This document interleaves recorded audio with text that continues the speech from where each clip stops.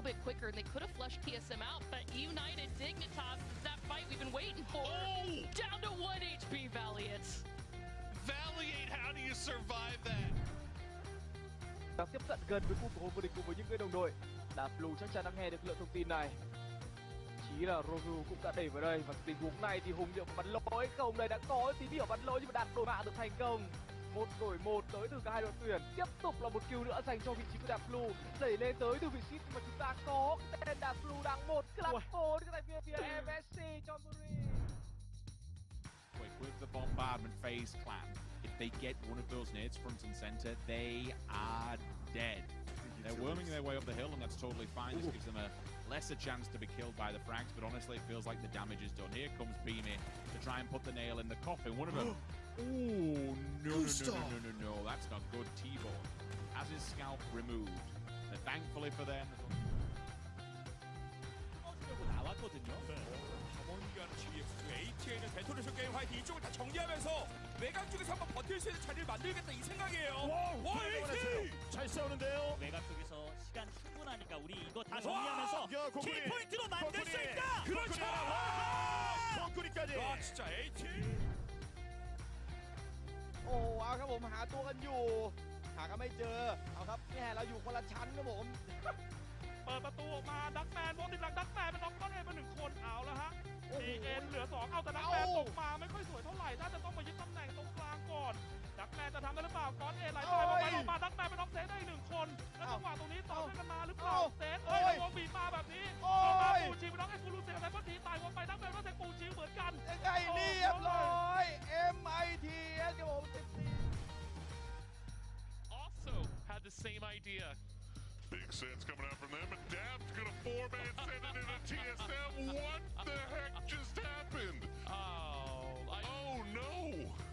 I think it Dabs. They were just.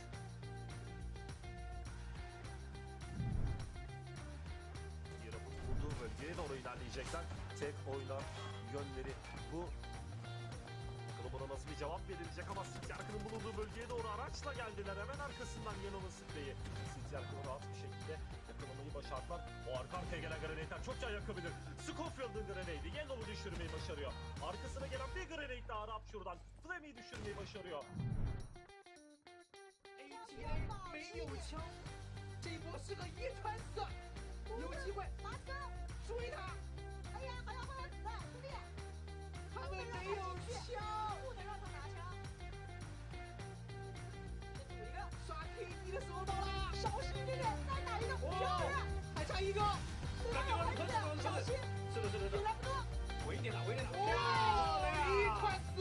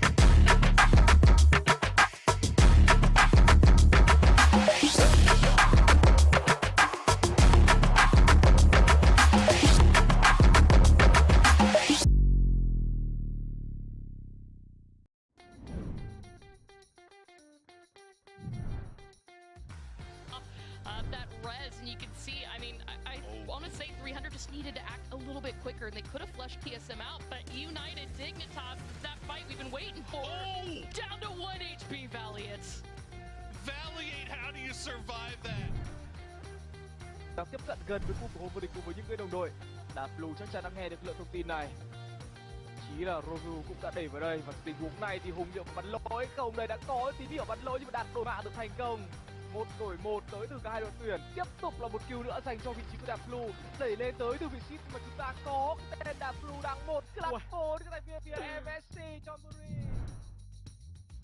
With the bombardment phase clan, if they get one of those nades front and center, they are dead. They're worming their way up the hill, and that's totally fine. This gives them a lesser chance to be killed by the frags, but honestly, it feels like the damage is done. Here comes Beamy to try and put the nail in the coffin. One of them. Oh, no. That's not good. T-Bone has his scalp removed. And thankfully for them. 나왔거든요. 담원기한 GX, ATN은 데토네이션 게임 화이팅 이쪽을 다 정리하면서 외곽 쪽에서 한번 버틸 수 있는 자리를 만들겠다 이 생각이에요. 와, AT! 잘 싸우는데요. 외곽 쪽에서 시간 충분하니까 우리 이거 다 정리하면서 키포인트로 만들 수 있다. 그렇죠. 덩크리까지. 와, 진짜 AT. โอ้เอาครับผมหาตัวกันอยู่หากันไม่เจอเอาครับแม่เราอยู่คนละชั้นครับผม เปิดประตูออกมาดักแมนวงติดหลังดักแมนเป็นน็อกก้อนเอมา1 คนเอาแล้วฮะ DN เหลือ 2 เอาแต่ดักแมนตกมาไม่ค่อยสวยเท่าไหร่น่าจะต้องมายึดตำแหน่งตรงกลางก่อนดักแมนจะทำได้หรือเปล่าก้อนเอไหลไปลงมาดักแมนเป็นน็อกเซตได้อีก1 คนแล้วจังหวะตรงนี้ต่อกันมาหรือเปล่าเซตวงบีบมาแบบนี้ต่อมาปูชิวเป็นน็อกเอ็กซ์คูลูเซียไซเบอร์ทีตายวงไปดักแมนก็เซตปูชิวเหมือนกัน ยังไงเรียบร้อย MITS ครับผม Also had the same idea. Big sense coming out from them, and Dab's gonna 4-man send it into TSM. What the heck just happened? Oh no! I think it Dabs. They were just.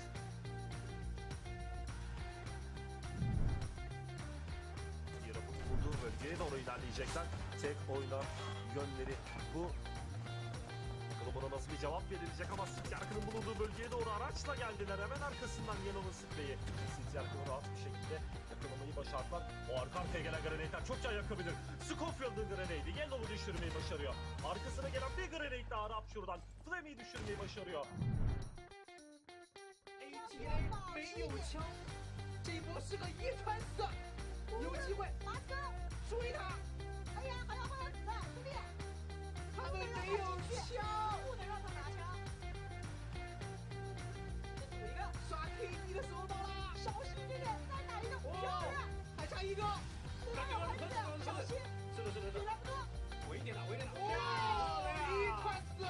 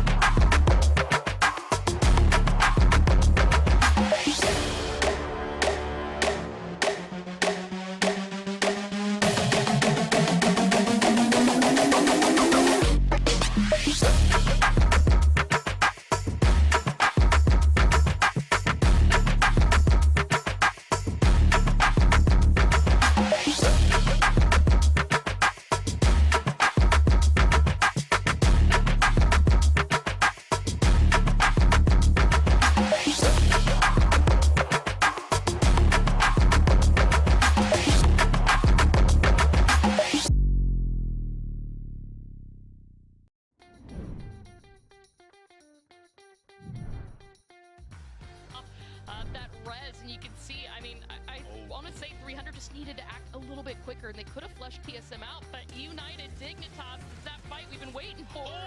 Down to 1 HP, Valiant. Valiant, how do you survive that? Đang tiếp cận gần với khu của vô địch cùng với những người đồng đội. Đá Blue chắc chắn đã nghe được lượng thông tin này. Chí là Rogu cũng đã đẩy vào đây, và tình huống này thì Hùng liệu bắn lỗi không? Đây đã có tín hiệu bắn lỗi nhưng mà đạt đổi mạng được thành công. 1 đổi 1 tới từ cả hai đội tuyển. Tiếp tục là một kill nữa dành cho vị trí của Đạp Blue, đẩy lên tới từ vị trí mà chúng ta có tên Đạp Blue đang một club phone cái này phía MSC cho Muri. With the bombardment phase clan, if they get one of those nades front and center, they are dead.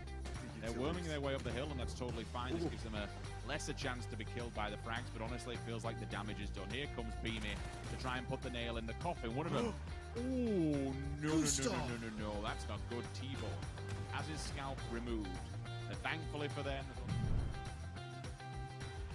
나왔거든요. 가mon기아는 GX, ATA는 데토네이션 게임 화이팅 이쪽을 다 정리하면서 외곽 쪽에서 한번 버틸 수 있는 자리를 만들겠다 이 생각이에요. 와, AT! 잘 싸우는데요. 외곽 쪽에서 시간 충분하니까 우리 이거 다 정리하면서 키포인트로 만들 수 있다. 그렇죠. 덩크리까지. 와, 진짜 AT!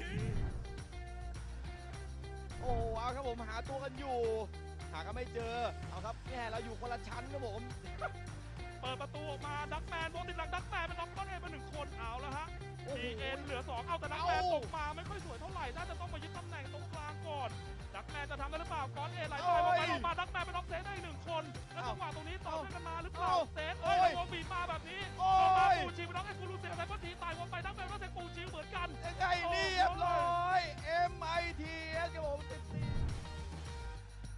Also had the same idea. Big sets coming out from them, and Dab's gonna 4-man send it into TSM. What the heck just happened? Oh no! I think it Dabs. They were just.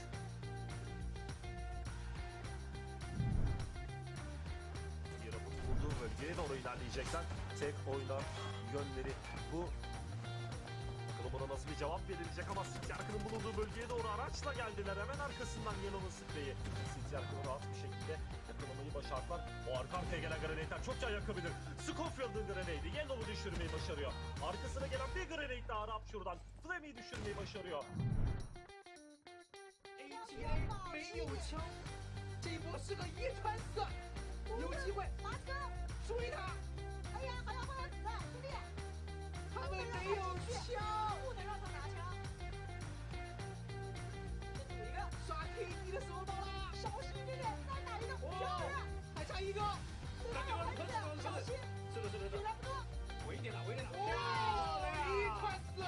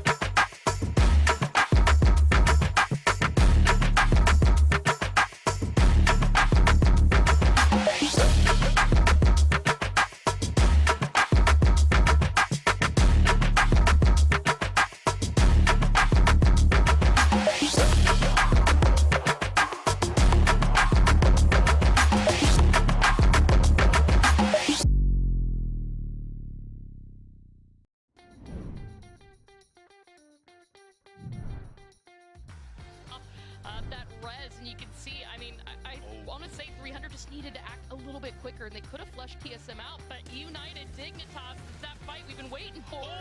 Down to 1 HP, Valiant. Valiant, how do you survive that? Đang tiếp cận gần với khu của vô địch cùng với những người đồng đội. Đá Blue chắc chắn đã nghe được lượng thông tin này. Chí là Rogu cũng đã đẩy vào đây, và tình huống này thì Hùng liệu bắn lỗi không? Đây đã có tín hiệu bắn lỗi nhưng mà đạt đổi mạng được thành công. 1-1 tới từ cả hai đội tuyển. Tiếp tục là một kill nữa dành cho vị trí của Đạp Blue, đẩy lên tới từ vị trí mà chúng ta có cái tên Đạp Blue đang một club 4 cái tại phía MSC cho Muri.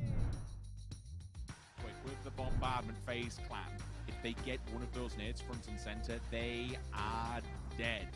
They're worming their way up the hill, and that's totally fine. This gives them a lesser chance to be killed by the frags, but honestly, it feels like the damage is done. Here comes Beamy to try and put the nail in the coffin. One of them.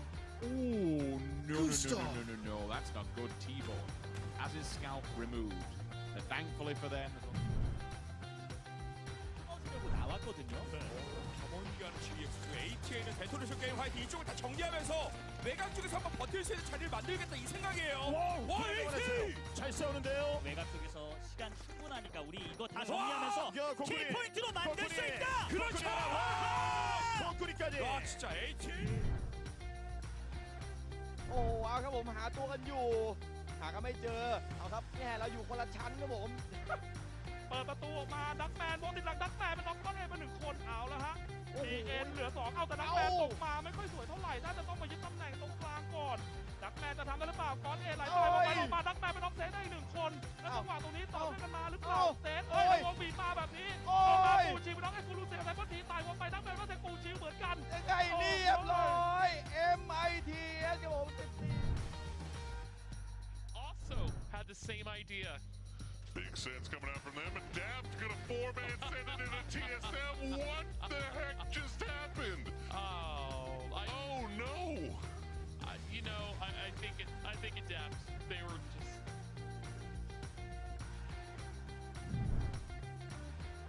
여러분 모두 bölgeye doğru ilerleyecekler. Tek oyuna yönleri bu.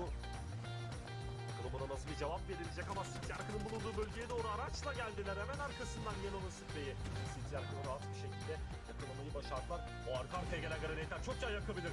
Scofield'ın grenadi Yellow'u düşürmeyi başarıyor. Arkasına gelen bir grenade daha Rapture'dan Flame'i düşürmeyi başarıyor.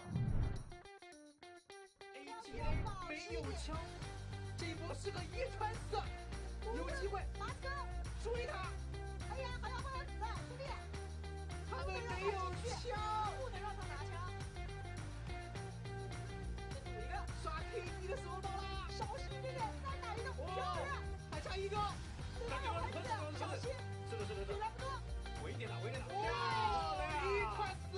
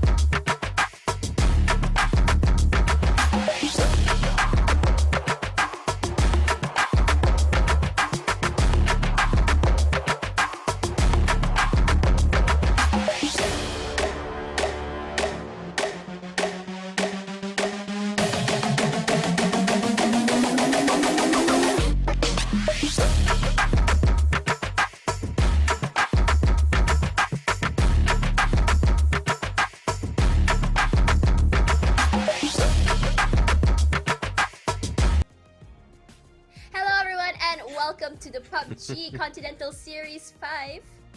And just so you guys know, this is week 2 right now, and YOLO Lee has been with me every step of the way, contrary to my adventures back in the PUBG Challenger Rumble.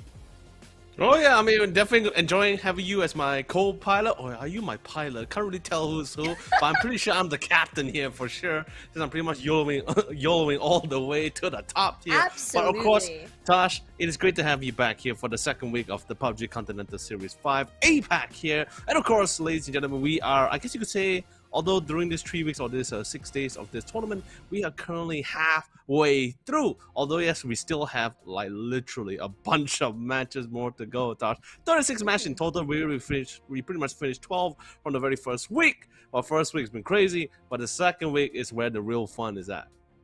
Yeah, exactly. The second week is where a lot of pressure is coming in because everyone wants to just lengthen the lead. Week 1 is when everyone tries to, but just gets their engines warmed up. We've seen some teams who are really good at warming their engines. Team AAP, team what else was there?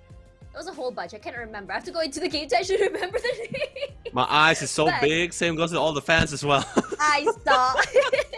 But no, for real though, like there are like teams like AAP as well as Team Fury. I think that Fury, no, I wouldn't say that they had like the best first week ever.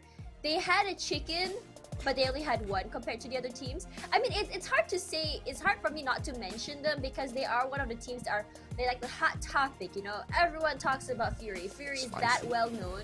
Yeah, they're very spicy in the PUBG PC scene. So when they're not, when they're not competing well against Asian teams, especially, it doesn't raise question marks. It's much more of like, wow, is this Asian supremacy? Are we just that good? Sorry, just biased here.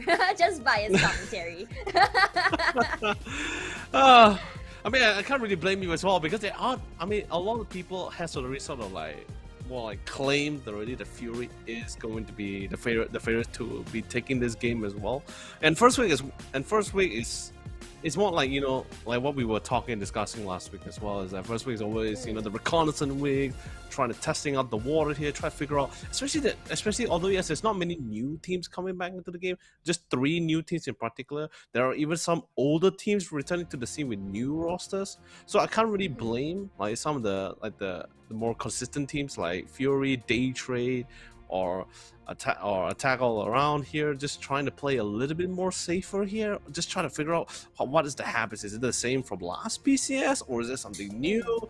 Are they more aggressive, the defensive? You know, just trying to get the feel of the game once again, because it has been at least two months, I believe, 2 months plus at least since the last PCS4. And of course, although yes, we are still using the same game format from PCS4 itself, I believe those teams, and we also sort of figure out as well, or we sort of like made an assumption that teams returning from PCS4 should have a rough idea or be a little bit more comfortable than some of the teams who had not actually experienced this new game format. And I guess you could say it was a little bit of a 50-50 here for some of the teams. Yeah, I feel like a lot of teams, they struggle with the format. Not because it's hard, but it's very competitive. Where you put kills second to chicken dinners first, that's rough because imagine there's like 100 players in there, right? And sorry, not 100 players, my god, I'm just like blanking out today. I am so sorry. There's about 18 teams, 18 if I'm not mistaken. Yeah, 18 teams total in the whole tournament. And then you are divided into different groups. And then when you're into the group, there's so many players in the lobby, and there's only one that can get a chicken. So if you want to go ahead, you have to get the chicken. If you don't get a chicken, yes, you'll be ahead, but you will not be ahead of those with the chicken. As I said before last week, in order to unlock your kill potential or like next level, you need to get the chicken. Call it like a video game comparison if you may, but you know, that's just how how it is. But honestly, I prefer this so much because when we look at tournaments that use the whole one chicken is this amount of points and 1 kill is 1 point, the problem is you have players who just straight up farm kills, but they don't care about being the last man standing. That's just a bonus, you know? And you have teams that just stay way ahead despite not getting consistent chickens. So with this format, it really shows the spirit of a battle royale. The last man standing, king of the hill, if you may. And that is why I like this format. It's really great as well because at least it gives, I guess you could say it gives, I wouldn't say a little guy, but because every player in this tournament is definitely not a little guy for sure, but it is giving it is sort of balancing out for some of the teams who are more proficient in surviving or sustaining all the way to the finals of itself. Because it's, I mean, don't get me wrong, it's to me, it's a little bit of a mixed feeling. Same goes with Contra and Circla as well, and all the other PUBG casters that we were discussing about this game format. They prefer the point system?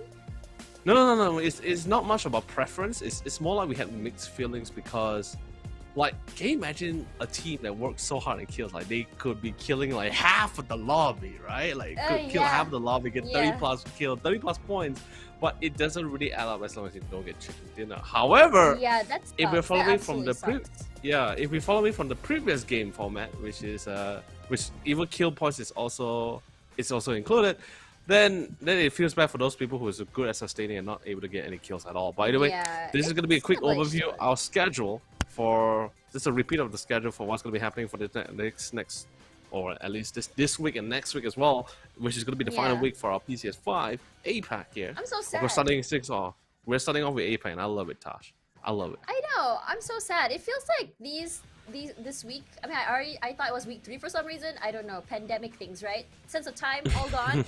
But I'm sad. We're already halfway through. It's crazy. It felt like nothing because it's just been so high-packed, just straight up fun, you know? And when I think I highly recommend you guys at home actually checking out, you know, PCS Americas, Asia as well as Europe, because you can see the gameplay and game style of each region is definitely different, and it gives a different perspective of how the game is played. I absolutely love it because personally for me, before I was going into PUBG Continental series, I was just stuck on Challenger Rumble and I only saw my Southeast Asian teams playing, right? And once you add in the OCE teams, it's different. It's very, very different, and it's definitely fun, and it gives a better idea of seeing how teams adapt to it. For now, this is the format as mentioned by Leo earlier. 6 matches per day, 12 per week, with 36 total, with the most chicken rule. As we talked about, the tiebreaker will be the ones with the most kills, and the winner will be the team with the most prize money. Most prize money means the team at the very top will be receiving the highest amount of money, and at the end of the week we will be counting who has the most, and at the end of it we'll do some math and see who brings home the biggest chunk of the cash prize. Yeah, so far for the winners from last week, we actually winners was actually Unicorn Phoenix Da Nang with 17k in the bank. That's such a big lead. Yeah, and I can't blame them as well. Their day one performance really started to pay off because not only did they have a huge amount of kills, but they also ensured that they managed to get the top 4 most of the time, even got a few chicken dinners out of it as well. But you know, this what's the difference between this PCS prize pool and last PCS4 prize pool is that the prize pool is actually increasing on a weekly basis. So for week 1, the highest is going to be 17k for first placing. Week 2 is going to be 20k, and of course following in suit, second place and third place, and the rest of the position will be increased. And lastly, week 3 will be 29k to really make up for the 250. And the thing is this, I'm actually pretty interested with this, or intrigued. The right word is intrigued with this method of increase, because back in PCS4 we had this issue where, like, even if you were like falling behind, you didn't get top 1, it doesn't really matter, because like as long as you secure top 3, the teams are able to compete with each other. But now with the sudden increase, there's a little bit more of a pressure for some of the team to get that top 1. But you know, these are your participating team. Please, Tosh, introduce them, our amazing team once again. Right, we have Team Sharper Esports. We have AAA, Attack All Around.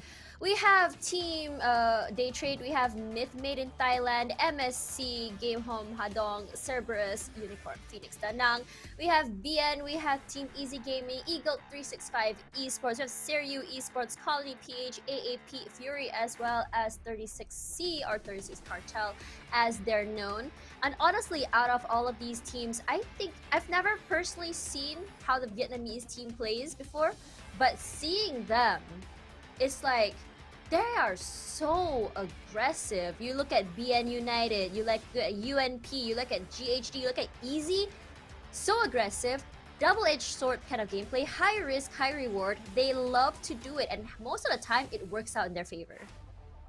Yeah, it's if you actually seen some of the more prominent teams like back in PCS2, PCS3, there are other teams like LG Divine and Division X.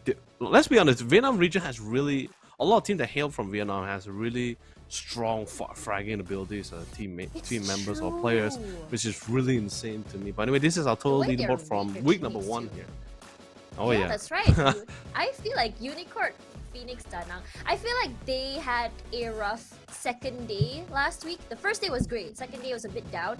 It seemed like they were changing up their gameplay a bit, but I was a bit concerned because they were getting kicked out to the lobby early.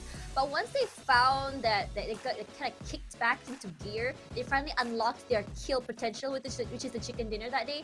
And because of the amount of kills they got, because they are so consistent getting kills, they just launched themselves all the way up to 89 kills, and it's just so far away compared to teams like AAP as well as Attack All Around. Attack All Around is another team I want to comment here. They, out of nowhere, just climbed straight up to 3rd place. What do you think about this, Leo? Honestly, I'm not too surprised really. Like the amount of teams that you could actually think about that can really try to secure top 3 or even top 5. It's literally countable or attainable or can be held in one single hand. It's not that so many teams are at the point where it's just like, oh my god, I can't really predict who's going to be taking top 1 here. But I guess the biggest surprise of all would be the UNP, which is Unicorn Phoenix Danang, for really securing that top 1 for week number 1 itself. Like, it's not just me, like even Xenox and Elfish Guy and Chunks as well, we were all talking about like this team has potential. It's really cool how they collaborated from previously was Unicorn Cyber and then Phoenix Gaming, collaborating and becoming one single team. We had high hopes that this team will do well, but we just didn't expect it to do that well, you know, that kind of thing. But anyway, this is our prize leaderboard, and of course, we only have week 1, so not much math calculation here, Tosh. Yeah, no, absolutely not. But thing is, you know, what's really crazy is that because of the gap in prize pools, right, from number 1 till number 8, you can see that there's quite a big gap. So right now, I think it's really important for teams, especially the ones at the bottom, to really try and make it up on top to make up for last week. And what's great about it is because across the board, from week 1 till week 3, the prizes increase, which means that you absolutely have a chance to catch up if you manage to play well that week. And because everything is resets the whole week, it's not like week 1 this amount of points goes back to the next amount of points, and it kind of snowballs and you can't catch up anymore. This is why I like this format. It's really cool as well. Like it does give a little bit of an edge for some of the teams, especially like who's currently in 5th placing, to really try to turn things around or at least try to even out the board here. But also at the same time, it also ensures or guaranteed your spot in the top 1, depending on your consistency in the game. Like for example, if I had to take if UNP were to secure at least not just whether it's first or 3rd placing here, that's an insane huge gain amount of money, a significant leap in cash here. We're not talking about like an additional 17k. We're talking about like 20k plus here. Yeah, that's like right. Huge. I mean, if you get back to back, week 1 is 1st place, week 2 1st place. I think around week 3. You pretty much are so far in the lead. You would have around, I believe, 17,000, 20. That's like around 37,000 at that point. And then at the week 3 is 29,000. I think like at that time it's gonna be quite hard to chase unless you were already gaining quite a lot in the first 2 weeks and you just try to make up for it, you know. So I think if UNP, I don't know why, but I kind of really want to see UNP just go up just straight week 1, week 2, week 3, just like take it all. That would be like the most interesting thing ever. But after all, this is a battle royale. Anything can happen. We have not seen the other teams kick it up to the 3rd gear, 4th gear, 5th gear. We may be seeing that this week because week 1, as you said before, reconnaissance week, get to know each other, figure out what's going on. I think they had 1 week to kind of study every single team and their movements. So we're gonna see a huge change in this week for sure. Yeah. And I believe like some of the teams will also still be hoping that they have the Lady Luck on their side as well, because like in the end it did. I mean, sure, positioning and decision making does come. Is actually quite more. It's actually sort of more important than a few things. Oh yeah, RNG gods. I mean, it's not just the RNG gods of the circle as well, but also just gambling for a fact that hopefully your favorite spot isn't really like, or a certain position has already been taken by another player. I mean, sure, you have insane firepower. If you can like you can take a team's head on, then totally fine. You can be exactly what UNP was doing in day number 1. But you know, that's where we saw a little bit of a difference, right? Where positioning really comes in hand. Like, although yes, you were mentioning that day number 2, you saw Unicorn Phoenix was playing a little bit more different from what they were used to be doing, and I don't really blame them because it was so hard. Yeah, it's because I would say they were trying something new. It's more like they were actually sticking to their usual strat, right, Tash? But the problem was they just didn't really have a lot of luck in certain situations. Like they had really bad positioning, or another team was there, the circle was too far apart, or they dropped at the wrong side. It was only towards the very end where UNP started they started like slapping themselves, like, all right, get your head in the game, boys. Let's play a little bit more safe here. Try to sustain all the way to the last circle. They did it on match number 10. Oh yeah, sorry, you were saying? I was gonna say that we saw some pretty cursed circles last week, so I don't blame them. Oh yeah, all over the place, man. Like if you Tasha, if you want to see again, you could view around like at match 10 for day number 2.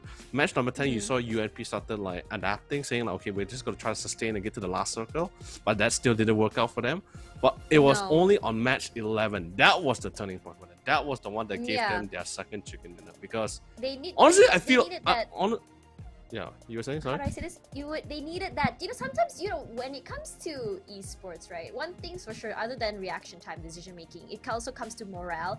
I think UNP, after, getting like those horrible, just getting kicked out of the lobby so early after a while, it does mess with their morale, and as you said, after they kind of slap themselves, I think that chicken dinner was like the performance boost they needed, and ending the week at number 1 really helped them. So, I feel like this week they may be in a good headspace. They may be able to, I don't know. We'll just see how it goes. But I have a feeling that they're gonna start the day really well. Hopefully it's not. I mean, not just for UNP, so for the other teams. I was watching back the previous VODs for not just for our cast, but even for the mainstream cast as well. For Xenox, Elfish Guy, and even for Chunks as well, and we were talking about it on the DM. He was Xenox was like highlighting so much, and I don't really blame him because it was so true. Because Day Trade was in charge of keeping MSC like on match number 11, the final top 4, right? Day Trade was in charge of keeping MSC and especially UNP in check, because UNP was in the fields. Like they were nowhere near any buildings at all. They were out in the field. All Day Trade had to do was just really keep them in check. But what happened was they literally didn't keep anyone in check. They didn't keep MSC in check. They didn't even keep UNP in check. That allowed Fury to die so relatively early. They got so close. Even UNP that got so close to Day Trade. In my mind, I'm just like, even when we were cast together, I'm just like, how did this happen? How did they get so close and they're out in the open?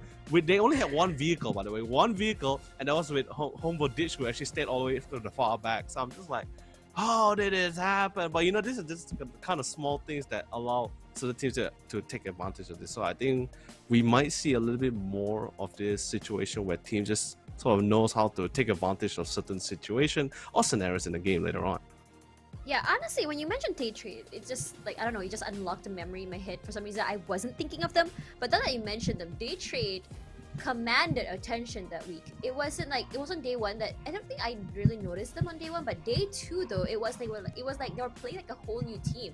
They were very aggressive, their positionings were on point, and I like how they commanded the field. Now that you mentioned that, I remembered like they were against another team. I can't remember, that team was inside of a ditch. I think that was Eagle 365. And it was so smart, because at first I thought, okay, Eagle 365 was smart, playing in a ditch, making a nice little wall out of vehicles.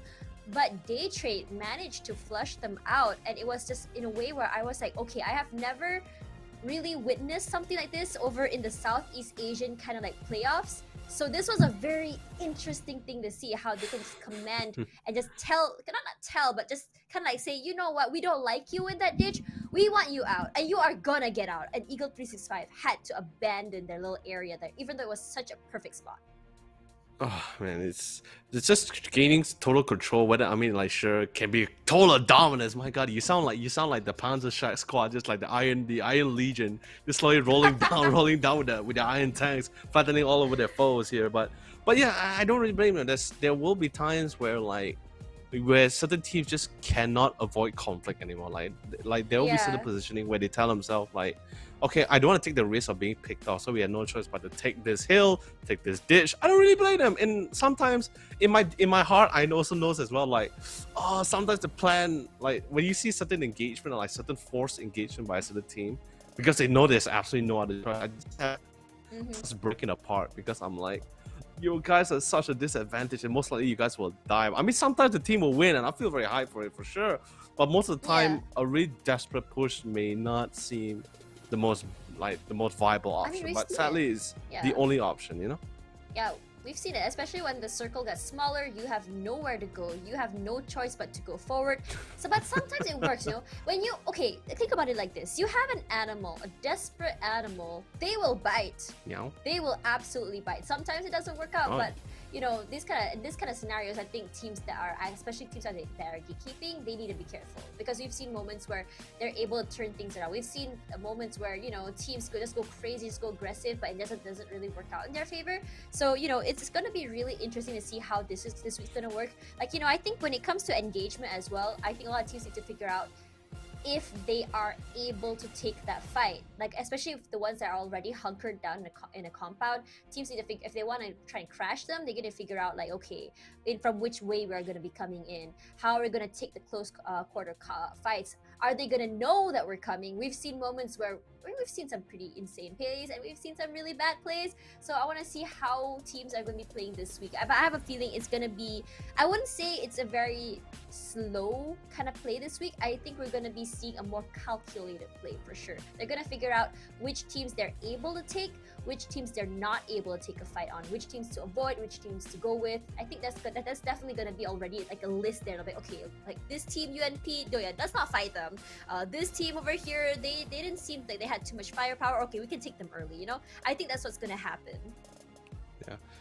Basically it's just decision making and adapting to certain teams or certain scenarios as well. I mean, definitely for sure, like there's no like, you know, like iconic colors where you can definitely tell which team you're on, especially on a battle royale for sure. Yeah. But I think like the minute when you get knocked from someone, you get down by someone as well, you just see the name on the kill score like, or the kill feed. Oh yeah, it's like, oh man, it's them, it's Fury, or it's UNP. Yeah. Oh no, I mean, it's someone else. it's true. Gotta book it, guys. You can't run this. It's I true. mean, It's but- the only way to know. Yeah, it's it's the only way to know. There's no way to get run. I mean, I think the guess only way to... Sorry, Yeah. I was gonna say the only way to really figure out, I mean not the only way, but to guess which team is where is by studying their behaviors. Like, okay, this is their usual drop spot, so we can definitely expect this team to be here. So it's more likely gonna be that team. So it comes back down to just analyzing and just kind of adapting and figure out their plays. You know, it's very right. interesting because humans are creatures of habit. And you know, I was actually talking about this with Husky the other day.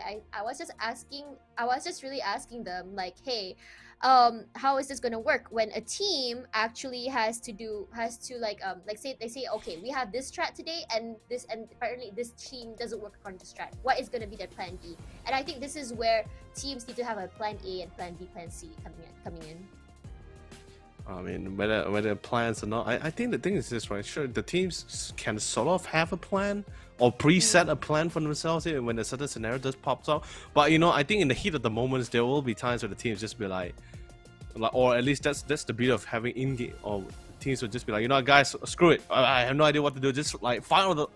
They will decide on the spot on what is the best course of action. But that's the beauty of having in-game leaders. I think every team, especially in this tournament, I mean, not They just need a in this brain. massive tournament, but the other tournaments. I mean, yeah, they need a brain for sure. But every team has one in-game leader, and I think it's a blessing to have an in-game leader in each of this team, because although yes, the pressure is really on for the in-game leader because he is going to be the one to decide the course of action for the rest of his teammates. But it does like lessen the load that the rest of the members have to carry for themselves, because if every member is sort of discussing on the fly or during the heat of the moment, it gets really there's going to be miscommunication and conflicts of this conflicts of ideals here. Yeah. So it's really cool to have a really cool in-game leader. I think like so far in this tournament we have really decent amount of in-game leaders here. Like in particular, I'm really excited to see the in-game leader for Julio for the side here, MS Chonburi. Julio, yeah.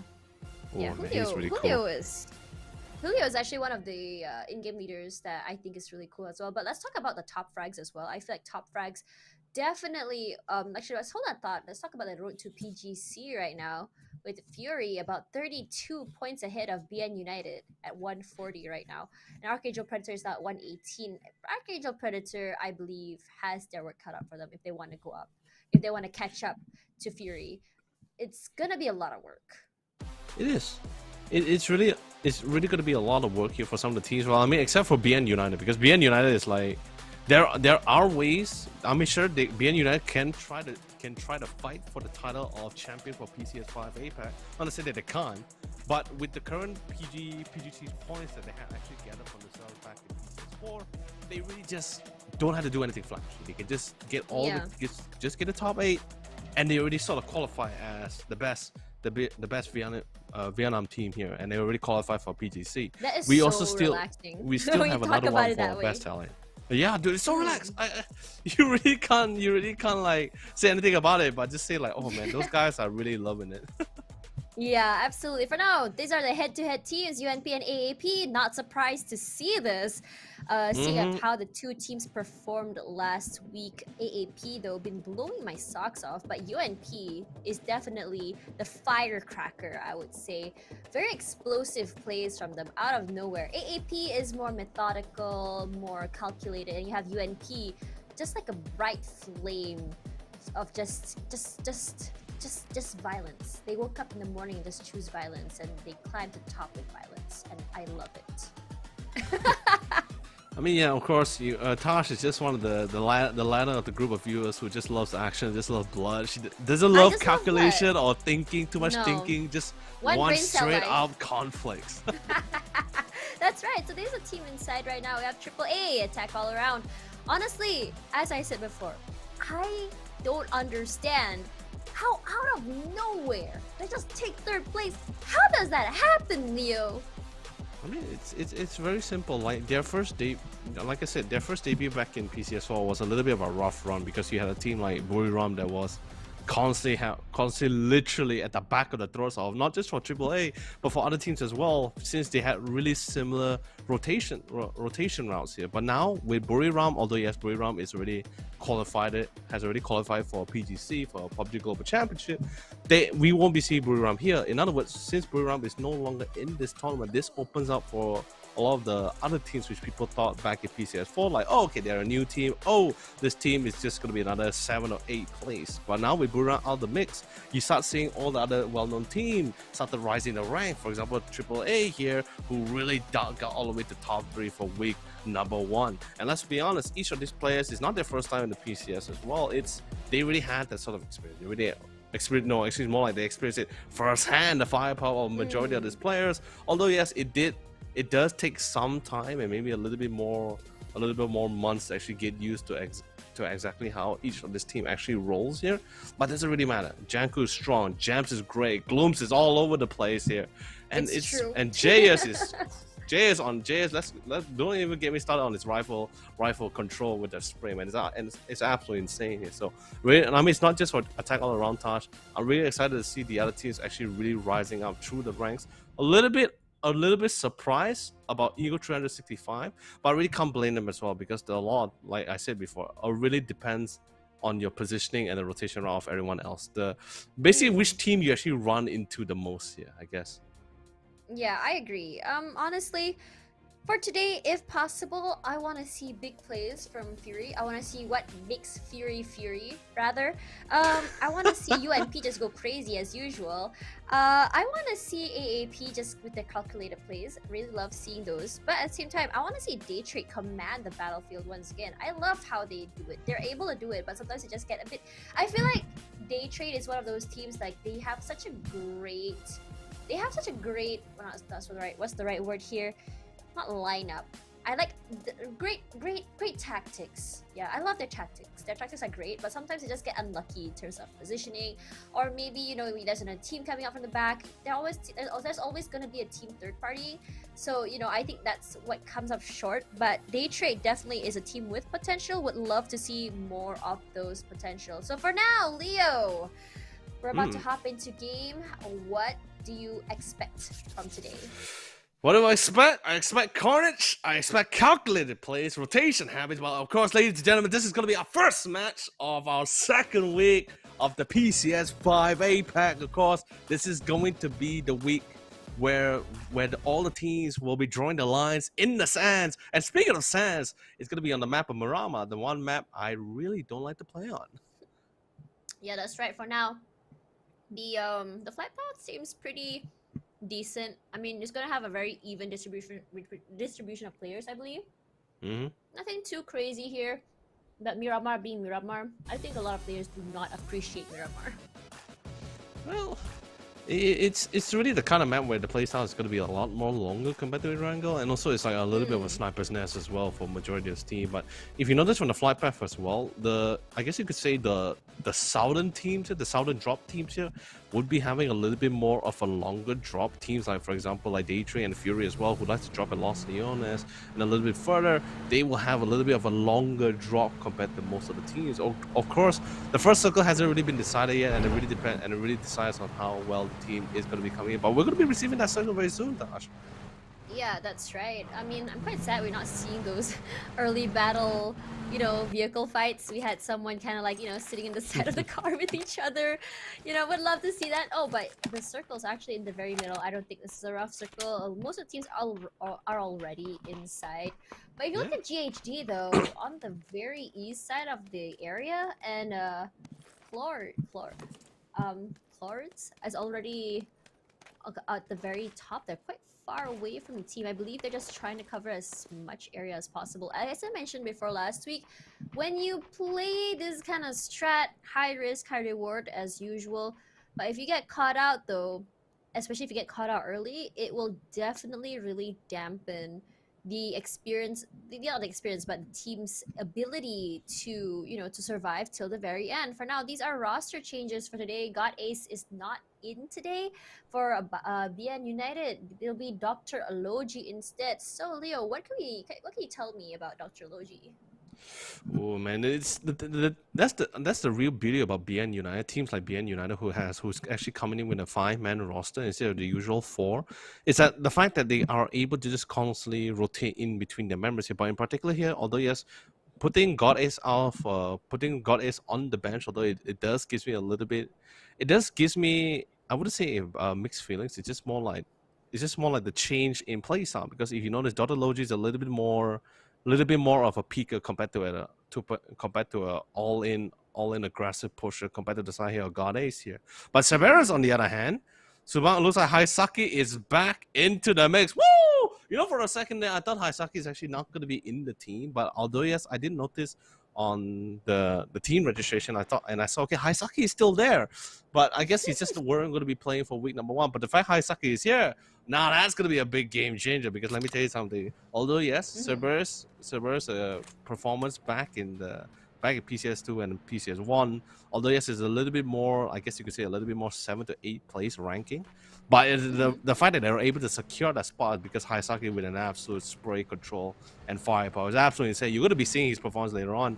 But let's see how well it does between Fab and, of course, Seed here. But it's not just Seed here. Julio is also going to be joining in the suit. Well, looks like they're going to position, so it's going to aggressive. Coming out, but he didn't come up. Fab was from behind, and Julio gets knocked out. They're running for their lives. Another members are on the other side. Fab only 18 HP left. So close. Seed wants to go aggressive. Wants to try and save Julio if he can. Sololzi over on the train. Wants to see if he can get any snipes there. Seed though on aggressive. Not enough to actually knock down any of the players. Not enough to actually get any damage onto Fab. More sprays come out. Fab is just peeking left and right now. And you can see there, Himas just rushing through to save his teammates. Seed though running on the other side, trying to see if he can get some extra. So actually, he's trying to see if he can put some distance between them and see if he can actually snipe them from the other side. So right now, Julio is still bleeding to death. It looks like MSC will be retreating for now. That's going to finish it off. The sprays come out from Himas. Not enough to drop any damage onto any of them. And that will be the end. And Julio will be the first one out of this match. It's really unfortunate as well. Like, this is just one of the few things where if you don't really check it thoroughly as well, and this is the one of the few things you really want to try to avoid. Although yes, losing losing Julio here is a little bit unfortunate for MSC, but they're definitely not willing to really give out this spot just yet. They really need the amount of loot here.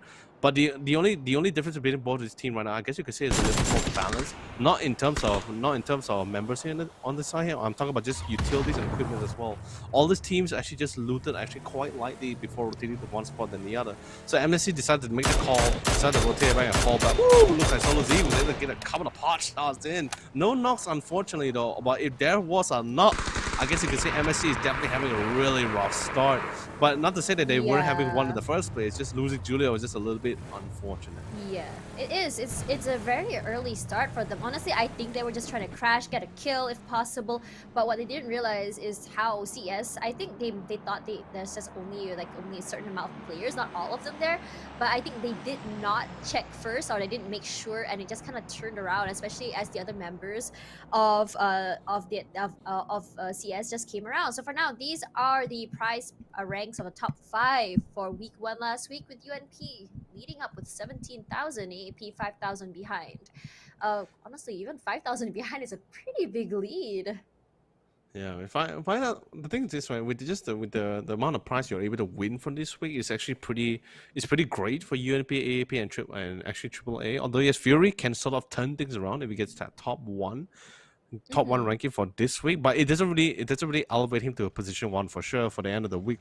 But that doesn't mean he can't really increase his ranking all the way to top 3 here. But that just means that UNP just can't, or UNP or AAA or even Archangel Predators isn't able to get that top 3 position. But that's going to be quite unlikely here, because all these teams here are definitely in it to win it.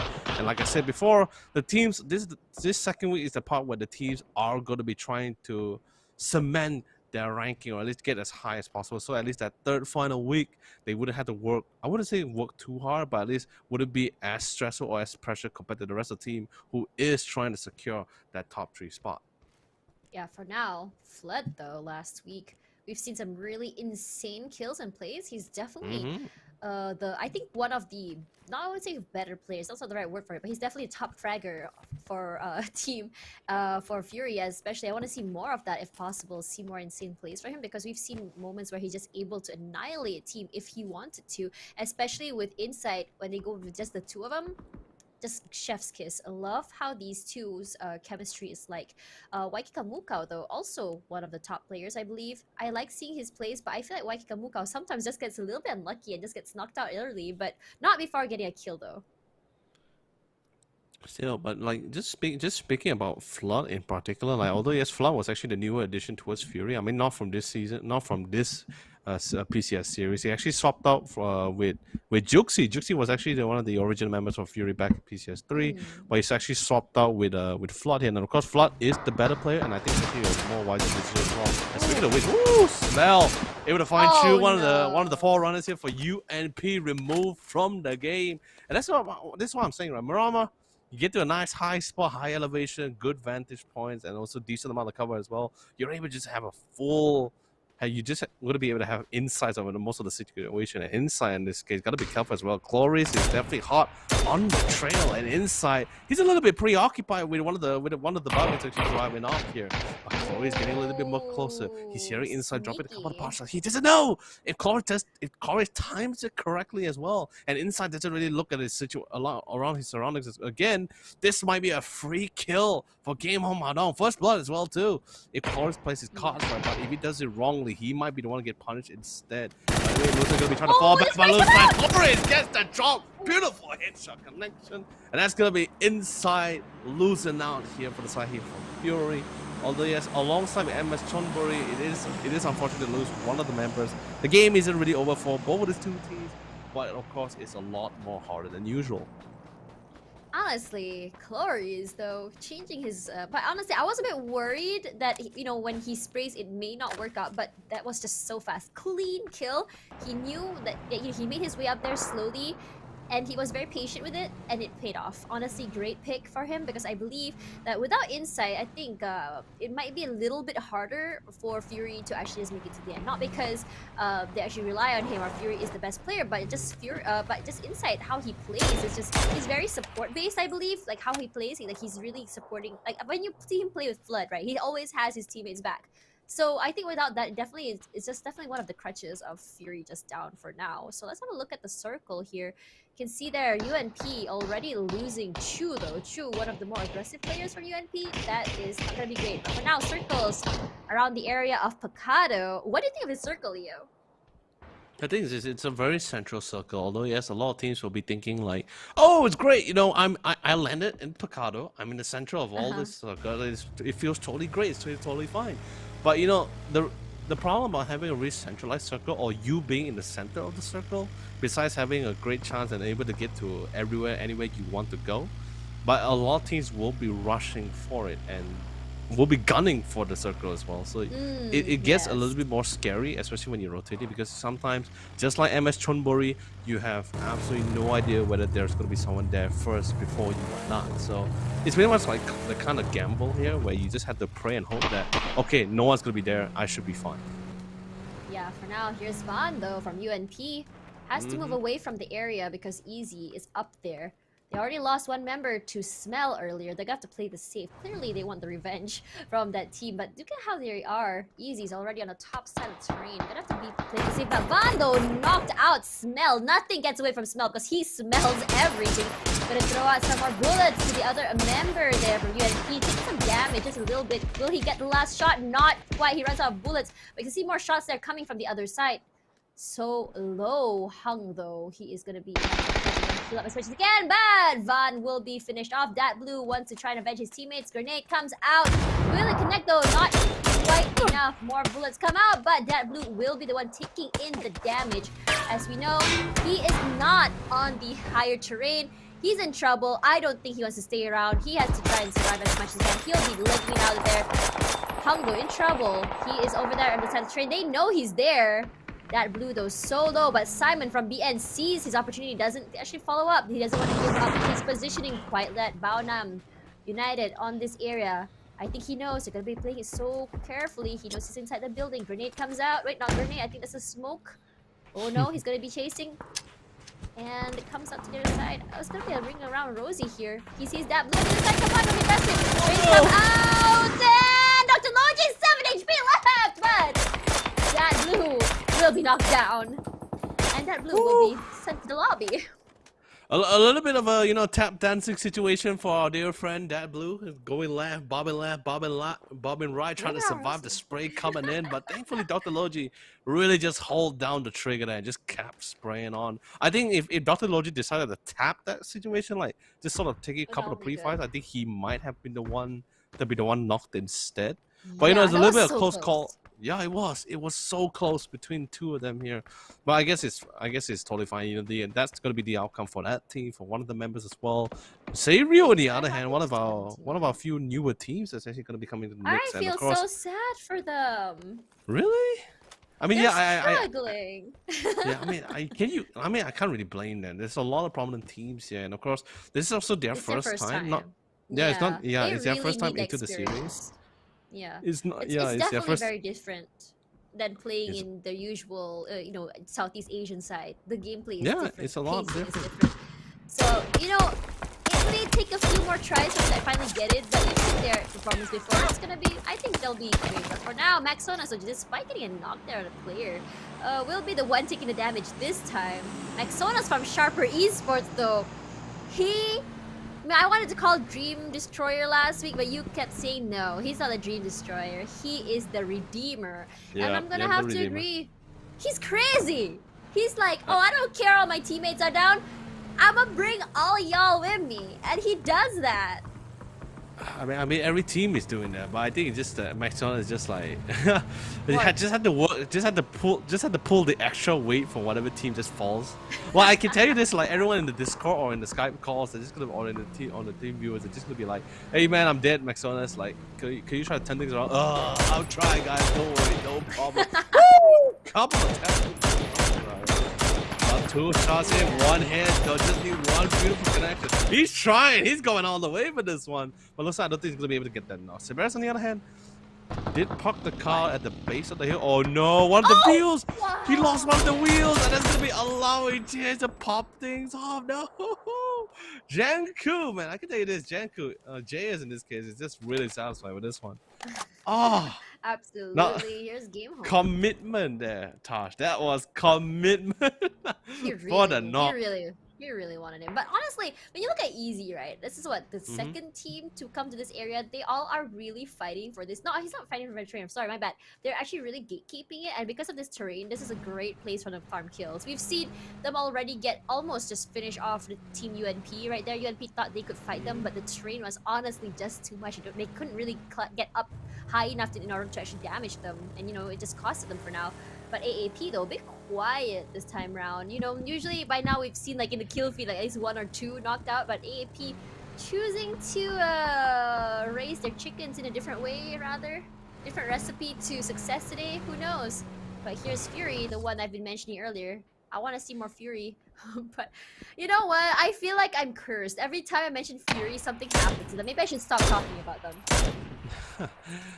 Cass's curse is really strong for all of us, but you know it's also like just want to add on to your point. It really depends on the circle here, because like although yes we aren't seeing much about attack all around or much about Fury. I mean besides from insights that are fallen on that situation here, but it really depends on the, like I told you before, it really depends on the nature of the circle here, because like if they're already in the circle, some teams will be a lot more defensive compared to being a lot of rotation. Despite although yes I did say being in the circle is having great because you're able to get to all kinds of places, and your choices are you have more options compared to the but like everyone's thinking like, ooh, sunshine! So they're gonna find Waikiki Cow on the other side. Now Fury is going to be losing their second member here into this game.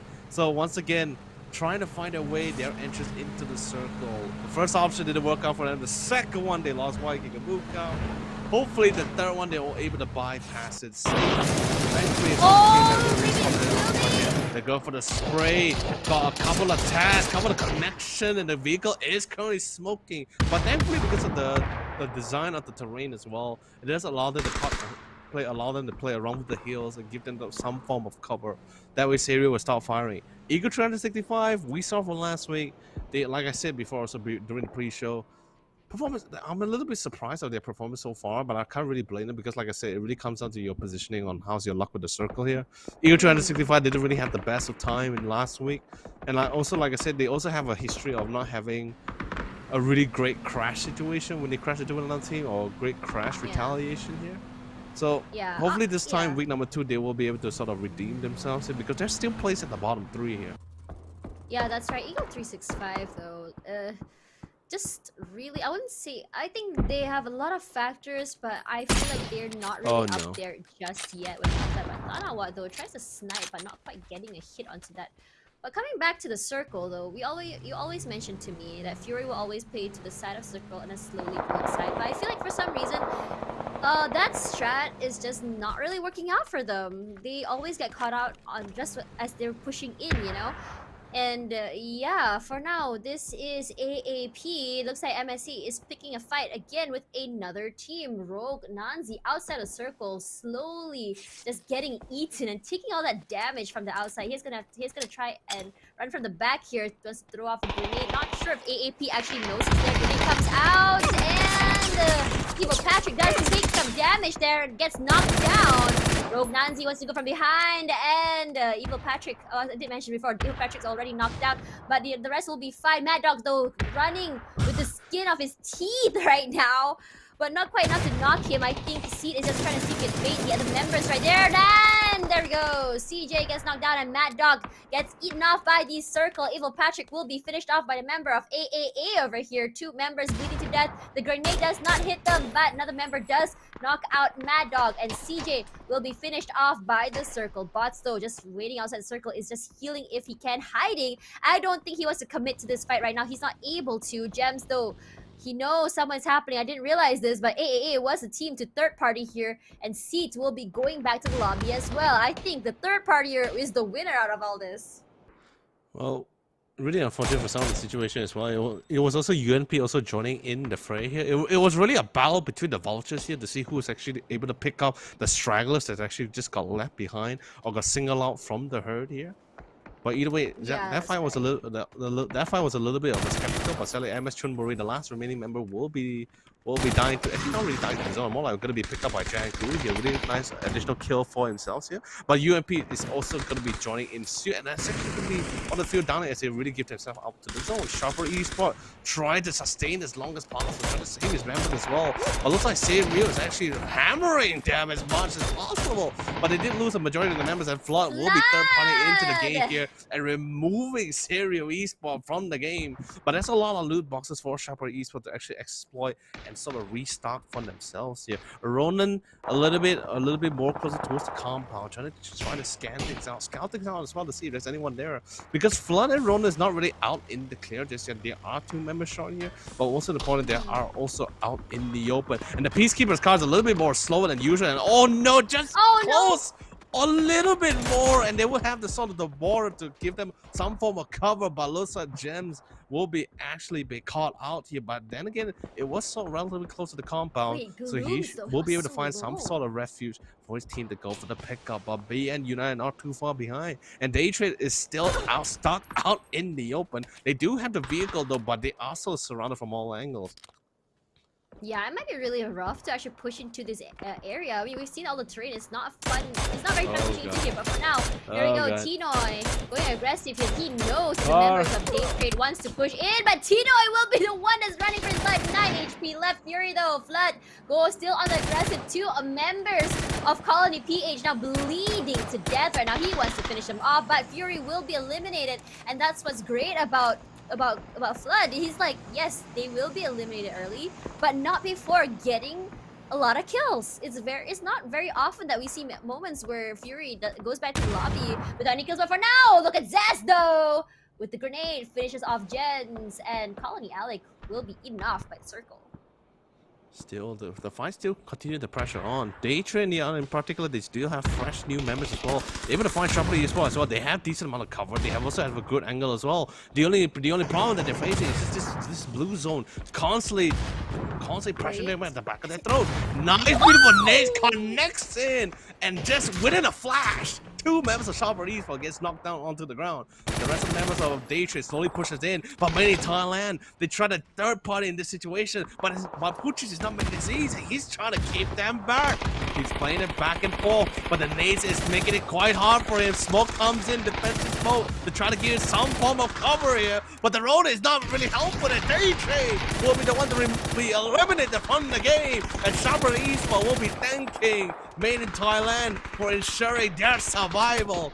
But of course, the game is not over just yet. Made in Thailand still having their backs to the wall, and the 2 members that actually got knocked out will be able to be saved by the team. BN United on the other side here will be taking it on AAA as they crash into the side. And speaking of crashing in, Made in Thailand is making their moves, and they are dominating at it. 36 Cartel will not be able to sustain long enough, as they will also be removed from the sideline.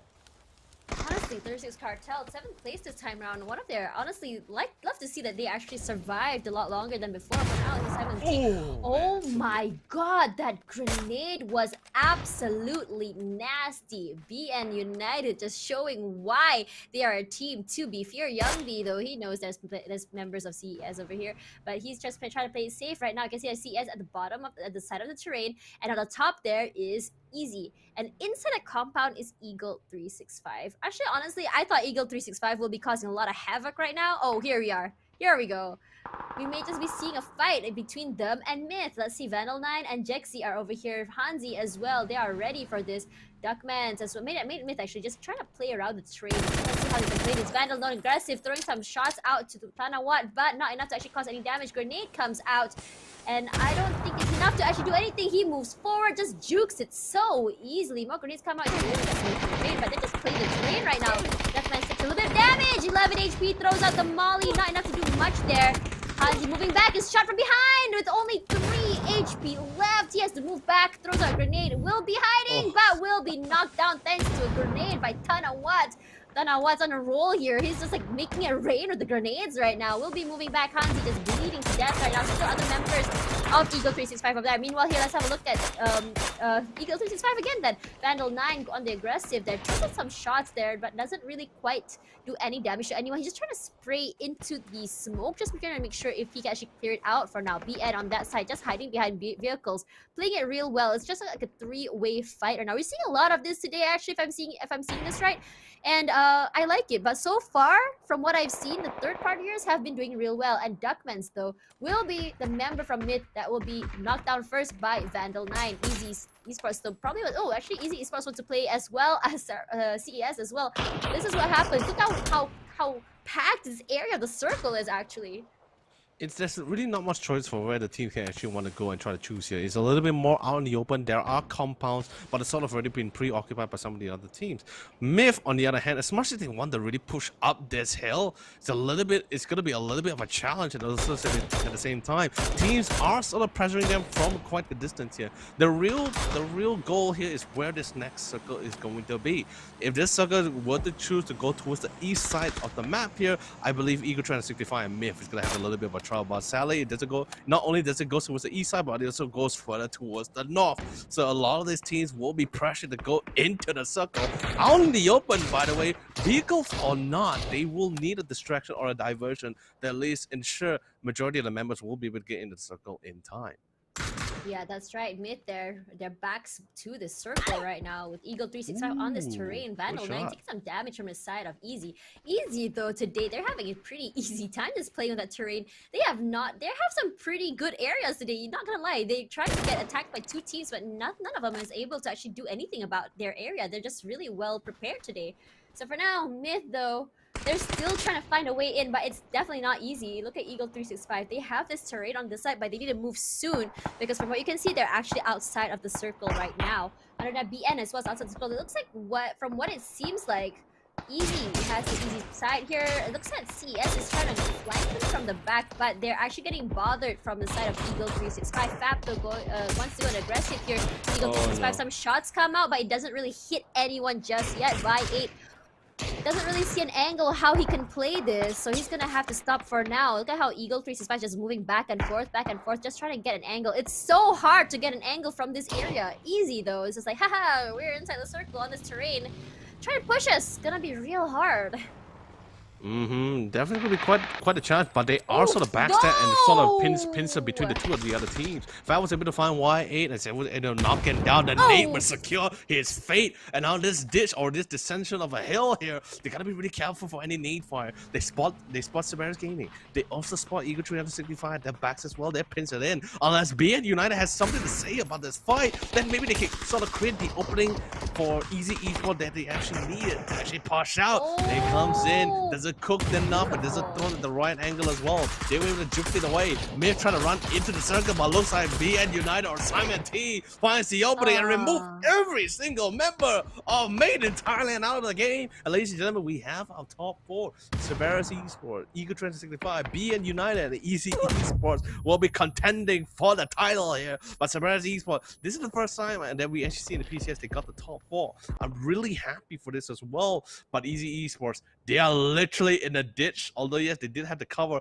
but they're surrounded from highlands. If Eagle, the only thing that's keeping them from being bombarded to hell is Eagle 365 and Severus, who's currently neck to neck with each other as well. The minute they try to nade this area, they're gonna be tagged from each other as well.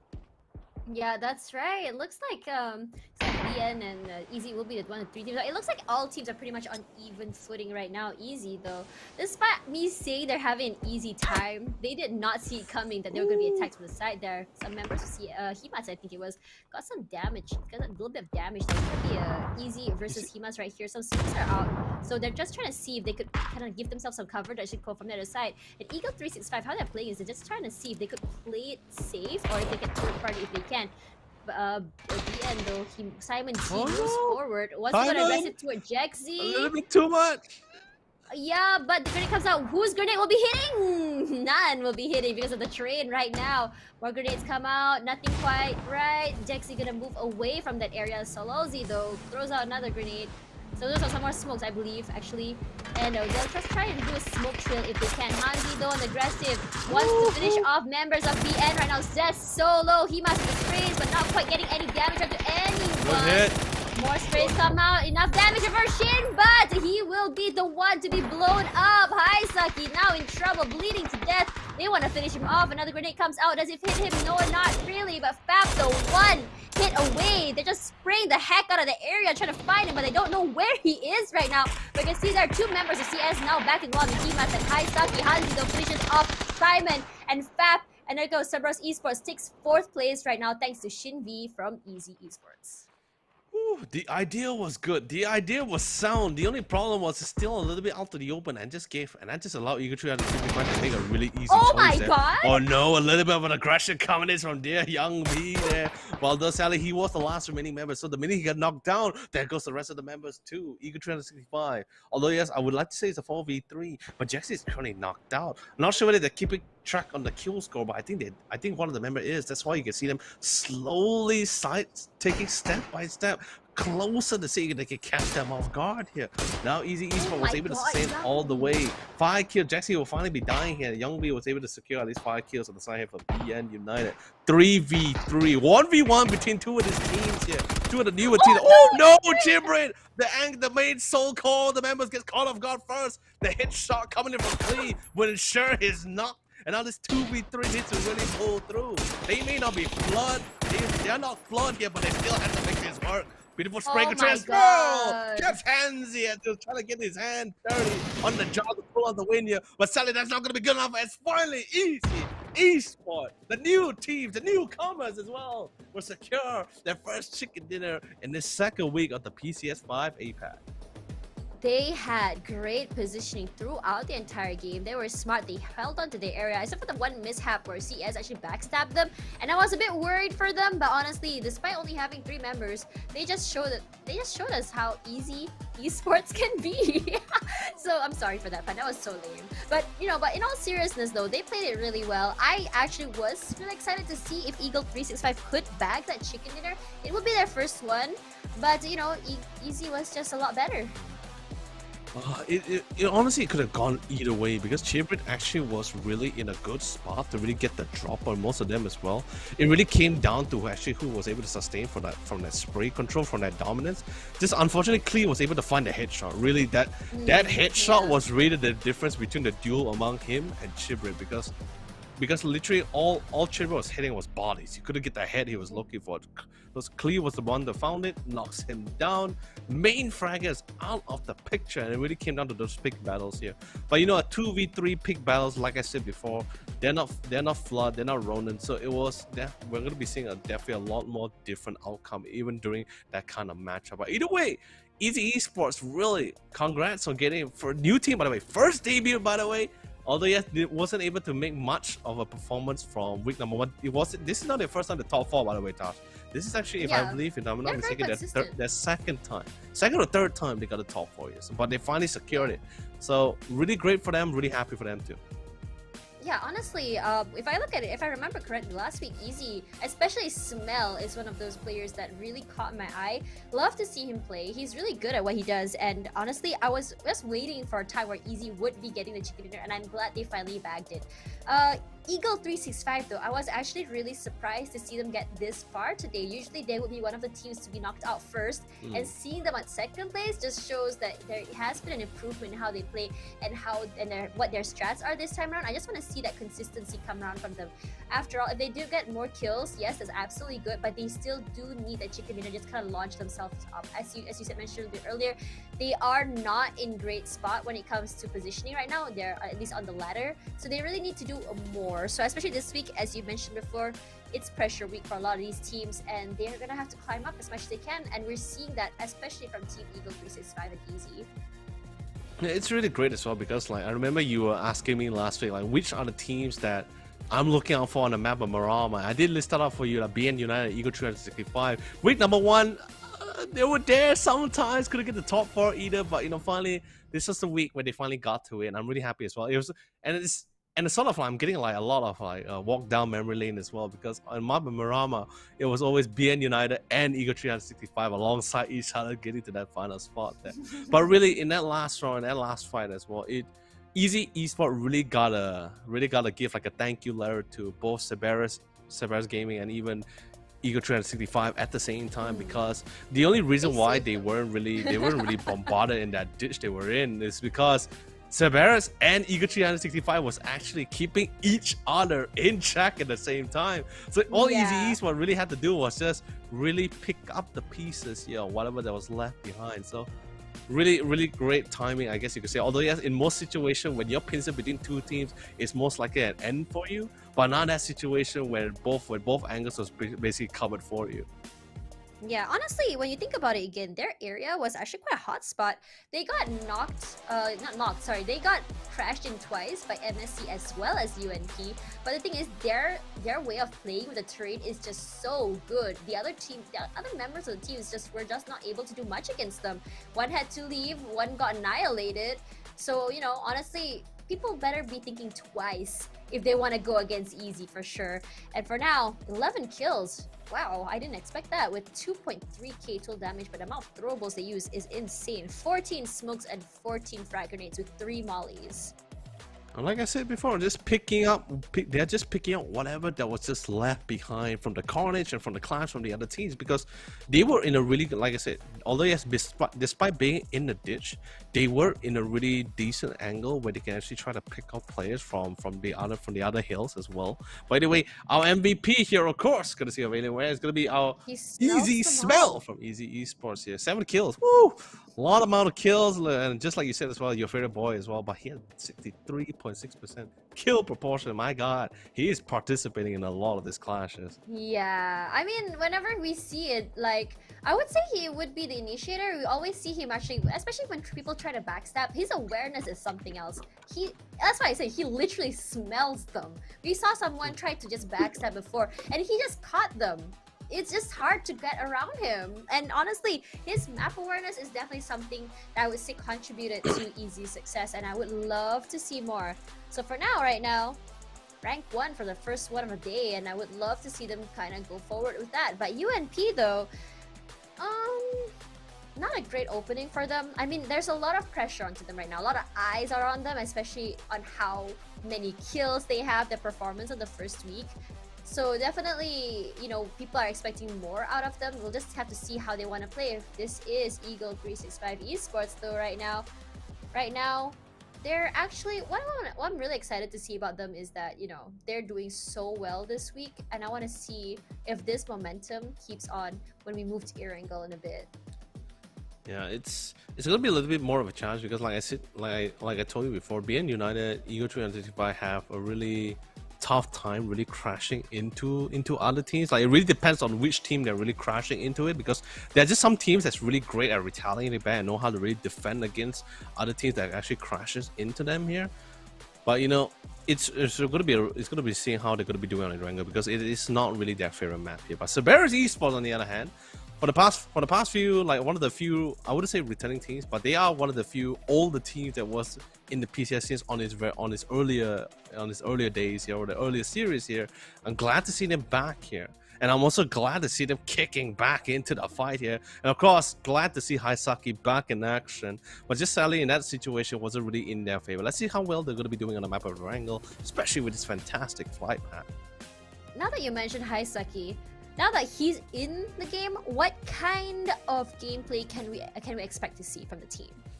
Ooh, my god. Actually, the beauty about Haisaki was the fact that although yes, he's actually a very aggressive player, but he's the kind of aggressor that actually thinks before he moves. Like, he's the kind of I guess you could say he's the real hunter for the side of Cerberus Esports. Like, he's the alpha male. He's the alpha male, right? As much as his team wants to really try to push in or not, he really knows how to hold back and just tell his team, like, okay guys, let's just think about this first. I want to kill them too. I want to run into that house and blow them all up if I can, but like, think about it first. Does it benefit our team or not? That kind of thing. That's the beauty of Haisaki here. But the rest of the flight path, we also know this as well. It's going to be a really difficult drop for Archangel Predator, because the flight path wasn't really favorable for Georgia Paul. So it's going to be quite a long dive for them. Go there. Yeah. But I think, yeah, they're trying to make their way there still. If you look at how they're just trying to go, I think they wouldn't be able to make it there, but I think they'll still try and get it there. But honestly, if they drop there, they might...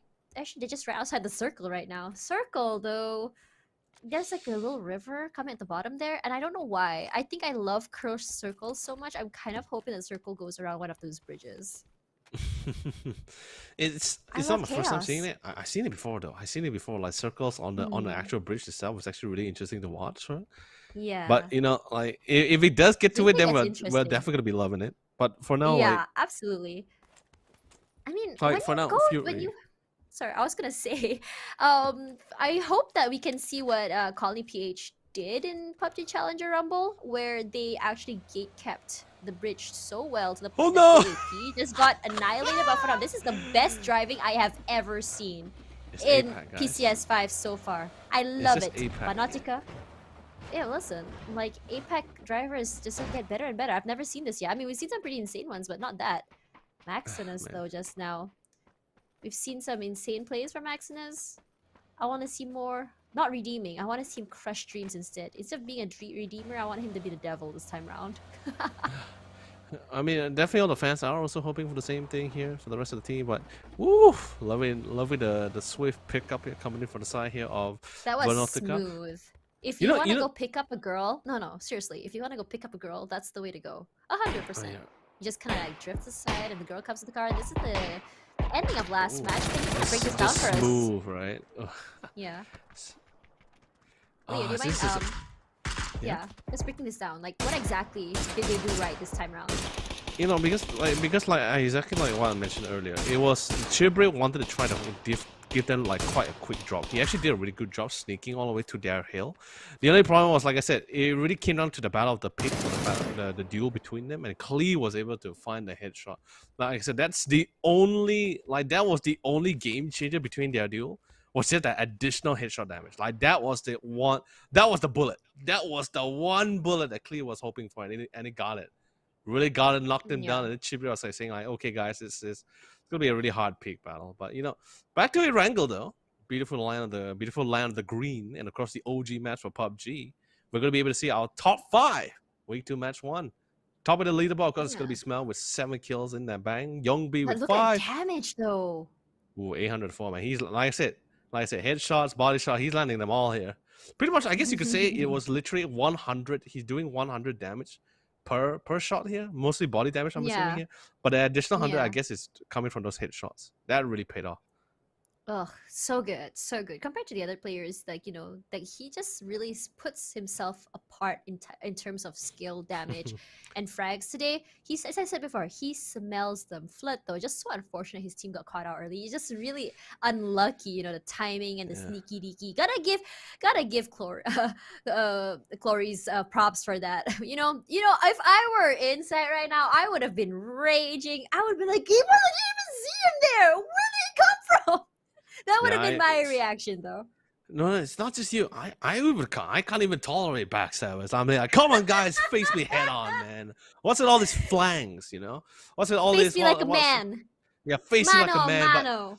But you know, sadly, Tosh, you know, this is a war zone. This is a battlefield. You know, there's all things is fair in love and war. Third So party like, is a everyone strat. just give a damn. And so is backstab, clearly. Yeah, apparently backstab is a totally viable tactic, guys. You can hear him just like grinding his teeth right now. Oh yeah, you just hear me scratching. Thank God for a wooden table, because if this was a blackboard, you could hear all the scratches going. Oh no, oh no. Meanwhile, though, I think UNP really wants to be able to redeem themselves this game. You know, I thought they would be having a great game 1. I think in game 1 just now they got a little bit too overconfident when they were going against Easy, I believe. Just like, you know, the terrain, and it's just really hard, especially when you go against a team on a terrain like that. And you know, I think they thought like, okay, our firepower will be enough to overwhelm them. But as I mentioned before, Miramar is just so unforgiving when it comes to terrain. I have tried playing that map. I don't like that map, but it's fun to walk around that map though. Nah, it's sand. It gets everywhere, Tosh. No one likes to walk in sand. If it's by the beach, I'm totally. If it's by the sea, I'm totally fine. But if it's the desert, hot area, no way. Forget it, man. Forget it. Oh no, oh man, they're just moving. I thought they were just gonna start camping there. I thought they were gonna start guarding the bridge, but that's not happening. They're just gonna cross. I thought it's gonna be like a battle for the bridge or a bridge troll. You know, that's always fun. Yeah. No, they're just taking a gamble because I believe Fury already sort of assumed that for the fact that the circle will not proceed towards the south side, it's still going to be going back into the mainland. And then the thing is this, they're not going to continue the pursuit. They're actually going to start like relatively nearby here, at least the south side of the farmlands here. Because should the circle does go back to military base, then at least they have some time to turn around.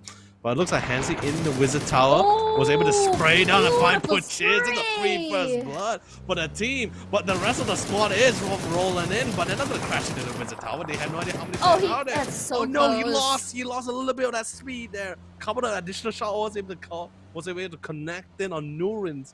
But sadly, he's going to be able to live the fight for another day. Unfortunately, they did lose Puchis, but Venetica will be able to get that revenge later on. Yeah, oh my god, that was so good though. They didn't expect him there. That was a great spree. See how he finished him right off so fast. Chibirit though will be joining his teammate just in case they try to come back after him. They'll be getting a free grab delivery, as Leo puts it. Chibirit's just like, heck yeah! Hey, that's a 5-star. That's a 5-star delivery right there. Free food. But for now, Colony PH though, honestly, I feel like they haven't had a lot of great games. I mean, I want to see during PUBG Challenger Rumble, you and I cast it, remember? And we've seen the moments where Colony PH were able to get a chicken with just 2 members from beginning to end. You know, clearly it's a lot harder on this map, but we want to see the glory days of Colony PH come back. It's difficult because one, you know, we're talking about the big boys here. Everyone here is a big boy, so it's definitely going to be a lot more harder for Colony PH here. And two, well, they have very similar rotation habits like Archangel Predator. So most of the time we're going to be like during this entire matches, we're going to be seeing them meet each other very often. Yeah. BN United, they're getting a couple of pot shots. They're doing a rotation around because, like I said, Erangel, although yes, it's not as slow as Marama, but everyone likes to play around the edge. No one likes to get into the very center of the circle. And this is phase 1 as well. And the fact that you see everyone just rotating in because everyone's just like, okay, just looking at the circle itself, if you still remember, it's on a very central part of the map, meaning that there's rarely any highlands. There's gonna be a lot more. There's gonna be a lot more open plains here, and a couple of compounds that you actually can try to like control for yourselves here, unless another team has already got to it first. So a lot of teams just really trying to make their way in. Yeah, right now BN though hiding in the trees right now. I think they're pretty aware there's 2 members of CS here. They're not aware there's 2 members, but I think they're aware that there are members of CS rather. Here's Haisaki just scouting out SB though. I really want to see why SB do something today, but for now, Waikikamuka getting the first kill here to Tanawat Myth, but I don't think he's out of the game just yet. I think I'm not too sure where exactly he is. I'm trying to figure out where exactly he shot him at. Well, he was being tagged on the other side. I guess it was Waikiki. Yeah, I believe it was Waikikamuka as well. That was a really far shot. Dang. Yeah, leave it to Waikikamuka, really. Leave it to him to really land those shots. And he's still firing upon him as well. Tanawat's probably like, where the heck did that come from? Oh! Will I be getting my water circle as I asked for? But clearly it's not gonna be near the bridge for sure. So for now, I think Fury's idea to just stay there is just like a good idea.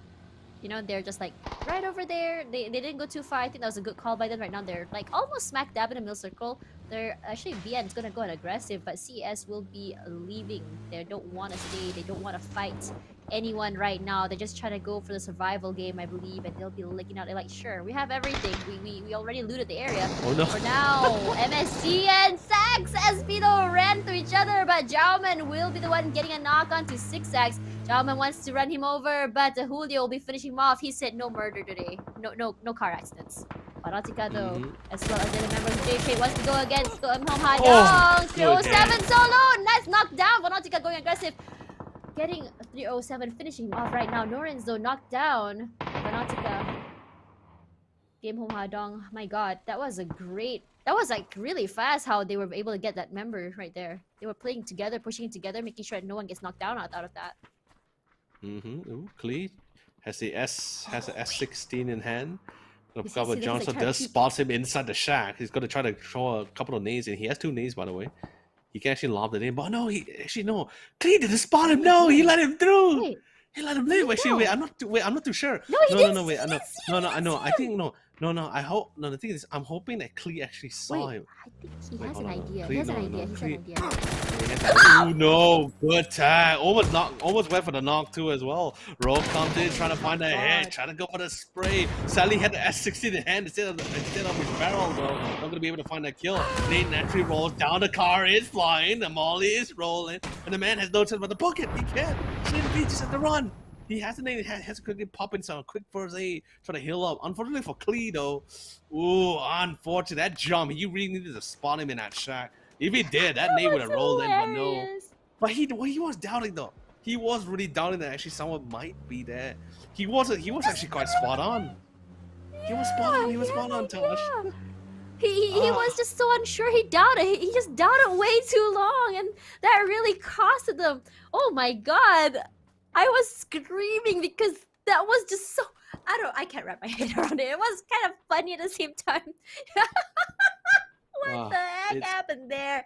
I really would love to know how their comms are going. I want to know what was going on in their communication. I want to know what Klee was thinking if I could. I'm pretty sure like the thing is this. I think he was thinking so hard because like, let's be honest, nades are very I would say cheap to find, but it's just like they're not like in abundance. He only had 2 nades as well. Wasting one just to check that shack was a little bit too like I wouldn't say too much to ask. It's more like it's only really needed if there's gonna be someone there. But you know that's why he was really double checking it. But his guts was really on point. But sadly his heart wasn't in the right place for it.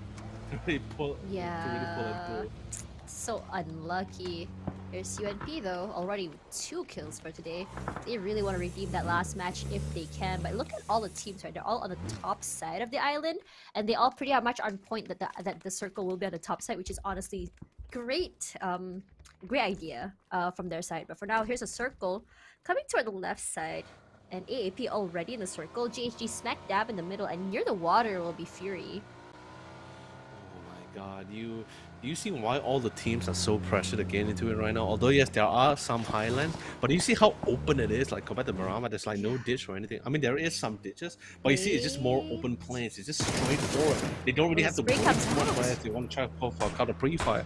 Joe Man, by the way, thank God, by the way, he was actually previously the 5th member from Buriram. Just want to remind everyone again. But sadly, none of the members. Thank you for that. But sadly, none of the members of Buriram was willing to swap him in. So the entire time he was just on the bench for 2 series. Oh my God, he was able to find smell on point as well. Gets the kill too. Shin B does the kill as well. His vehicle is smoking during his rotation route as well. But it looks like they won't be able to survive for too long as Day Trade is sort of relatively nearby. Yeah, for now, oh no, he lost the wheels of the tire! Yeah. For now, Y8 though, Y8 HP left. Okay, Day with the sprays is going crazy with Day Trade. I mean, should be healing up a little bit. He takes some damage. Alec though will be the one to actually knock Y8 out of the game, and Easy Esports will be the first team eliminated despite that first great game, the chicken dinner. They did not notice Colony PH right over there.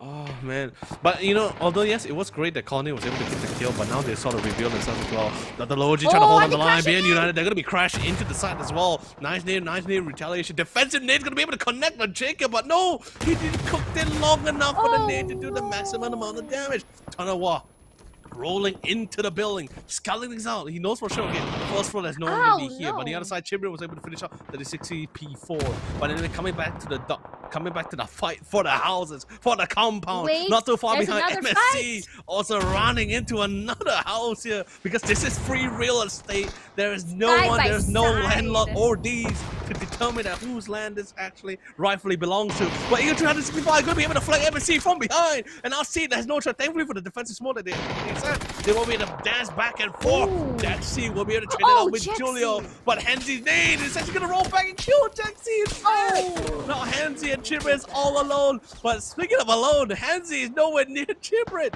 Chibrit trying to roll in as quickly as possible. Has to park his car relatively towards the back line. And looks like who's the third party is going to be Save You. Tosh, buddy, this is literally a party on all segment for the buildings. Yeah, that's right. Here's Tarawat though, throwing grenade into the house, but thing is, how house a grenade will be the one to knock out Dr. Logi just side. Tarawat's grenade did absolutely nothing. For now, Dr. Logi will be kicked out again thanks to Trick. Simon T so low right now, will be knocked down thanks to a burn. Tarawat though, trying to see if he can play the angles from the house over there. You on that side, throwing a grenade out, but not quite hitting anyone on that side. Tarawat will be trying to move out, trying to see if he can get another angle there. Simon T just bleeding to death right now. I don't think it'll be an issue trying to pick him up. Tarawat going aggressive, throws out a molly inside there. Not quite doing anything. Duckman's though going aggressive, but will be shot out by Young B. Will finish off. They're all inside the same house right now. Young B wants to finish him off. And there we go. Tarawat actually burned himself with his own molly. What the heck happened over there? Tarawat will be bleeding out, just crawling to his teammates. A trail of smokes will be there. Jake to help him just crawl toward Jacob right now. Sunshine throws out another grenade. Not quite doing anything quite yet over there. Duckman so low, and Sunshine's molly will be the one to barbecue him back to the lobby. Oh my god, Ronan though on the other side of the map getting a knock onto Norins.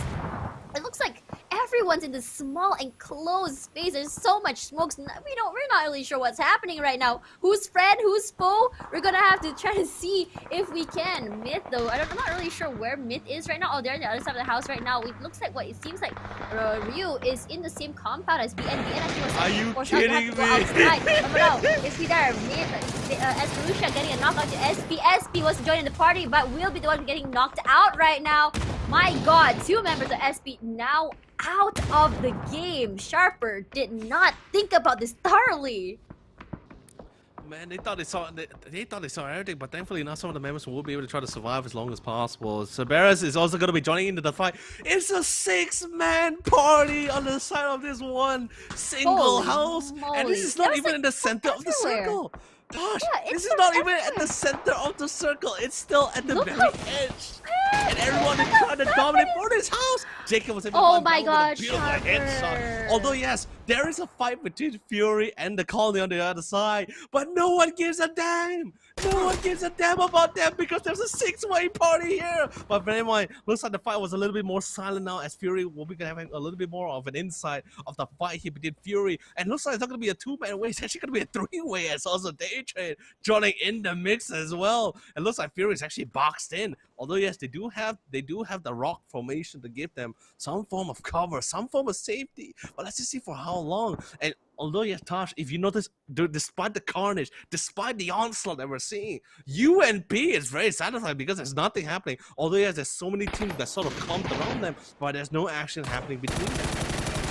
Yeah, now look at that. Flood tries to gatekeep, but will be the one to be knocked down by Norins. And Flash, though, with Fury Rodan will be able to finish off the other members of Day Trade. That's why they say Fury will be like, yeah, just because we haven't really been getting chin dinners doesn't mean you look down on us. We're gonna show you get that. For now, this is back to this fight over here. 36C on top of the terrain. MSC inside one building and UNP and the other grenades come out, but it just bounces back out. That's a bit of a miscalculation there from the side of MSC. More grenades come out, smokes come out as well, giving them some cover because what it seems right now, I think MSC wants to try push in. With that cover, it gives them cover to push in if they want, and it also stops them from actually sniping them if they can. There we go. Chu there on trying his best to play on the aggressive, but MSC will be bothered by Eagle 365. Cherry though, despite getting the knock, Eagle 365 will be the one to finish them off. There we go. They're just playing. They're trying to sneaky into this house. Wants to push in. Does he know they're there? Just do the sprays. Unfortunately, the other member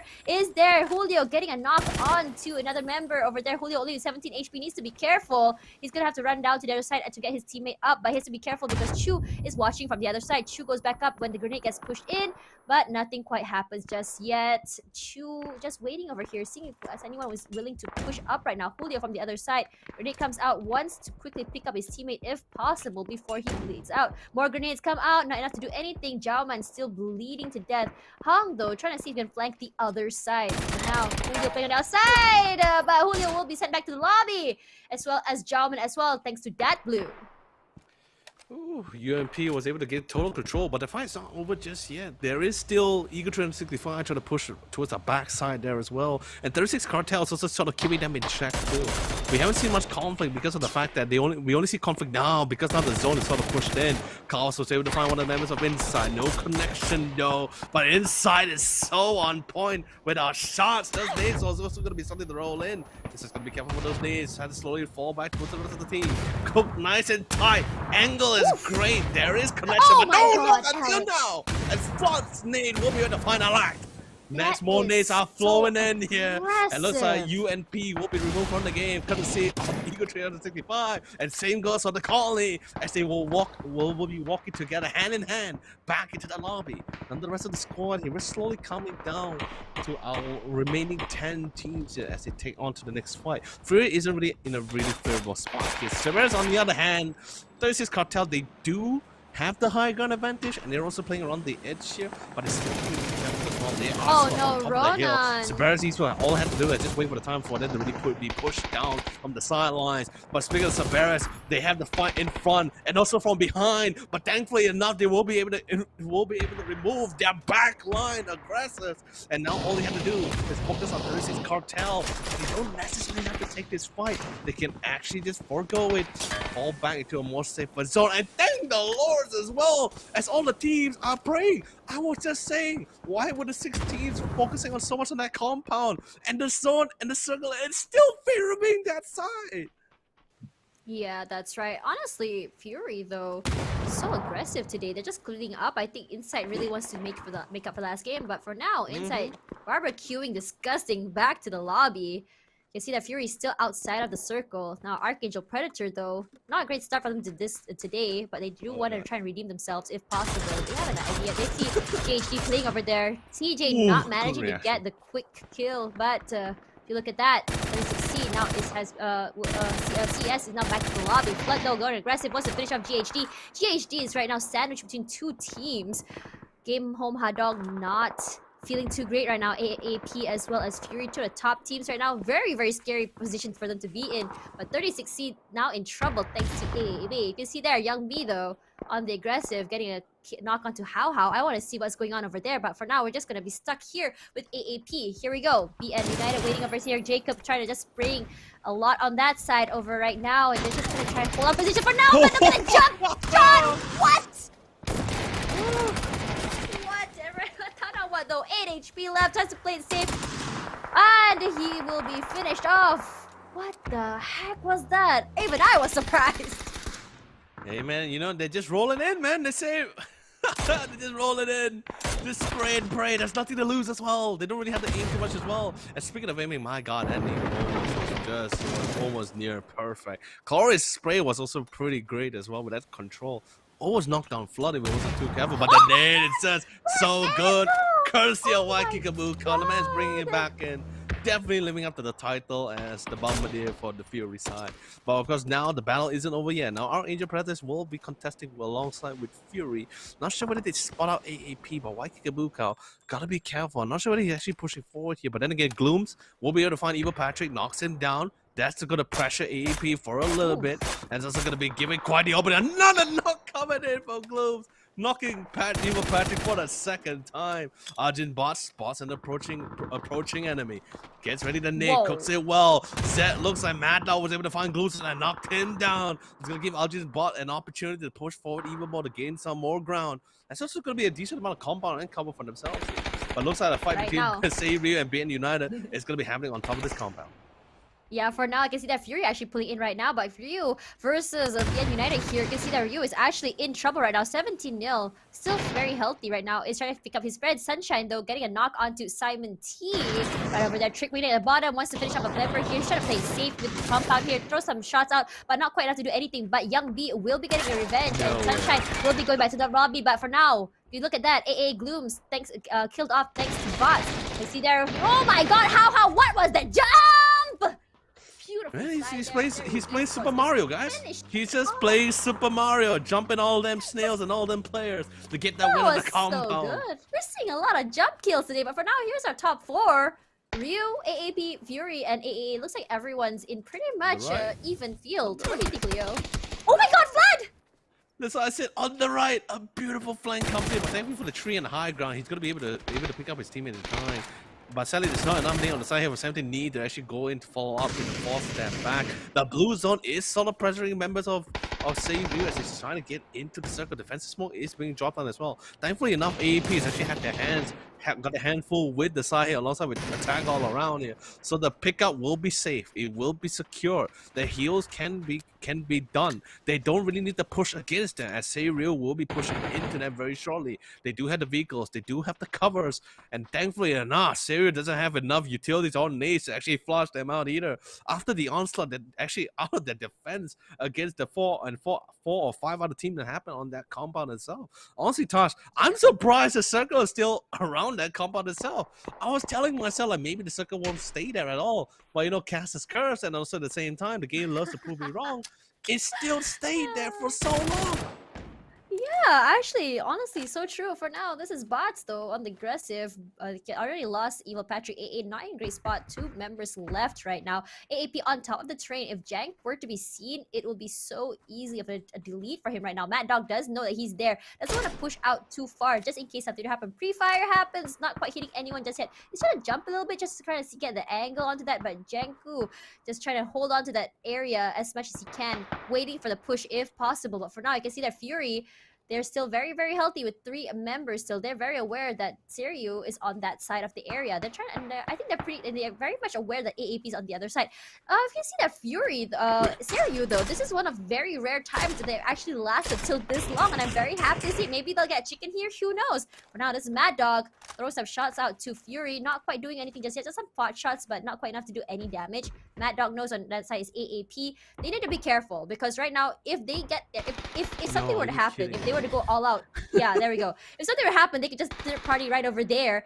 Janku though, all alone. He's trying to be really annoying to AAP as much as he can right now. Bots is clearly like, oh, this guy, we need to finish him off as fast as he can. He goes prone here, and he decides to wait.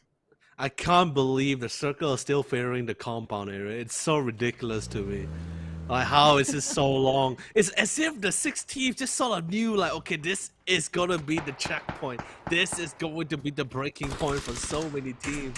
The one who has the compound will have the most safest option. But of course, the zone finally pushes them out. But I can't believe it lasted this long until phase number 8 here. How of course have the beauty of the safety of the cover, but they do really need to have a plan here. The circle is eventually gonna push them out in phase number 9 here. And this is not going to be a fun time for Save Ryu. They know they're not confident taking the fight heads on.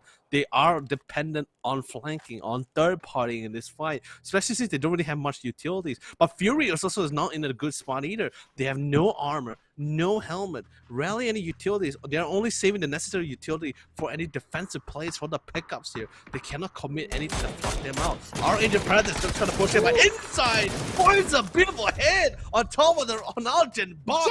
And that's going to be costing their downfall as they are removed from the game. Now Fury with new fire as well will be driving into the last known location of AAP to pick up the remaining pieces or remaining members of attack all around.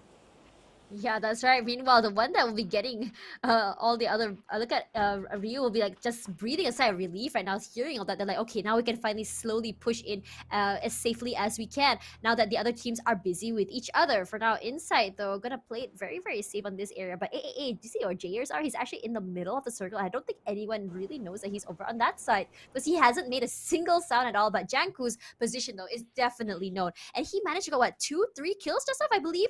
And, you know, we thought that AAP will be the one to finish him off, but clearly he wasn't. He just waited for the right moment, and that was a beautiful kill. For now, he's gonna do the Jayers though. Will be waiting for the other members of Fury. Flood trying to get an angle, trying to see where the other members are, trying to see over the terrain if he can, but he doesn't spot anyone just quite yet. And we have now 3 people from Fury, 2 from AA, and 2 from Ryu. It's pretty much still a very even match. Grenade comes out though. Fury has to move away from there in case. Fury, sorry, inside will have to move away from there. But that grenade though from the side of Jayers will be the one to knock inside down. And Waikikamuka will be running to his teammate to save him as much as he can, but grenades come out and will be enough to finish him off. It takes half his HP, and I think he will be picking him up no problem at all, I believe. But the other member of Fury, though, only half HP left as well. More grenades come out. Will he finish off? I don't know. Will it, though? He's running away. Inside's on his own. Jayers, though, will be finishing off inside. 2 members of Fury left. It's good 2 versus 2 versus 2. Oh man, it was quite the sacrifice had to be made. They inside couldn't really gamble it on. The first nade connection was already good. They had no choice but to let it go. Especially once they heard it started flying and rolling in. Beautiful knock. No, Jesus, you're gonna be knocked up by the zone. The zone is gonna be will be the one to finish him off and also find his mark. But Ray is will be the one to have the final say as he secure 1 kill score for the team. It's literally, although yes, it's a 3-team 3-way here. But 17 me! Finds a beautiful time in the flank on the side to get the knock here. And now it all comes down. Team Ryu, they do have the number advantage. They do have the most amount of members as well. We'll be able to find the last remaining member of AAA. And now it's a 1v2.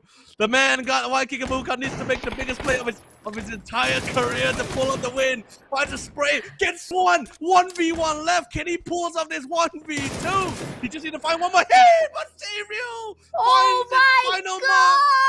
The second ticket will be secured for the second new team that comes into the league. I can't believe this. This is one of the weaker teams. We were just talking about how they were struggling, and they played that so well. We thought that they would be the team to be kicked out. I was actually just like thinking to myself, will they be getting their first chicken here? I was just thinking about it. I'm like, maybe not. Maybe it'll be Fury because they're just firepower is just not that great. But that knock onto Flood is really the game changer here. If it was Flood, it may be a game-changing play, but it was Waikikamuka that was left alive at the very end. I mean, I wouldn't doubt the firing capabilities of the rest of the members of Team Fury for sure. Of course, Flood is definitely the better shooter here in this case, but it really. Let's be honest, Ryu in that round itself, if we're talking about a head-on fight, Fury would definitely have taken the win.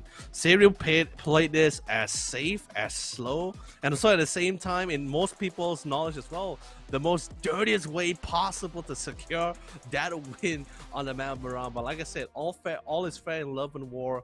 Everything done in the game, as long as you win, is considered a tactic anyway. So Ryu, well done. Not bad. Our first 2 chicken dinners secured by our 2 newer teams that joined into the series. Their first debut so far. Not bad for this second week. They finish off with quite a lot of kills as well. This is very unlike them from last week. It's like a whole different team altogether, and I love to see it. As I mentioned before, you know, with the 1 week available and with how they're just getting to know each other, we're actually seeing some momentum here. And you know, I think the first week the problem with CRU was that they're so used to playing with only the Southeast Asian small pool of players. They were kind of culture shocked at first, you know, but now they kind of already had their momentum. They kind of had an idea to play. They played dirty, as you mentioned before, but you know, as it that is how it is in a battle royale. But for now, guys, we're gonna take a quick break. We'll be back soon, so don't forget, guys, that a PUBG Continental series is bought by K&K digitally as well as Geek Events, and we'll see you guys in a little while.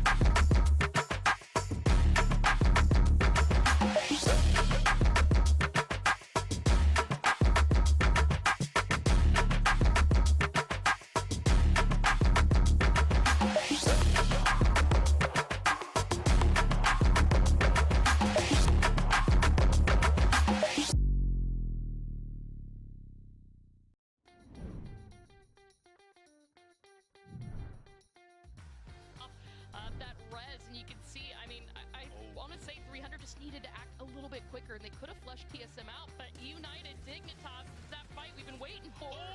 Down to 1 HP, Valiant. Valiant, how do you survive that? Đang tiếp cận gần với khu phố vô địch cùng với những người đồng đội. Đá Blue chắc chắn đã nghe được lượng thông tin này. Chí là Rogu cũng đã đẩy vào đây, và tình huống này thì Hùng liệu bắn lỗi không? Đây đã có tín hiệu bắn lỗi nhưng mà đạt đổi mạng được thành công. 1 đổi 1 tới từ cả hai đội tuyển. Tiếp tục là một kill nữa dành cho vị trí của Đạp Blue, đẩy lên tới từ vị trí mà chúng ta có tên Đạp Blue đang một clap 4 tại phía MSC cho Muri. With the bombardment phase clan, if they get one of those nades front and center, they are dead. They're worming their way up the hill, and that's totally fine. This gives them a lesser chance to be killed by the frags, but honestly, it feels like the damage is done. Here comes Beamy to try and put the nail in the coffin. One of them. Oh, no. That's not good. T-Bone has his scalp removed. And thankfully for them. 나왔거든요. 자원기하는 GX, ATA는 데토네이션 게임 화이팅 이쪽을 다 정리하면서 외곽 쪽에서 한번 버틸 수 있는 자리를 만들겠다 이 생각이에요. 와, AT! 잘 싸우는데요. 외곽 쪽에서 시간 충분하니까 우리 이거 다 정리하면서 킬포인트로 만들 수 있다. 그렇죠. 덩크리까지. 와, 진짜 AT. โอ้เอาครับผมหาตัวกันอยู่หากันไม่เจอเอาครับแย่เราอยู่คนละชั้นครับผม เปิดประตูออกมาดักแมนโบติดหลังดักแมนเป็นน็อกก้อนเอไป1 คนเอาแล้วฮะ DN เหลือ 2เอาแต่ดักแมนตกมาไม่ค่อยสวยเท่าไหร่น่าจะต้องมายึดตำแหน่งตรงกลางก่อนดักแมนจะทำได้หรือเปล่าก้อนเอไหลไปลงมาดักแมนเป็นน็อกเซตได้อีก1 คนแล้วจังหวะตรงนี้ต่อกันมาหรือเปล่าเซตวงบีบมาแบบนี้ต่อมาปูจีเป็นน็อกไอ้กูรูเซียไซเบอร์ทีตายวงไปดักแมนก็เซตปูจีเหมือนกัน ใกล้เรียบร้อย MITS ครับผม Also had the same idea. Big sense coming out from them, and Daft's gonna 4-man send it into TSM. What the heck just happened? Oh no! I think it Daft. They were just.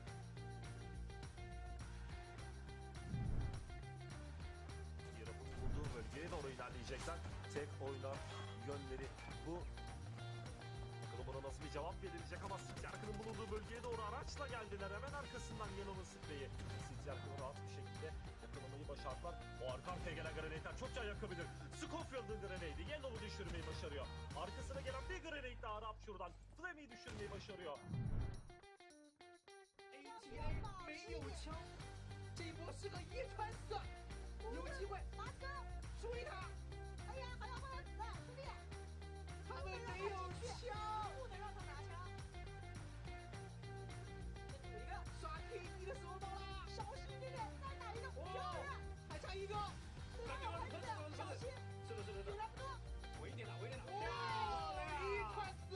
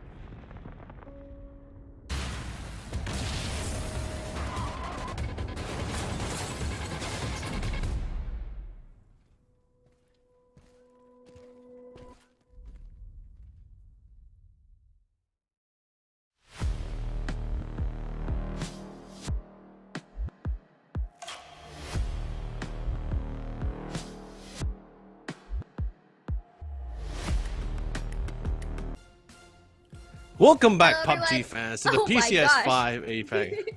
Tosh! You caught me off Tosh guard. Bunny!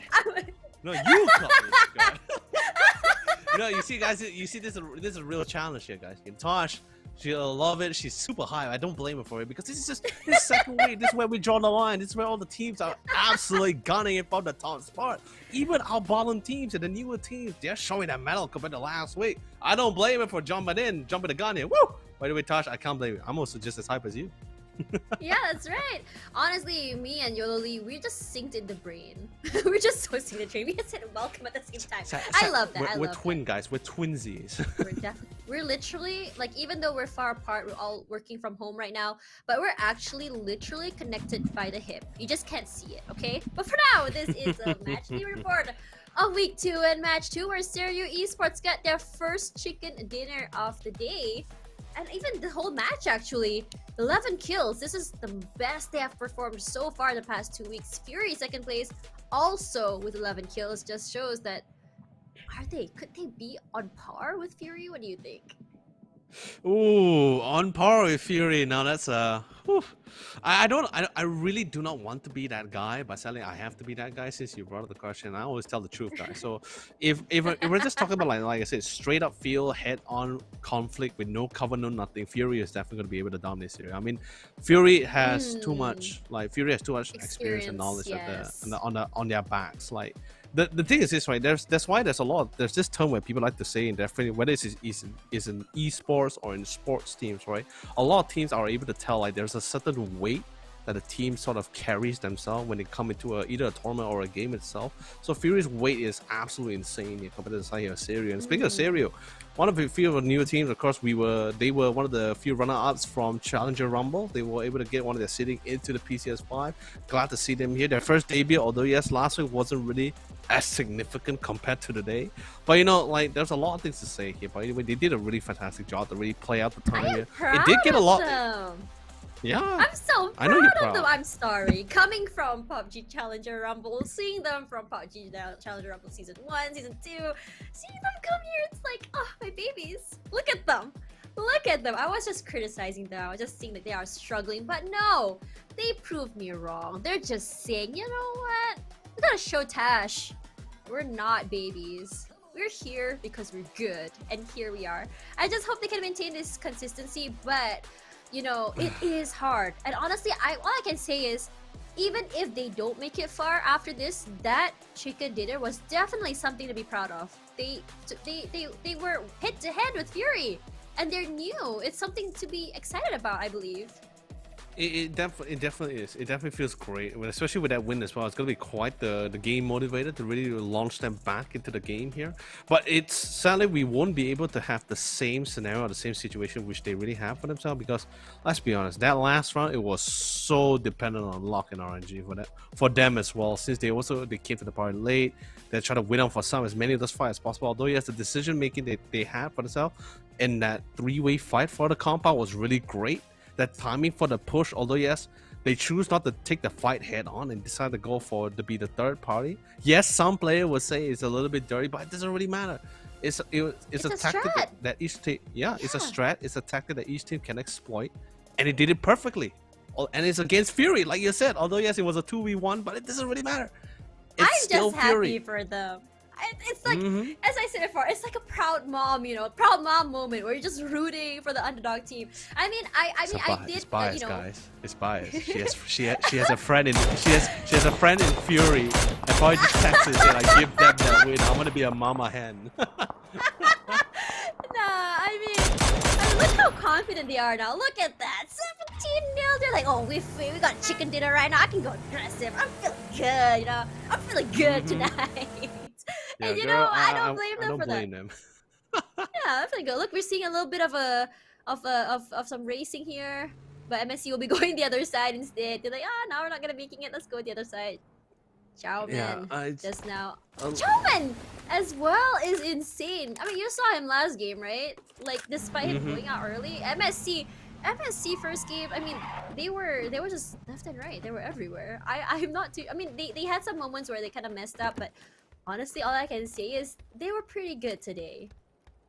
You know, I'm happy as well because Joman's getting the opportunity. Because like I said before, he was on the bench. He was a fifth member for Buriram, but a lot of people, and me included, we didn't feel like he was an official member because he never got a chance to actually showcase his skill and ability with the rest of the members of Buriram. Despite them being 2 times back-to-back champions for PCS, he was not participating in any of those matches in any of those rounds. They never gave him the opportunity, or there was no need for him to be swapped in. So I'm glad he got into a really nice new team, and especially it's MS Chunburi, one of the older teams back in the day. They managed to brought the team back, new roster. Wait, Jawman also got to be joining in the fray. I can't wait to see what Can else I- he can do as well.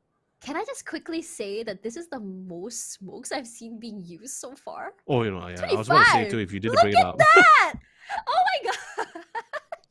They had Okay, a no, lot.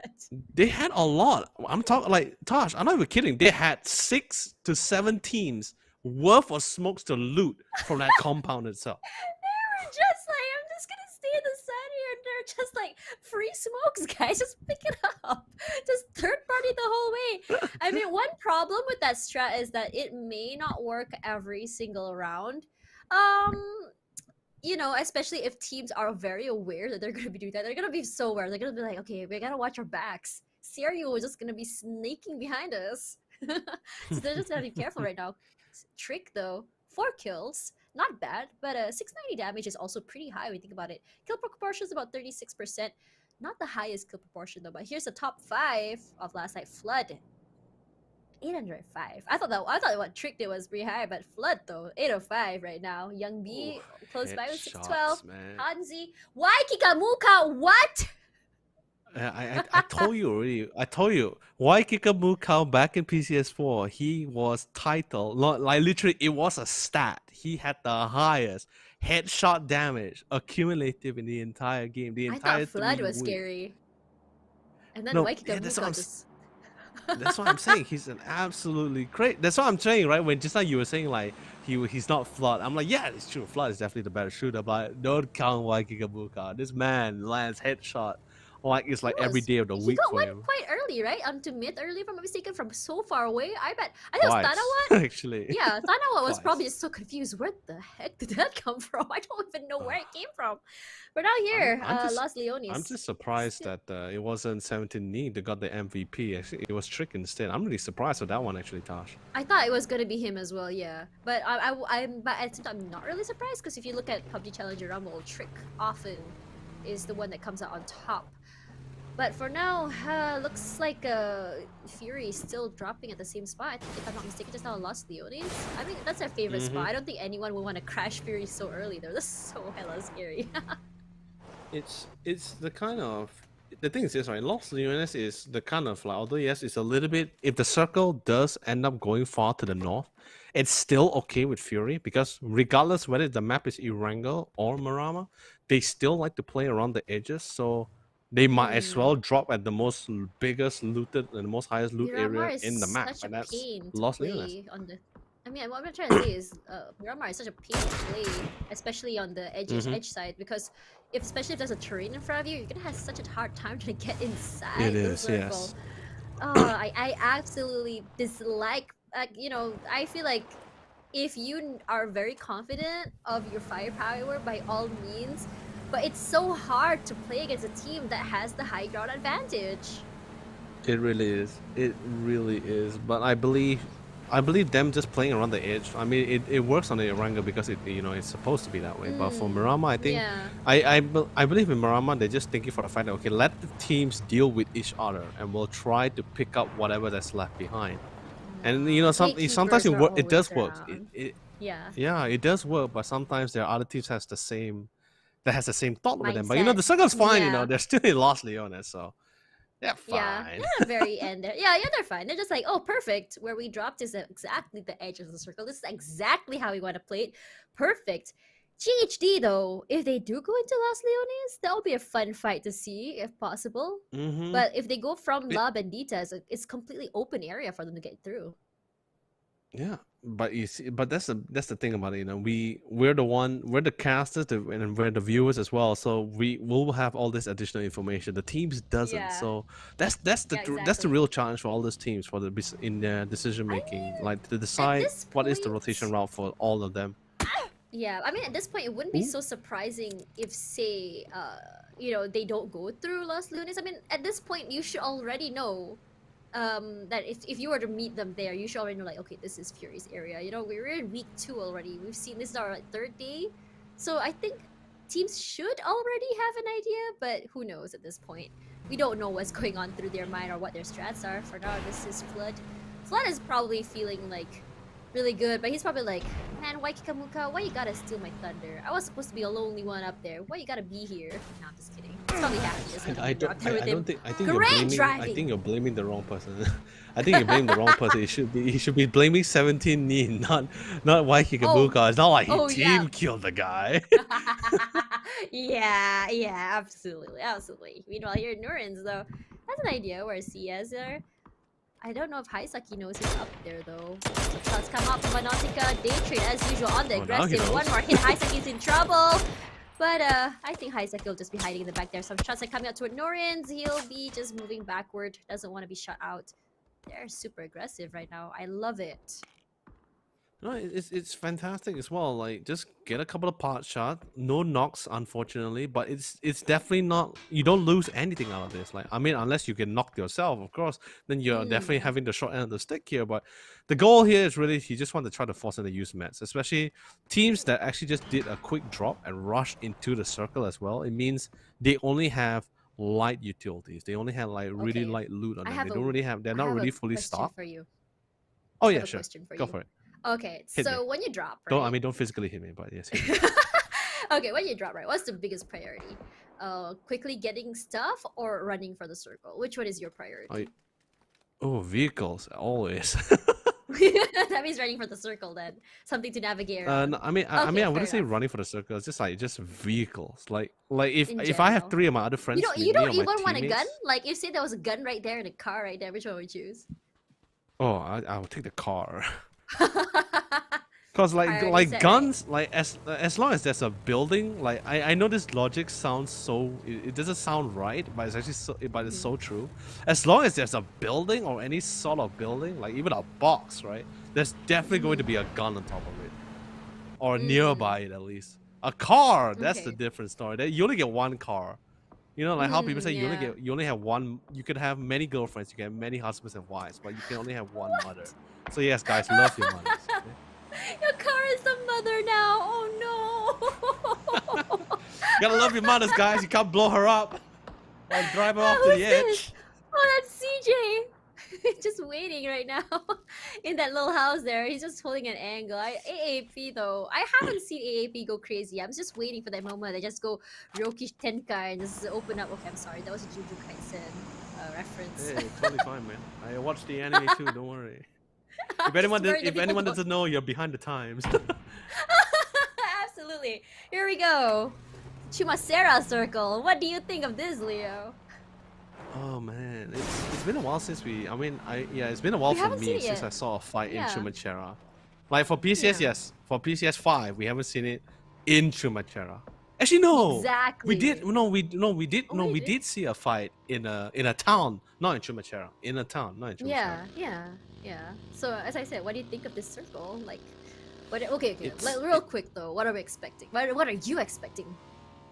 Oh, close quarters. I'm gonna expecting like 2 members of the team already instantly swapping out for S6 or S18s. Just run into the buildings and check corners. That was so fun. That's gonna be fantastic to me as well. I love shots again. Wait, who was it that did the jump shot? That was hilarious. Oh, BNU. Okay, there was 2 members. One was Hao from Stereo. Oh, that tap. One more. Oh my That's God. it. Simon T. Got the mark. Easy. Oh no, I didn't finish off this yet. Simon T. No, you will finish him. There we go. Goodbye. Ooh. Dead boy. That was beautiful though. But His teammates couldn't do anything. They can't do anything. What do you want me to do? Run up and get a shot too? I don't know. Found though, they're great at getting picks. You have to give them that. And speaking of which, yes, the one that did the jump shot was one of the members was from BN United, and the other one was from Team Serio. How? The Super we have Super 2 Mario players here in this game. I think he knew he was gonna be holding angles. He was like, "How am I gonna play this? Oh, let's jump and just shoot him." It worked out so well. He didn't even have to worry about missing or aiming at all. That corner was so small, so tight as well. Yeah, that was gonna be easy though. Cherry, come on, what is that driving? But not Nurin. So, his little accident was because of Nurin's shooting at that side. I didn't realize that now. But Cherry, half HP left, but he's gonna be getting out just fine. They're gonna be hunkered up in that building over there, but he's getting shot back from P4 though. Ow. Suspect though, also solo. Yeah, ew. But if you think about it again, they're quite low right now. But you know, those, as you mentioned before, at least before this, I thought that they actually shoot to kill. But that you mentioned the whole medkit part, I'm like, yeah, that would actually really impact the survivability toward the end, and that's definitely what the team wants to happen to these teams. That's how you want to play it. From day trade though, Vanotica has been absolutely chef's kiss. You know, that's the beauty about it. Day trade is okay. I wouldn't say it's not. I wouldn't say it's nothing without Vanotica. I mean, the rest of the members is pretty great as well. But really, when day trade is really online, is that just means Vanotica is happy, because really Vanotica is the main core, like the main. I mean, the rest are core, but he's the main damage dealer. Like, he's the one that's he's Hercules. Oh, they know he's there. Klee though, shows some shots down to bots, throws some shots at Klee. Half HP, bots get shot from behind, will have to retreat as two members of Easy shoots up to him. Why though? Scouting around, wondering where the other members of AAP are. So AAP has the top of the terrain right now. Easy gonna have a hard time trying to push up that area, but right beside them is Eagle 365. Will we be seeing a three-way so early right now? That would be so cool. But some shots that coming out toward the side of AAP again, and the circle has gone smaller once more. Still fine with the time. It's going to the very. Wait, I believe it's have a three-way. I mean, right? Might be possible. There is potential for a three-way, but I don't think we're gonna be seeing that happening towards Chumachera. AP on the other hand, having a nice peak battle. See, oh no, MSC's vehicle is gonna be flipped over. Thankfully, that's teamwork. That's right. Teamwork. Yeah. Teamwork makes the dream work. Those cartoons. Card flip. Cartoons. Yeah, back in the day, like the other car just helping the other car. Like, oh, I got you. Oh, a little bit of accident there. Julio, what was that? Why you got it? That's a little bit of a friendship tap. This is why I don't like Murado on off-road. That vehicle is not built for off-road. I mean, you can make it work, but it's not as smooth as the four-wheel. That's why you have your other teammates to help you, you know? Yeah, true. Your teammates all that will be there to push you up when you fall down. Oh no, the crashing into one of the side. UNP was sort of prepared for it as well. They heard it and they go for the spray. A couple of tags as well. Still trying to continue as well. Was able to find beautiful flying hover did, but instead Suspect would be the one to drop him instead. Looks like another three-way is also gonna be contesting for the spot, but that's gonna be from a long distance run here. UNP lost Hungbo ditch, but they were able to trade things out with MSC. Now the rest of the squad is coming in to come for the reinforcement. They also joined in the fray. Since spots one, dropped a couple of shots. No connection, unfortunately, but he has sort of revealed himself. Has to quickly find a quick cover. Dan Blue does get tagged down low, drops a defensive nade, try to force them back, try to deny and slow down any aggressive push. But Van comes in, finds Joe Man, denies him from any frontal assault, and hopefully the defense will come in the time. But Van comes in with a 2k lead to find Julia on his mark. Raw comes in, but Dan Blue does it better. But then again, he's down to 70 HP. About this as well. See, it was the last man standing, but Dan Blue, Dan Man, will be the one to have the final say on our dear friends of MSC. And let's be honest, Tosh. This is actually literally a replay from last week where UNP was actually wiped out. This almost in a similar manner against MSC. This is the redeeming arc. If you watch the anime, but you know, for real though, I think don't think it's redeeming arc. It's more like the repeat arc. Repeat arc. Like, you know, circle goes round and round. You know, sometimes you're the bottom, sometimes you're the top. You know, that kind of thing. But for now though, when you look at that fight again, right? I just realized something. I think MSC had no choice but to push in because the circle is getting smaller, so that resulted in that fight. But the thing is, honestly, it could have been executed better. But unfortunately, you know, UNP just had the upper hand. I saw the shotgun just now, but it wasn't enough to actually wipe out that blue. So shots coming in to the side of CES, though, from both GHD as well as Daytrade. And there you go, the circles right up there in this really interesting terrain. I would love to see the ending of the circle. Like, this is such a great terrain. I mean, not great terrain like for everyone, but great terrain for us who are watching. It's gonna be so much interesting action. Doran's not aggressive. sprays for Van though. But for now, this is Clory is now in trouble thanks to Haisaki. Takes half HP down now. They're not gonna have to reposition as fast as they can. CS wants to go against DHD. Some sprays come up instead of Clory's. Clory's on the aggressive, but no shots actually connect onto the other players of CES. CES gonna go to the other side. Gonna position themselves a little bit better. Gonna try and make this little tiny shack on this side, and we'll be parking their cars for some little bit of a little cover there. I like how they're actually doing this. Actually really smart. Sololzi in the building and the rest will be up there in the train. Right underneath them though is Team Rio. Another member there. Jams and aggressive wants to finish off P4 if possible. P4 is on a motorcycle. It's gonna be so easy to take some damage, but some damage is coming out. So little one, not enough to actually finish them off. They're gonna be taking some cover inside this little shack. They're gonna have to quickly heal up as fast as they can before they got pushed in. Oh man, that was a little bit too close for comfort as well on the bike, and then also in the line of sight. Got a spray down. Fury on the other hand, I did see the circle before we actually came back to the viewing point for Fury. Definitely not having the best of time. UNP can't afford to lose any more members. A couple of connections though. Car starts smoking as well. One hit, one tap. Not enough for the knock. And suddenly, Carsters comes strong. As one of the members did get knocked down. Quick defensive prone. 1v1. Suddenly, UNP crashes into the net. And P4 will survive. Will fight for another day as they will be able to safely defend their shack. But sadly, the vehicle is going to be exploded there, so the Murano will not be able to be recycled alongside for 36C. But he is still one man alone here, and Fury is also having a little bit of a tough time. Remember, down, Wakimuka is definitely taking the zone quite a little bit as well, but sadly, he's going to be knocked out as well. Hopefully, his team will be able to pick him up in time. And for now, Clory is still finally finishing off Cheever from Eagle 365 though. And you can see there, everyone's just rushing into the circle right now. Ronan now knocked out Killa. And oh no, not a great time for Fury, because right now Killa finishing off Raiki Kamuka, another one of the heavy hitters of Fury. Mad Dog though getting a beautiful nade onto a member of I believe that was AAP. Vanotica finishing off Colony Alec right now inside though, just healing up as much as he can. Wants to go and I think he has abandoned his other two members, I believe right now. It's just inside all alone, but he gets some damage right over there, and he has to play it safe. 6x though getting shot back in return. You can see there the members of Fury are now out of the game. Not a great place for Fury to be right now, especially if they want to go for the chicken right now. One member of Daytrade outside the circle. You see that a member of MSC I think is passed by. Is that MSC or AAA? I can't really see right now. But looking at how the yeah, AA right now. So look at the circle is there's only like what 3 teams that's actually in the circle. Oh my! What? That nade! Vanotica, you are insane! I told you, Tosh, when Daytrade is doing well, it means Vanotica is happy, and he's very happy. He had a great dinner, I believe.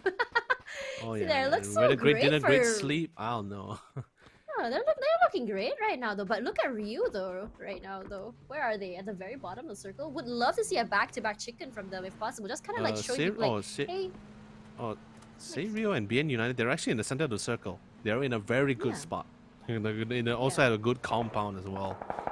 I would love to see those two go head to head right now, but it's just like it's not as hectic as just now when it comes like multiple fights. But it is quite bloody though, the area. But you know, the terrain is honestly making it real hard for people to push in.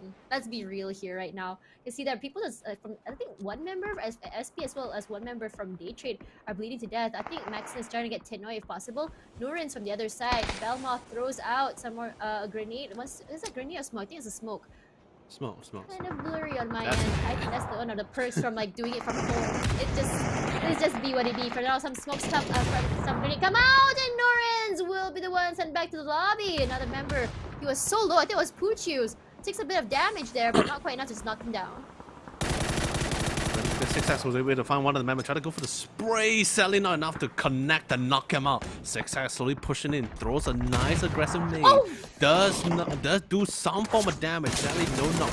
Belmont finds one of the member 2 actually, in fact. This is the kind of McDonald's drive-thru you do not want to experience here. Does knocked out one, but they managed to trade it out.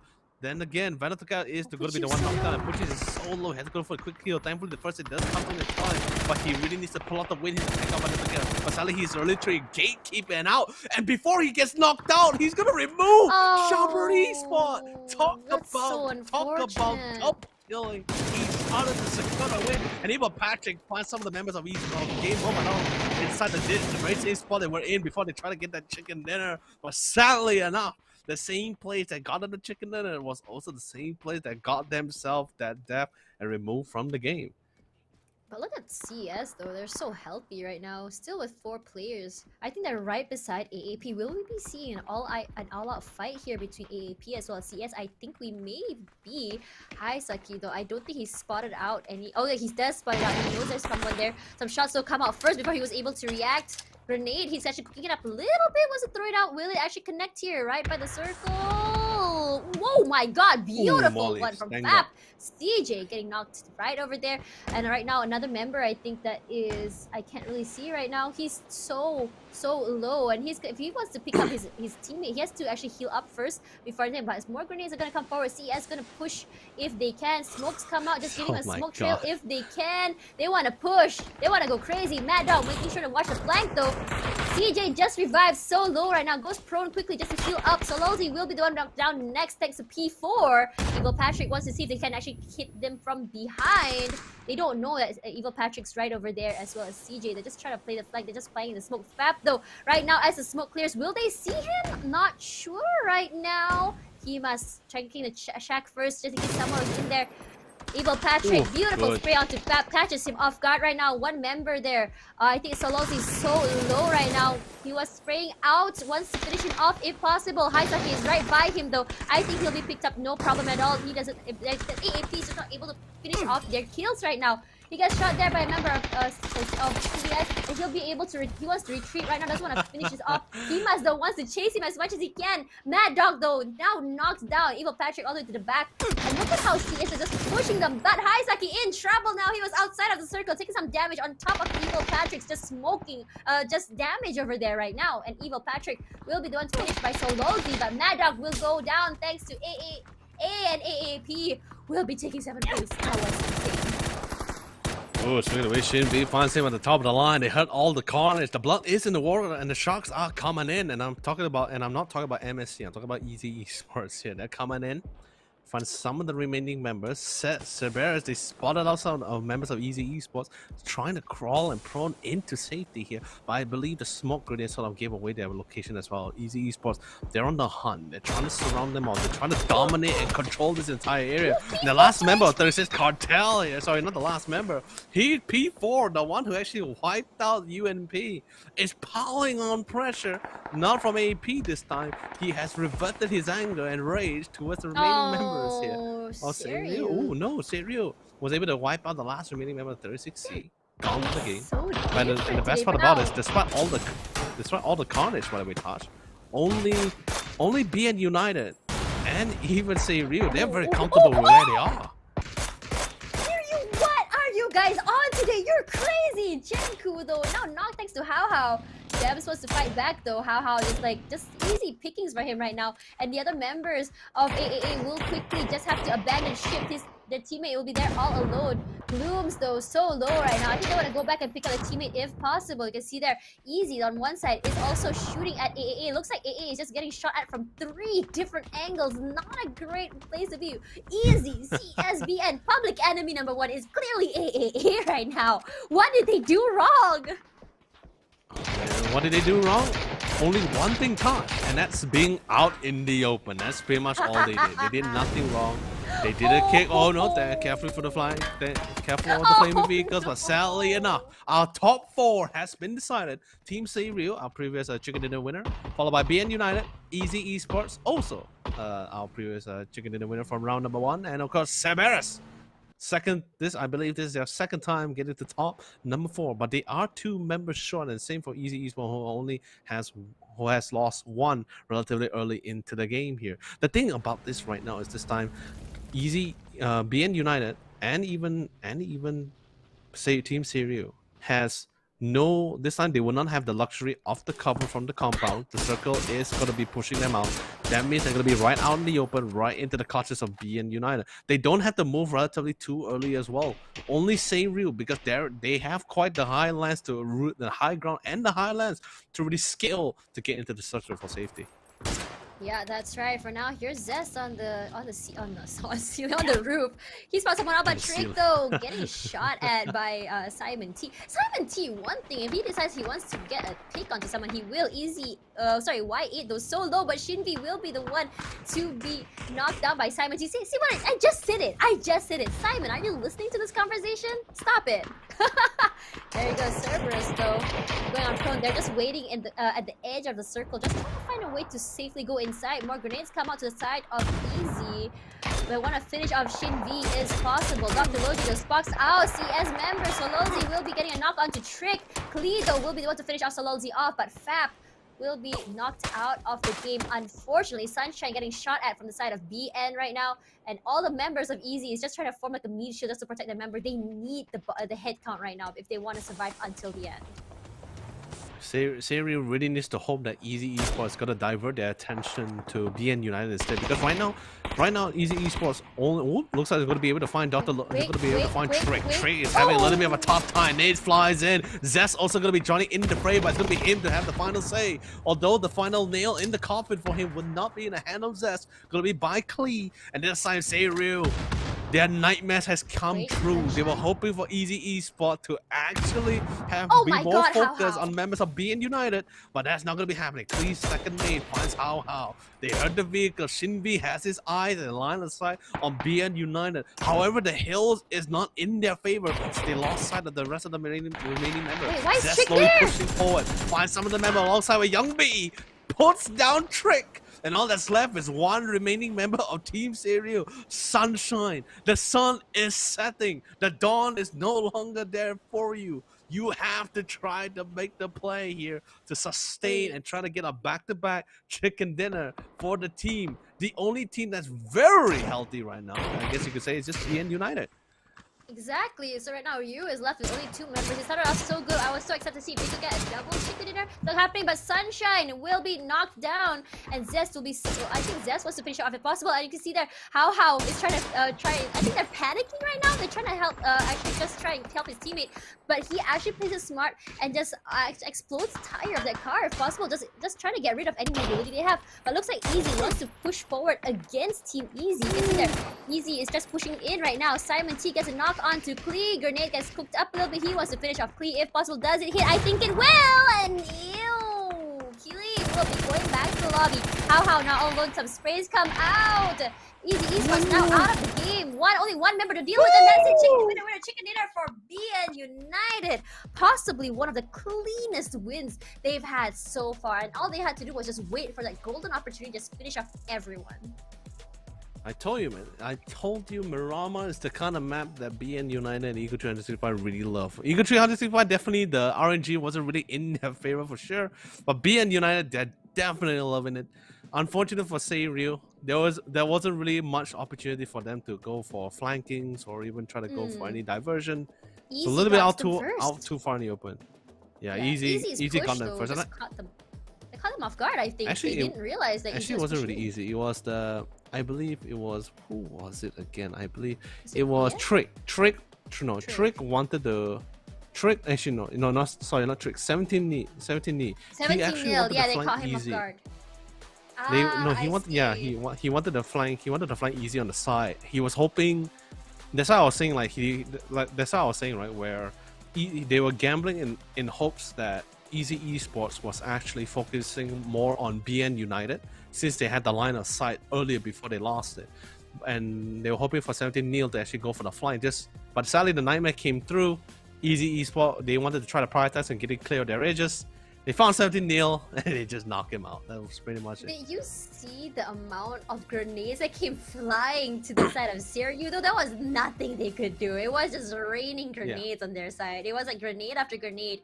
And if they were to move back, they would get shot. If they could move forward, it was a grenade. There was literally nothing they can do to counter that. It was just so unfortunate. BN though, just sitting there like this, just like haha, our plan is working. Let's just wait and see what happens. By then, Easy already has nothing. They don't have any more utilities. What can they do? Yeah, it's really unfortunate. There's not really much thing that they can do. They excel a lot in flankings here, and there was no openings for them to do it either, and they were so far apart. So, but either way, still they managed to get to top 4, or I guess you could say top 3 in this case. So I think that's still kudos for them. And of course, the game ain't over. This is only our 3rd map of the day. We still have 3 more maps to go. There's still an opportunity for them to get their chicken dinner later on. But it's really cool. We're seeing a lot of the newer teams really showing their mettle in the rounds. Although there were some teams, I guess you could say still struggling, but that's because of some luck of the positioning on the enemy was already sort of there first before them. But in the end, it's still pretty cool to see them on the rise. Yeah, it's true.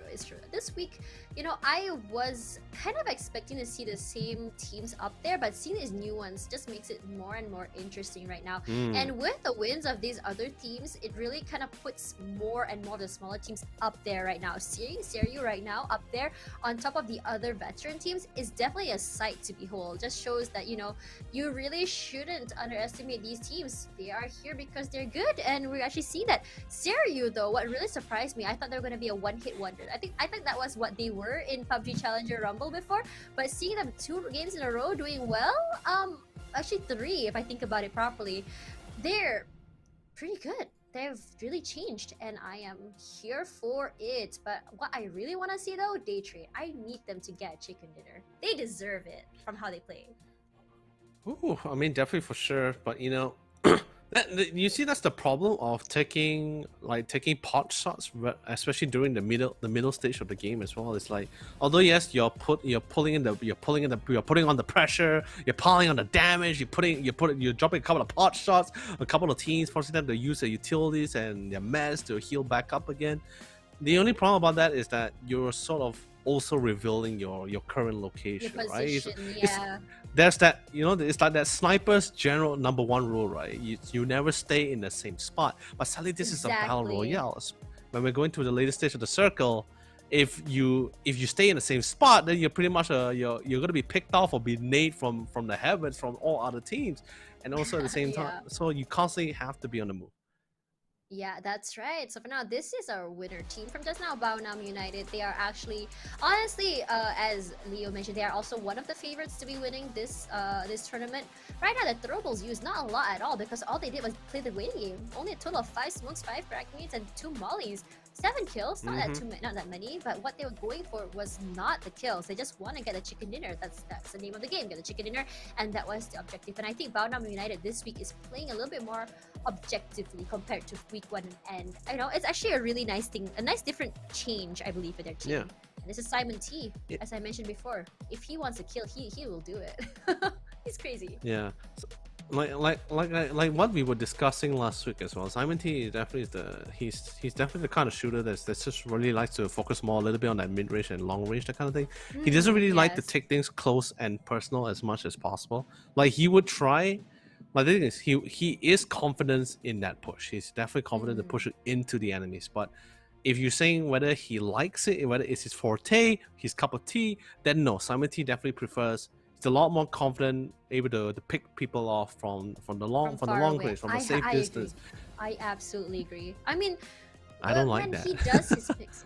It's scary. It's absolutely scary. He reminds me of Waikika Mukau, actually, when you think about it, the way he plays. It's actually really scary. From far away, every time we see Simon do a takedown or deals a lot of damage is when he is furthest away. But for now, let's have a look at the total leaderboard right now.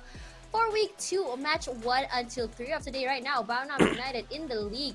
20 kills already. That is crazy, but not too far behind is Seryu Esports. From Indonesia, 1 kill behind Easy Esports, following the lead here with 16 kills. Attack All Around, though, 16 kills as well, but no chicken dinner, unfortunately. And Fury, though, 15 kills, no chicken dinner as well. Cerberus Esports as well. But you can see there that on the top side here is where you actually are not seeing last week's winners. You don't see Archangel Predator, you're not seeing UNP, you're not seeing Day Trade, you're not seeing MS Chonburi. Not a bad thing. It's just a very interesting, total leaderboard, I believe. Very different from last week's.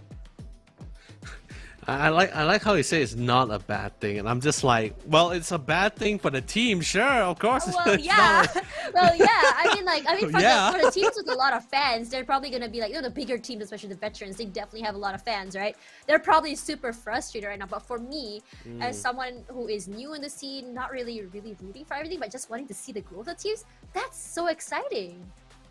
Yeah, it's also sort of an advantage for them as well. I mean, besides the fact that there isn't much information to play around with it. I mean, there is some information, especially for some of the members of Easy Esports from Vietnam.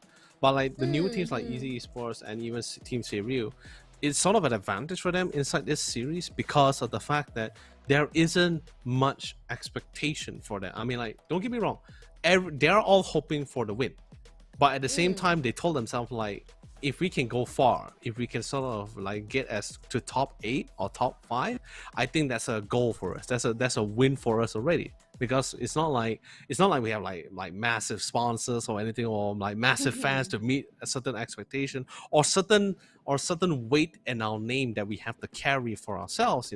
It's not like teams like it wasn't teams like Buriram or Fury or Day Trade. These well-known teams in the league, their name itself, it has a form of weight, and they have the responsibility to really perform accordingly. So in this case, I guess you could say for the new teams, since there isn't much expectation for them, they can be a little bit more. There isn't too much pressure. They can be a little bit more relaxed, have fun, Right. and at the same time get as many chicken dinner as much as possible. Yeah, let's talk a little bit about Cerberus though. They are, I wouldn't say they're inconsistent. I can say they're pretty good, but what exactly is kind of lacking for them, in your opinion? Well, the thing is that Cerberus is just, I guess you could say it's just another team that has quite the amount of pressure because the name, it has been there. And even back in the day, back in PCS 1 and 2, and even 3 as well, their performance has been, I guess you could say it's like a roller coaster, because back in PCS 1, they got 5th place. And then PCS 2 all the way to 13. Yeah, they got the 13 in PCS 2. And then PCS 3, the one which I was casting, they got all the way to 5th place. So I'm just like, I can't really say consistent because there are just some games where they're like, you for a second they're like there. up there. Oh yeah. I just want to say that dino in the back there, I want to be him right now. Oh yes. Just face down on the bed watching PCS5. That dino literally has the best AC in the house. I mean, same for us as well. We have front row seats to the PCS. Same goes for our fellow players. They don't only have the front row seat. They're actually in it as well. They're the main actors here. They are the main actors. Absolutely. Honestly, well, let's talk about Seiryu a little bit. I know I'm talking about them a lot, but the idea of a newbie just getting a chicken dinner on the second week and just consistently playing is just such a great thing to me. I am so proud of these. As I said, for happy mom moment, as I said from L as well, AAP will be the team in my eyes that I will always root for. But when I look at Team Seiryu, I'll think of Team Extraordinaire and how proud I am during PUBG Challenger Rumble. Same feeling here. It's like just, seeing our children, like when you see your kids one day. I don't even have kids, but I think that's how a mom feels when the kids go to university one day. They're like, oh, they're finally grown up. I can't believe this is happening. Well, I mean, yeah, Serial definitely showing the medal for week number 2 for sure. Yeah. What? In just 1 week, their improvement is just something else. But Tech all around though, they would come close as well. They've been completely consistent last week and this week. They come close, but just when it comes to last parts, it just gets really hard. They just get outplayed. It is what it is. It's a battle royale. Yeah. But you see what I mean? That's why positioning is so really important in this game. But our Angel Predators, I wouldn't say they're I wouldn't say they're out of the game. It's because it really came into those situations that they have no choice but to really take those fights. All these players here, although yes, for some players, when we see a vehicle, we mostly tell our teammates like, hey, don't shoot. We're gonna reveal ourselves if we shoot, right? In this game, if you're in a vehicle and you're in a line of sight, they say, hey guys, it's free food. Take a pot shot, try it out. If we hit it, it's great. If we don't, then we at least try, that kind of thing. But the thing is, all these players are so confident. So there was a lot of situation like for our Angel Predator. I mean, not just them as well. Even for other teams, Fury as well, even Day Trade, Game Home Adong.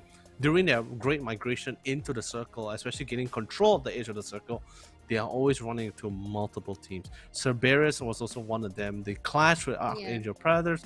And of course, Cerberus was the one that actually knocked them out. But the one who had the final say, of course, was Easy Esports there. But we're going to be seeing a lot of situations for all these teams as well. It really comes down to, sure, RNG for circles, yes, there's one.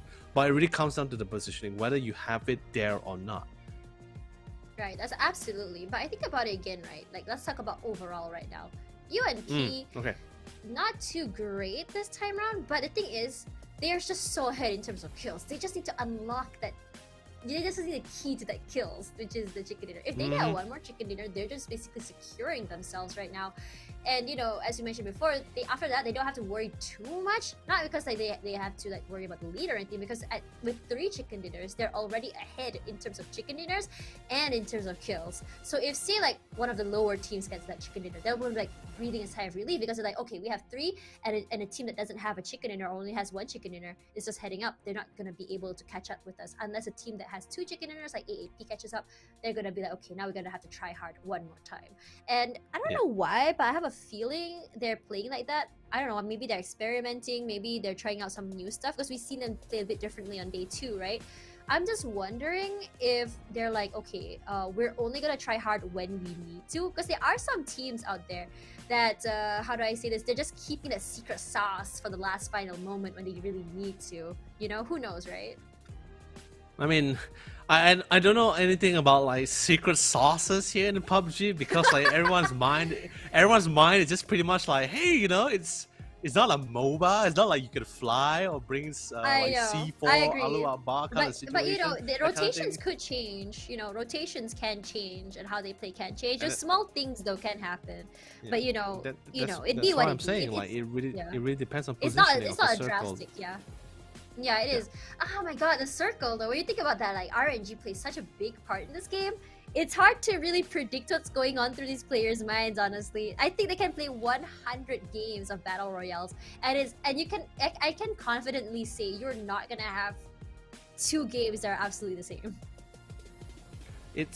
That's why I guess like if we're just talking about UNP, I guess the only thing UNP could really hope for is that the fact that or maybe what they can do is pretty much what they did actually from last week, which was just be as safe, be as passive as much as possible. I mean, not to say they weren't. They were actually trying to get into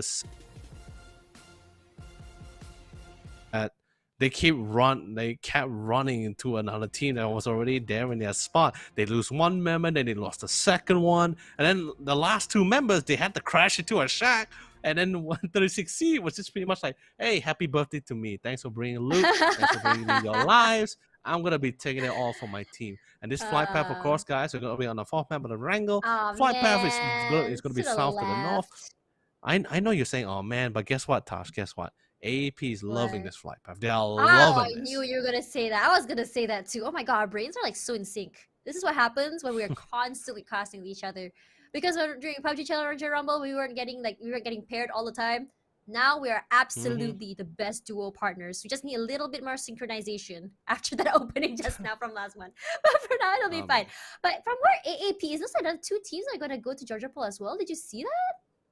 Yep. Because there isn't really much of a choice here. The flight, like I said, flight path is gonna be fair. Like this is literally favoring the team that's like on the left left-hand side of the field. Wait, who gets it? 2v1. Who gets into the vehicle first? Sadly, they're going to be sharing the vehicle, but they got no choice. He got no choice. He had to get it out. And now it comes out to the fist fight. But anyway, Simon T. Is he gonna run? Leave it through because some of the members was able to spot him out. Simon T needs to get into that car quickly. They need a bucket. They have to go. They cannot do the donut. Oh my god, this circle. Oh my god. I'm sorry. I asked for a curse circle, not like this. No, it's okay. You know, this is okay. This is the part where later I'm gonna open the VODs for the mainstream. I'm gonna hear Chunks or Elfish guys say, "Okay, we got a nice circle with a body of water, 80% water. I love it." Oh man, it's gonna be so funny. I can't wait. I mean, I'm devastated at the same time. I'm so excited. I don't know how I feel right now. Dr. Logi knows Tino is right there though. I don't know what he just said. Is Dr. Logi alone? Yeah, he is. I don't know what the other ones are. Most likely. I don't think His ST is actually gonna attack. his teammate had the bail on him. Like Oh, the no. two members was actually contesting Oh no, for the it's like Darcia. it's like a runt. It's like a runt, you know, like in kittens, you know, when you have there's the runt that gets left behind. Oh no, his teammates came back for him. No, he's fine. He's fine, guys. They have no choice though. But then again, hopefully they're not running into the rest of the other teams. Like you can see on the minimap, Sharper is on the way, but oh no, Tinoy, he only has a pistol. He can only hold on for so long. By the way, a quick finishing off towards to Tinoy. Tinoy is not going to be able to support the team any longer. But then again, the Darcia is slowly rolling out into the open. And Maxonus is getting ready to pile in the pain with the Mini 14. Oh man, Maxonus is probably like, this is for Tinoy. Let's see if he's able to No, get he's not going to say revenge this is here. for Tinoy, Tash. We all know what he's going to say. He's going to say it's time to redeem my member. Oh yeah, absolutely. For now, the car though will be one tire will be popped. You can see there, Dr. Logi taking some damage over there. They're just running for their lives right now. Yeah, just tap dancing right over here. Like dance, guys, dance. Six Packs will be joining in as well. See the members of that team so low right now. But Zesto half HP. I think everyone managed to heal up just fine. I think BN is not interested in taking this fight right now. They just want to try to reposition and try and loot up as much as they can. I don't think they have a vehicle. No, they do. They have one car, right? If I'm not mistaken. Yeah, just one car. One car. No, blessings. RNG. Another car. I just walked into another one. Oh no! Just as I said that too. What? Excuse me, Circle Gods of PUBG. Can you stop listening to our conversation? This is kind of scary. That's why I said Tosh. You know, sometimes the games are just really out for the casters. You know, when the casters say something like, "Oh, let's try to do the exact opposite and make them look like fools," you know. But anyway, it looks like Chloe's trying to. Although yes, I wouldn't say they are gatekeeping the bridge. I guess they just want to have a little bit of a reassurance that they do not want to be crashed by any team at the moment. They don't really have the necessary amount of loot for this. And speaking of gatekeeping, MSC. They're literally Game On Dong is actually not Game On Dong. One of the teams is actually on the hot trail on attack all around. They're really on their way. MSC is on the hunt actually. And now Game On Dong is joining in suit. I just have a question for you though. Will we be seeing some boat some boat action like we did last time? It's always hilarious when a boat is involved. I don't want to see the boat. It's always so unfortunate. It really is unfortunate. It's like signing your death will right there. It's like signing a deal with what's his name? What's the guy with the scythe? Oh my god, I forgot his name. The guy with the scythe. The one that takes lives. You know what? Forget it. Forget it. But that guy, he's like, yeah, you want to die? Oh yes, that's him. You want to die? Oh no, this is not aggressive right now. Calling PH in trouble. Killa managed to get Calbs in trouble, getting knocked there. Killa managed to get Seat though. Alec managed to knock down Joe, man. But Julio will be one to finish off Calbs, and Seat will be joining him in the lobby. Thanks to Momonji. Alec just throwing some pot shots right now. Wants to see if he can actually redeem and get some kills there for his teammates. How unfortunate! MSC just crashing into them. They weren't expecting that at all. You can see there one member there just getting picked up just now. MSC now still very, very healthy, but Collie PH lost 2. Right now you can see that Joeman just healing up just fine. The smokes will be able to hide them. Rope Nanzi will just kind of moving away from the area if possible to reposition, but this is easy. Wants to show the world how easy this game is. Look at them. Oh, we are seeing people in the water. What are they shooting at? On the other side, they can't. They're trying to get into the mainland. We just talked about the boat. We just talked about the boat, right? I know, but it's not like we were definitely going to be seeing the boat. But I don't think we're going to be seeing a fight on the boat. I mean, we did see a fight. No, I don't want to see a fight in the boat. We're gonna see some boats exploding, and then we're gonna see people just swimming and people getting shot in the water, like they're just like fishies. I believe our Angel Predator is gonna answer your call, Tosh. Like if they continue to stay at the beach, then they will definitely answer your call. Or it's gonna be easy. Wait, they're going into easy. See who wins this fight here on the compound. Yeah, that's right. For now, get no smell on the aggressive with the spray. Spots Evil Patrick on that side. AAP doesn't want to take this fight. Oh wait, they do. They're just repositioning right now. Gonna play on that highlight on this side. But you can see there's so many Ds are already on the little area of Nafka Island to the left. Oh my god! And look at those teams up there. Why are they so far out? Hello, No, it's because down here, it was because of the flight path. They actually dropped Yeah. at places like shooting range and Zarki, so there isn't much vehicles there. I mean, there is, but it isn't much to work with. But this is phase 1 of the circle, so I believe They have some time. actually They no, have 2 not minutes. no, actually no, Tar, sorry, I'm mistaken. I said a bad information. My God, not all of the What do you not say? all the drop at Zarki. They actually drove to places like Zarki to loot the area. Right. Before the circle showed themselves, and they're probably like just cursing, like, why? Why though? But now this is Vanatica already on the boat. Oh yes, Please, and I someone hope blow you up don't the get boat. shot. I want to see a 007 moment over there. Well, that's Solozzi though. Will 36C spot him out though? It doesn't seem like it. Oh, Is he's in his car. Oh yeah, they he do. is gonna get spotted out. Will we see a drive-by though?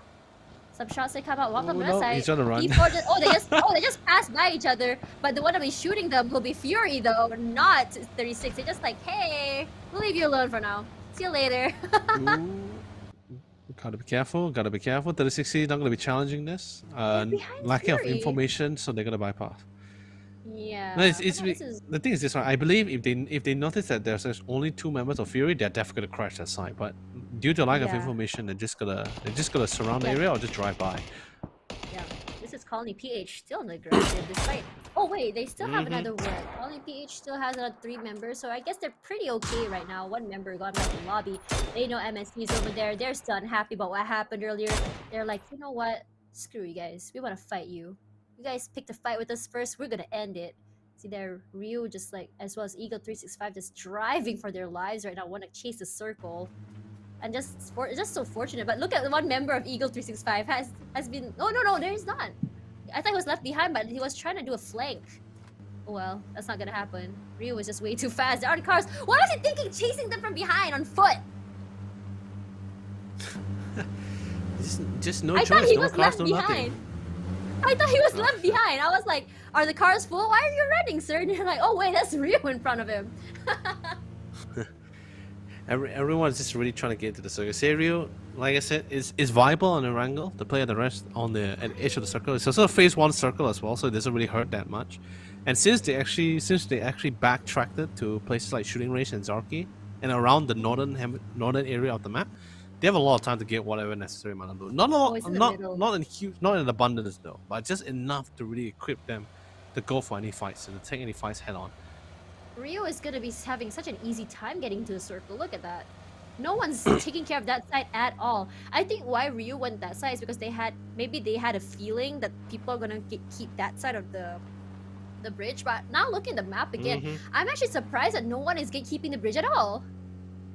It's a risk. It's really that kind of risk because when you gatekeep a bridge, sure you may get 1 or 2 knocks, maybe you won't get anything at all. But what if teams crashes into you? Then you're pretty much out in the open here. But ooh, looks like a beautiful clash gonna be happening on the other side. Attack all around, definitely not having the fun time of their lives. A beautiful knock coming in from one of the members of Fury. Wait, Gloom's gonna be the one to see to it as well. But thankfully he is in cover. They can try to go for the pick up, but Gloom spots someone underneath the car. Trying to pick him off though. Couldn't find the headshot he was looking for. But Vaughn on the other hand won't be having the best time of his life. UMP was having the plan to crash into the pond here, but sadly he couldn't make it in time. So Dad Blue and the other members have no choice but to forsake Vaughn because they were a little bit too late to pick him up. Chibri on the other hand has his lines of sight on one of the members of Sharper Esports. That's a lot of information, by the way. Counting 3 members of Sharper Esports, so he knows that for a fact. Okay, they're all there. They're clumped up in 1 UAV.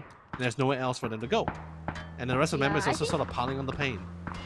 Yeah, I think they just want to get out of here at this point because it is a circle, but they're inside this car. I think it's going to be no problem at all. There's going to be healing up. They have to get into the circle right now because the circle will eventually get more and more painful. But I was actually quite surprised because I didn't know that this was happening outside of the circle. You can see that Max is already ready in case of someone actually gatekeeping the circle. But I don't think there's anyone on that side at all, so I don't think they have to worry too much. I think they took the same route. Yeah, they took the same route as Seryu did as well. This is Myth, still very much healthy here. Who were they fighting with earlier? I'm not too sure, but they're just healing up right now. But oh wait, no, they're not fighting. They're still outside they're in the the circle. zone. They're in the zone. They're I just realized. yeah, they're dying to circle. I didn't realize that. I looked at the map. Oh no. There we go. BN as well, still outside of the circle. There's so many teams still outside. That That was a really that circle is so unforgiving. Oh no. It's really hard to take that gamble because all these guys, they were hoping the circle actually still, although yes, it was a really horrifying circle, majority of it is water, right, and of course military base. They were all hoping for the circle to come to at least a little bit towards the mainland. Hence why you see them like backtracking, because they already know for a fact that everyone's gonna race for the circle, so they thought they had time to loot. Now they took a little bit too long, and they realized for the fact that okay, the circle is no longer going to the mainland; it's going towards military base. And we're so late to the party. We have no idea where everyone is currently. So everyone is taking their turns to get into the circle. They're not pushing it together. There's no pod racing. There's no Fast and Furious moments. Everyone is being as safe as much as possible. And this is second phase.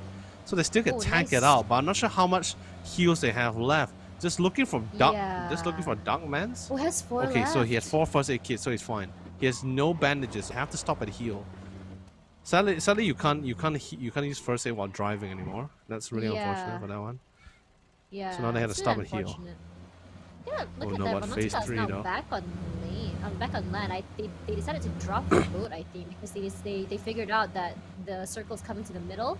But Nautica was just holding onto that boat just in case. But right now, the circle will be taking place at Sosnovka military base with 36C right smack dab in the middle. I think Seryu was close by as well. Myth is just slowly making their way to circle as well. But I think about, well, you know, this kind of like, you know, coming like the circle, actually going through the zone to get to the circle is just that, you know, there's so much resources used just to get in there, and which way they come from water. Interesantes, but they wanted to play it safe. I don't blame them at all. Eagle 365 on this side. Mid will be coming close by. Chibre will be noticing mid over there. So unlucky. Tarawat will be the first member to be sent back to the lobby. And you know, I don't blame them because by the time they get into the circle, they have already been so damaged. It's just a matter of just picking them off. Yeah, and they had to really be quick about these heals as well. It's 2 minutes before the next one ending. And also it's relatively small as well, so everyone's sort of got to occupy. But Colony, gotta make this work. Gonna be crashing into a tackle around. They spotted out, go for the spray! Got 2 headshots! Beautiful control coming from Alak. Momonji is going to be joining us soon, but he doesn't get it off. I mean, more kind of pot shot is coming in. Defensive smoke is actually going to be planted down. Thankfully enough, Alak got to Momonji in time. 1 HP, by the way. 1 HP away before actually Momonji gets removed from the game. It's a nice timing to go for the pickoff. But of course, a tackle around is still in the game. They're not eliminated just yet. Only half of the team is gone. Not too bad, though. I mean, it's, you know, not too bad. You know, they're saying as long if you still have an arm or a leg, you can still rip off the necks of the enemy's general. So there are 2 members that can still try to make this work. Oh, Evil Patrick though. Young B only less than half HP there. Evil Patrick, one thing though, he is actually kind of like Waikika Mukao as well as Simon T. Likes the long picks. We've seen that too. The same kind of play style right over there. ELJ and bots though, noticing day trade on that side. Just getting some information there, but I don't think they're gonna try and engage just yet. Norin's, I think they're both pretty much aware that Rare is going aggressive, getting a knock there onto Maratica, but will be knocked back in return thanks to Flash. Flash will have no problem reviving his teammate. Looks like AAP is gonna have to do something to get the teammate back, but it doesn't seem like AAP is getting ready to actually pick up bots just yet from what it looks like. You can see there, they're actually just rotating right now. They're deciding to just leave them behind because they are going to be pushing in right now. There you go, Nurin's, I guess, yeah, there we go. Day trade wants to go aggressive. Bots will be the one who will, I think he will be dying to the zone from my side. But for now, there goes CJ though, taking so much damage from the side of Day trade. Nurin's on the aggressive. I think AAP is just really trying to pick up fights when they can. The thing is, when they get caught out, they just oh no, there we go. CJ though, getting a knock onto Nurin's. CJ on the aggressive wants to finish Nurin's off if possible, but there's no opportunity. Joe Mando will be the one coming from the other side, just throwing some sprays onto Day Trade, but he will be knocked down. In turn, he wanted to third party, but the third party is not working out so well. Joe Mando will be back in the lobby. CJ will be knocking down Flash, and there we go. Poo Chews will be sent back to the lobby alongside Flash. Nautica now in trouble. Half HP left.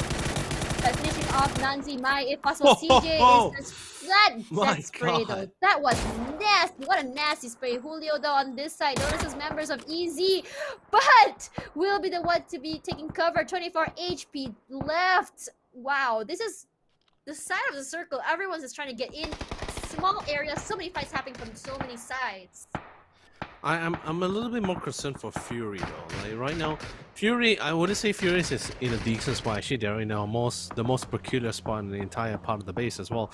There is some form of roadblocks for them for use for cover, but it's so open out for them. The nades will be able to bounce off the wall efficiently as well to really get to where it's supposed to be as well. Molly's is going to be able to scorch the entire area and going to be able to force them out in the open. Fury really needs to take their time to find the members. Ooh, nice connect. Stay in the blue zone a little bit more, and that man will fall to the zone. Chu is actually trying to retaliate. Vandal 9 finds one. Go for the spray. Unfortunately, he crashed into the tree, but he was able to retaliate. But Vandal 9 does bait him out. Goes in prone, but that doesn't really work out. Sally Fat will have to sacrifice himself to the zone, but he was able to take out Vandal 9 alongside with him. Myth, on the other hand, Equalizia was able to find Chibri, one of the forerunners here for Eagle 365. They lost Chibri. They lost Vandal 9. And our dear friend is trying to literally decide whether he wants to go left or right. But it doesn't really matter for him when he goes left or right, because in the end, his end will still be the same, and he will be removed from the game. Now the rest of the squad is just trying to figure out how they really want to do this. The battle for the edge is not over. They're still going to continue to press on. Jaxie finds Ducksman, puts him down. That's gonna be a good goose for the meal later on, alongside with some white wine. Hansi is definitely trying to get his hands dirty, try to remove as many obstacles as much as possible to try to stay in the game. Youngby taking a little bit too much damage though, but they were still able to secure the kill and remove a tackle around from the game. More carnages, more slaughter, more bloodbath is going to be happening alongside here. And UMP is here to pick up the spoils, but Jaxie hasn't left the location and was able to punish that blue. Two last remaining members standing. He doesn't really have the good position either. He's literally at the base of the hill. The nade can naturally roll down. Chu can only hope that no flank does connect and that nade actually hits. But sadly, thankfully enough, there's no more nades on the hand of Jaxie. So they are only dependent on actually naturally pack him off. But looks like he is pouring in the pain, putting on the pressure. And Shu, he is all out of nades. He has a decent amount of smoke to make a smoke trail, but not for too long. The headshot comes in strong, but it was not by Chu. It was by Sunshine. Sunshine lights a little bit of glimmer of hope here for Chu to stay in the fight, to stay in the game. And sadly, dear Jaxie will be removed, and all that's left is dear Hansi. 1v1 between UNP and Eagle 365, but that headshot comes in connecting and it hurts so hard. And Chu, he's not out of the game from a 1v2, but I mean, of course, he had a little bit of assistance. He's still alive and still well. Yeah, that's right. Meanwhile, here says noticing a member of Easy there, but Mamonji will be the one third party, technically kind of saving his life. Zest, though, gonna be healing up as much as he can. Will be running forward, trying to meet up with his teammates in front there if he can. You can see that this area, though, so many players in this area. Some shots coming out here and there, but not enough to do anything so crazy. I'm not too sure where the other two members of Fury are. UNP and Eagle 365 still outside of the area. Chu very aware that on top of the hill is going to be Eagle 365. They're going to have to play it real safe. He knows that Hansi is up there. They actually did have a fight earlier, so he has to play it safe because Hansi, the high ground, will definitely be having an advantage on his side. Colony, though, doing quite well despite only having two members left. Zeth throwing out throwable there, throws out some shots there. Whoa! He is so low right now. Throws it out. Alec will be the one to throw it back, but the thing is, Colony will be the one annihilated. Simon T throwing out some smoke there to help his teammate just a little bit. Fury now in trouble. Aspa will be the one to knock down Ronan. The other teammates of Fury will try and keep up right now. Accidentally shot from the back thanks to Aspa. Seryu, though, wants to join in the fight as well, shooting toward the side of 36C. 36C has no choice but to jump down if he can. Trying to get some cover from the back there. He's not looks like he doesn't know where he's shooting from. That's the thing. He still has his eyes on Fury. He's not even bothering with the other members of that. But for now, Flood, though, will be the one to finish him off. Oh my god. Seryu, despite the distraction, they don't even care. For now, 3 members of Fury now all down there. No, 2 members, sorry, 2 members. Smokes come out. I think they'll be able to revive just fine, but that's Flood over that one, still so low. And Shu, though, finishing off SP Maximus on this side. But I don't know about you, Leo. Seryu is still very much still in the running. They're doing so well today. Yeah, they really, the positioning is really on point with them. for them as well. And also the timing of the circle, and no other team able to spot them either. They're definitely loving the opportunity and the good grace that they got for themselves here. Fury, however, still needs to get a better location. Still need a better defensive position as well. That fence, let's be honest, that's not cover. That is not cover. That is just a temporary area for you to prone and heal and to go. They can't stay there. They have to push in. Thankfully, they did lose a single member, courtesy of Sario, ensuring that their member actually stay alive. 2 members stay alive. I guess you could say it was 17 Neil to ensure the safety of the 2 members of Fury. Now they need to push in. A good nade on P4. And of course, thanks to How. But looks like How finds White Kickaboo, gonna pick him off. And 36 Cartel will be removed from the game. And of course, it's gonna be courtesy of Fury. But then again, Fury still has to face Sairyu. I can tell you this, Tosh, that is going to be the rematch between the 2 teams from match number 2. Anyway, speaking of rematches, Game Hong Adong try to defend their compound. The nade does connect beautifully on the initial member, but the second one doesn't come close though. Simon T is relatively close by. Like I said, he's not really can go for close kind of CQC kind of situation, but he just doesn't like it. Sunshine. But he knows that he has to give the necessary opening. Sunshine finds one of the members of Fury, knocks him down. That's a big pack off as well. It looks like 17 Neil, once again, the Bane for Fury from the last match, is now going to be the one Bane again for Fury on the second time. He finds inside, removes him from the game. Finally, UNP is also eliminated away. But Flood, this time he's alive. He spots 17 Neil. He says this time, like, okay, you took out my member. It's time for me to return the favor. What are you on? What are you on? That was so good. They're playing the third party, and I think that's the strat they're gonna go for though. Look at that How though, knocking Ronan once again. Must be so frustrating to be Ronan right now. But Ren will be the last time Ronan will be knocked out, because he'll be knocked out to the lobby. Instant Flood sees the member over there, throws out some shots there. He is so low right now. One more shot. And he just tap left, right, but he's not able to finish off How as he plays with the smoke as well as the tree. Right now, if you look at Fury, I think Flood is the only last member alive. Sairyu though, doing some crazy damage, and 17 Neil will be the one to finish him off. What?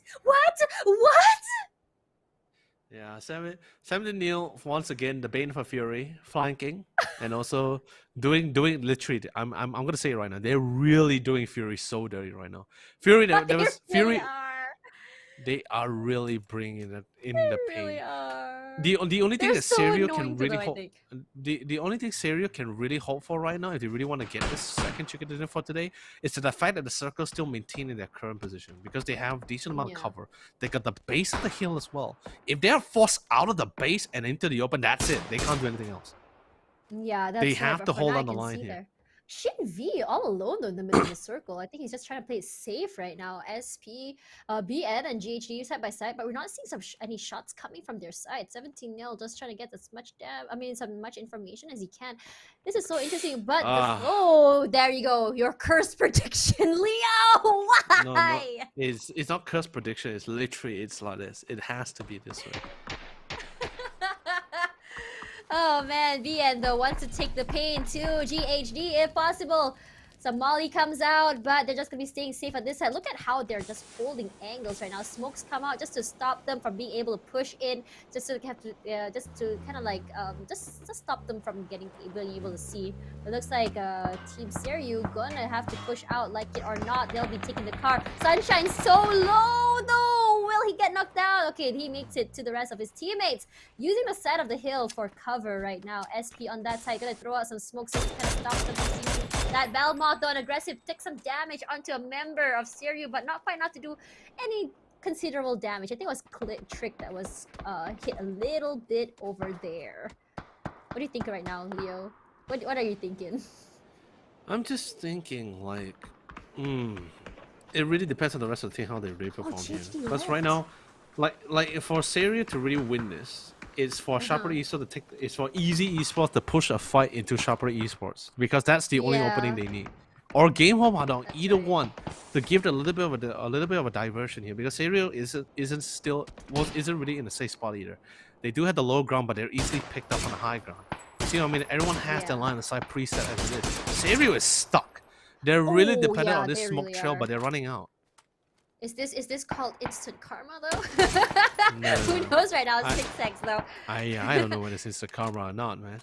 But either way, they're definitely in a pinch for sure. Yeah, Simon T though, I think he's waiting for some picks here. I'm not sure if he's aware if Shin V is over there. I don't think so. Belmoth is looking for an angle if possible. Oh no! A member of GHD though, trying to play sneaky deaky. Wants to see if he gets Belmoth over there. Doesn't hit it, but it does oh no, show he's off his. Or he is. Oh no! And he just throws out a grenade, but it doesn't hit him at all. 6x. I think there's only 2 members of SP. Yes, they do. They are outnumbered, but we'll see how this goes. It's just raining Molotovs as well as grenades toward the side of GHD. They want to push up, but the thing is, game home Hadong is just on the higher terrain, and see how they're playing a little bit over but right behind, so if they were to push up they wouldn't be able to see him. The circle once again favors the side of Shin V. Shin V is just so comfortable over there, just probably taking a blanket, got a little cup of hot cocoa there, making a little camp over there, just be like, as long as I'm over here I'm safe, so long as no one sees me I'm safe. Seeing as quiet as a mouse right now.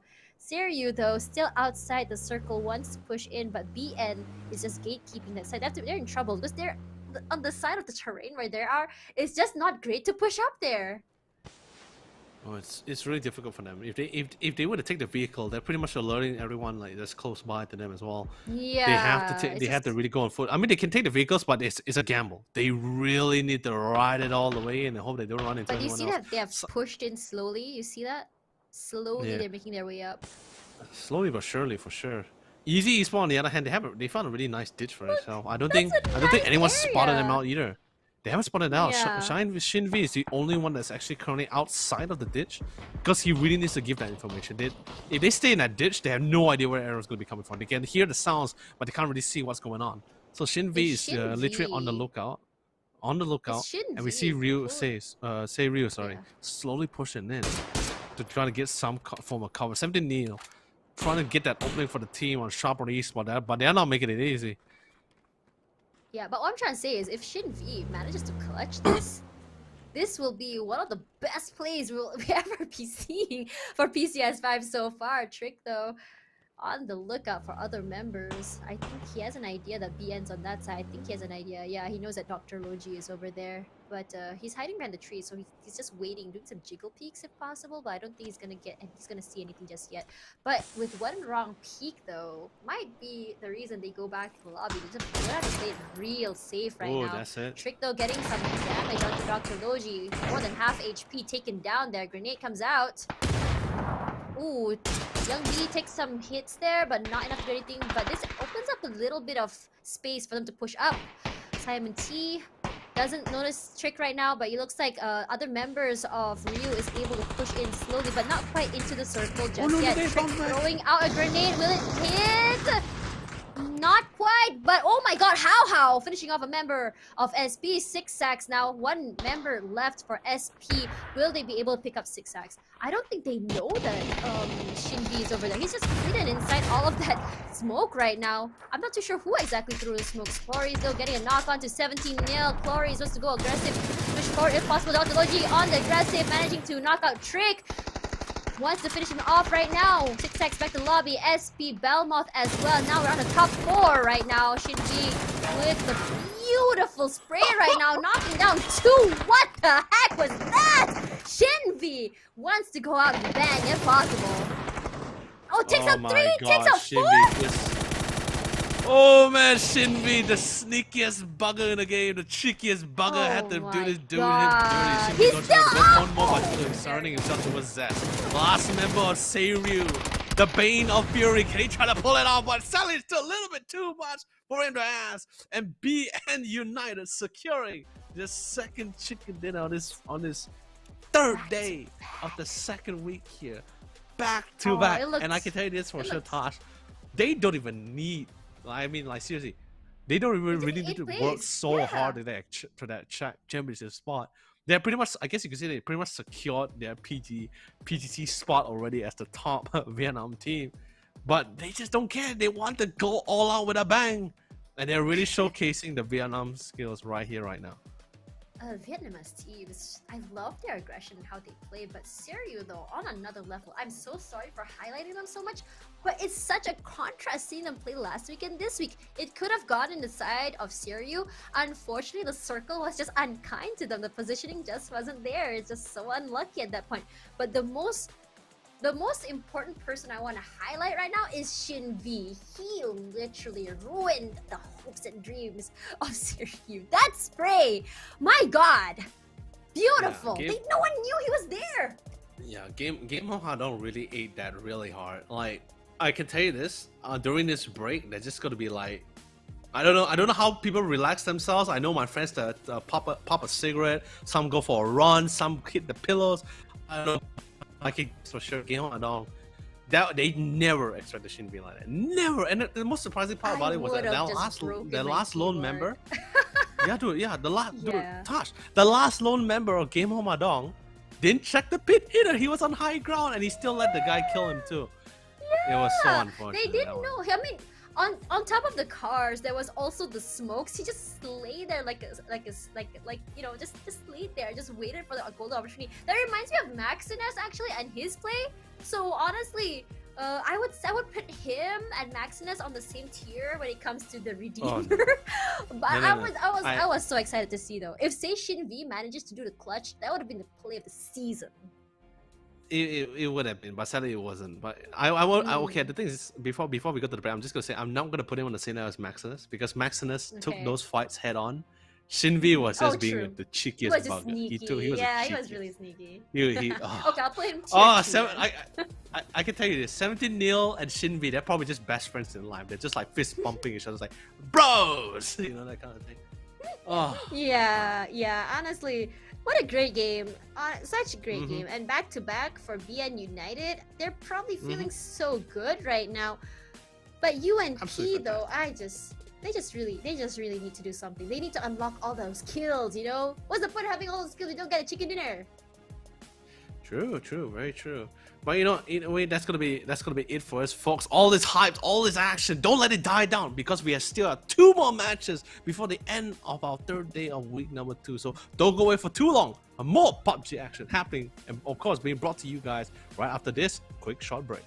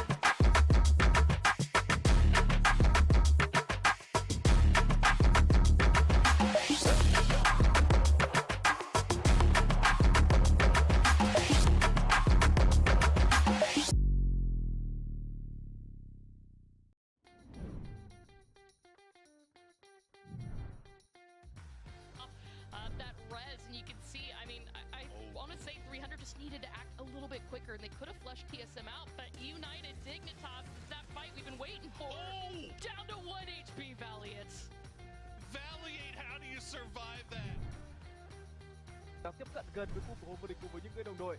Đá Blue chắc chắn đã nghe được lượng thông tin này. Chí là Rogu cũng đã đẩy vào đây và tình huống này thì Hùng liệu có bắn lỗi không? Đây đã có tín hiệu bắn lỗi nhưng mà đạt đổi mạng được thành công. 1 đổi 1 tới từ cả hai đội tuyển. Tiếp tục là một kill nữa dành cho vị trí của đá Blue, đẩy lên tới từ vị trí mà chúng ta có tên đá Blue đang 1 clap 4 tại phía MSC cho Muri. Quick with the bombardment phase clan. If they get one of those nades front and center, they are dead. They're worming their way up the hill, and that's totally fine. This gives them a lesser chance to be killed by the frags, but honestly, it feels like the damage is done. Here comes Beamy to try and put the nail in the coffin. One of them. Oh, no. That's not good. T-Bone has his scalp removed. And thankfully for them. 나왔거든요. 자본기관 GX가 ATN은 데토네이션 게임 화이팅 이쪽을 다 정리하면서 외곽 쪽에서 한번 버틸 수 있는 자리를 만들겠다 이 생각이에요. 와, AT! 잘 싸우는데요. 외곽 쪽에서 시간 충분하니까 우리 이거 다 정리하면서 키포인트로 만들 수 있다. 그렇죠. 덩크리까지. 와, 진짜 AT.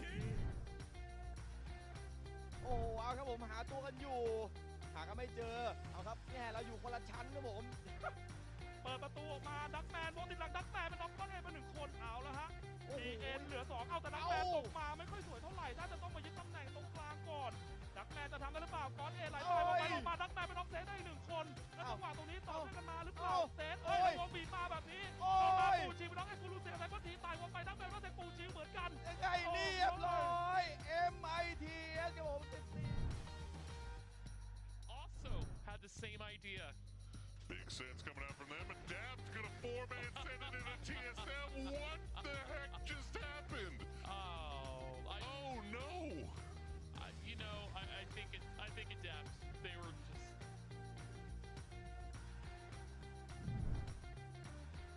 Yarabın bulunduğu bölgeye doğru ilerleyecekler. Tek oyuna yönleri bu. Bakalım buna nasıl bir cevap verilecek ama Sityarkı'nın bulunduğu bölgeye doğru araçla geldiler. Hemen arkasından Yano'nun spreyi. Sityarkı'nı rahat bir şekilde yakalamayı başardılar. O arka arkaya gelen grenade'ler çok can yakabilir. Scofield'ın grenade'i Yellow'u düşürmeyi başarıyor. Arkasına gelen bir grenade daha Rapture'dan Flame'i düşürmeyi başarıyor.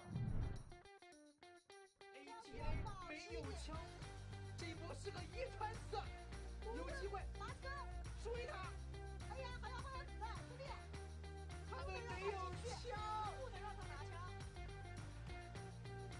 有一个刷 KD 的时候到了，小心一点，再打一个，漂亮，还差一个，小心，是的，稳一点打，哇，一传4。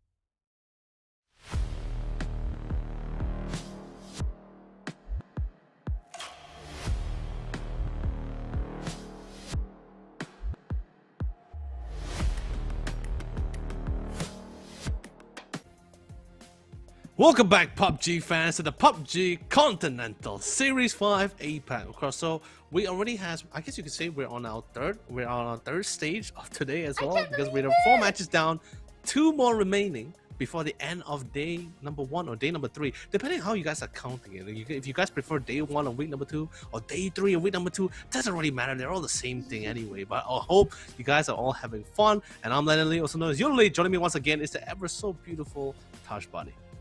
Thank you so much, Yuli. As you mentioned before, today is so fast.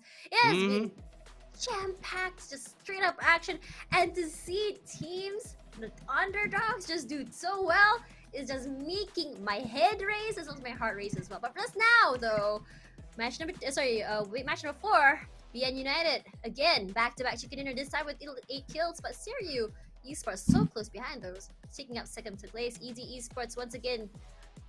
These 3 teams extremely consistent. We've been seeing that throughout today, and we love to see it. Fury though taking 4th place. I feel bad for Fury. They're just so unlucky. It's not fun. Yeah, it's really not fun. Right now. Siriu is pretty much just keep putting members of Fury to bed so early. Like they're trying to think like, okay guys, this is the last one, let's put it to bed. Oh wait, never mind, we still got another match later on. they're just right there. It just so happens that they're the teams to be flanked. It's just unfortunate. Brownham United though right now with 2 chicken dinners today, taking the lead, and this puts them neck to neck, I believe, with how many kills they have so far. I can't really remember, but if 20, I believe they would 29. 29, I think they would be. I'm not sure if ahead or behind AAP right now, but definitely not as much. They definitely would not have beaten UNP for now. Easy Esports. Oh wait! You're asking who has how many kills? I thought we were talking about UNP. No, not UNP. We're talking about not Siriu. What BN United. I just wanted to know where they're at right now. 20 plus kills. 20 plus kills. 20 plus kills. So should be second or third for sure, somewhere there. For now, this is Game Home Hadong. They're doing quite well as well. You see them in terms of survivability, they're doing quite well, but when it comes to gunfights, not quite. They get so unlucky in terms of terrain. Still positioning not quite there yet, but I wouldn't be surprised if they end this weekend with at least 1 chicken dinner, because they have the firepower for sure.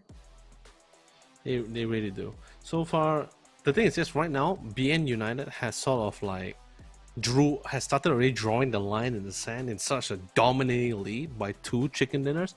Like it doesn't really matter if Unicorn got the second chicken dinner or the third one or not, because if we're just talking about accumulative score, because remember the name, although yes we are talking about for each week, we're still deciding on the number of chicken dinners, but remember we're also having accumulated cash total as well from week number 1. So it doesn't really matter Unicorn gets it because they'll get 17k, but they're still not going to take top 3 spots. The teams that's going to suffer the most from this is actually going to be our Angel Predators, or our Angel Predators alone, and Unicorn as well, because Unicorn is nowhere near. They haven't got a chicken dinner at all. Furious also. Furious is still in a I guess you could say in a safe spot. Yeah, they're still struggling for sure because of Siriu, but they're in a safe spot. Yeah. They are. I mean, for the World Series, I don't think I have to worry too much right now, because I think they're ahead by 30 plus points, I believe. So they're pretty much. Oh, you're talking about the PGC, right? PGC, yeah, in general. But when it comes to the matches in general right now, UNP, unless they get chicken dinner to unlock those kills, it won't matter. If they get chicken dinner, they'll still be ahead because they are far ahead in terms of kills. But I'm not sure how many kills BN United has so far, so that's why I'm really waiting to see if possible. My math isn't that great, if you can tell by now. No, the thing about this, right? About the positioning and ranking is because, for example, okay, right now in our current top spot, like not from week number 2, just from week 1, it was UNP, Orange Predator, Attack Around, BN. Oh yes, because it resets, right? Yes, you're right. Yes, all the thing resets, but except the cash. The cash still remains. UNP, however, no matter how many kills they have, if they can't get the top 5, which they're not in top 5, by the way, they're not in top 5 at all, they won't gain any cash. So in other words, they'll get at most 4,500. That's as most as they can go with their current pace, with their current situation. So in other words, 4,500 plus. Oh, there's 17k, yeah. Yeah, 17. So it's 4,500 plus 17k. They will only get a total of 2,100 plus. 2,100 is barely nothing compared to BN United. BN United is going to get 17k if they get top 1. If they get top 1, 17k plus their 7k is already a total of like 3,400. That's like twice as UNP already. They're so and BN United, they don't need to be flashy. They don't need to. They don't. They just been so safe. They've been so safe. They've just been waiting for the right points.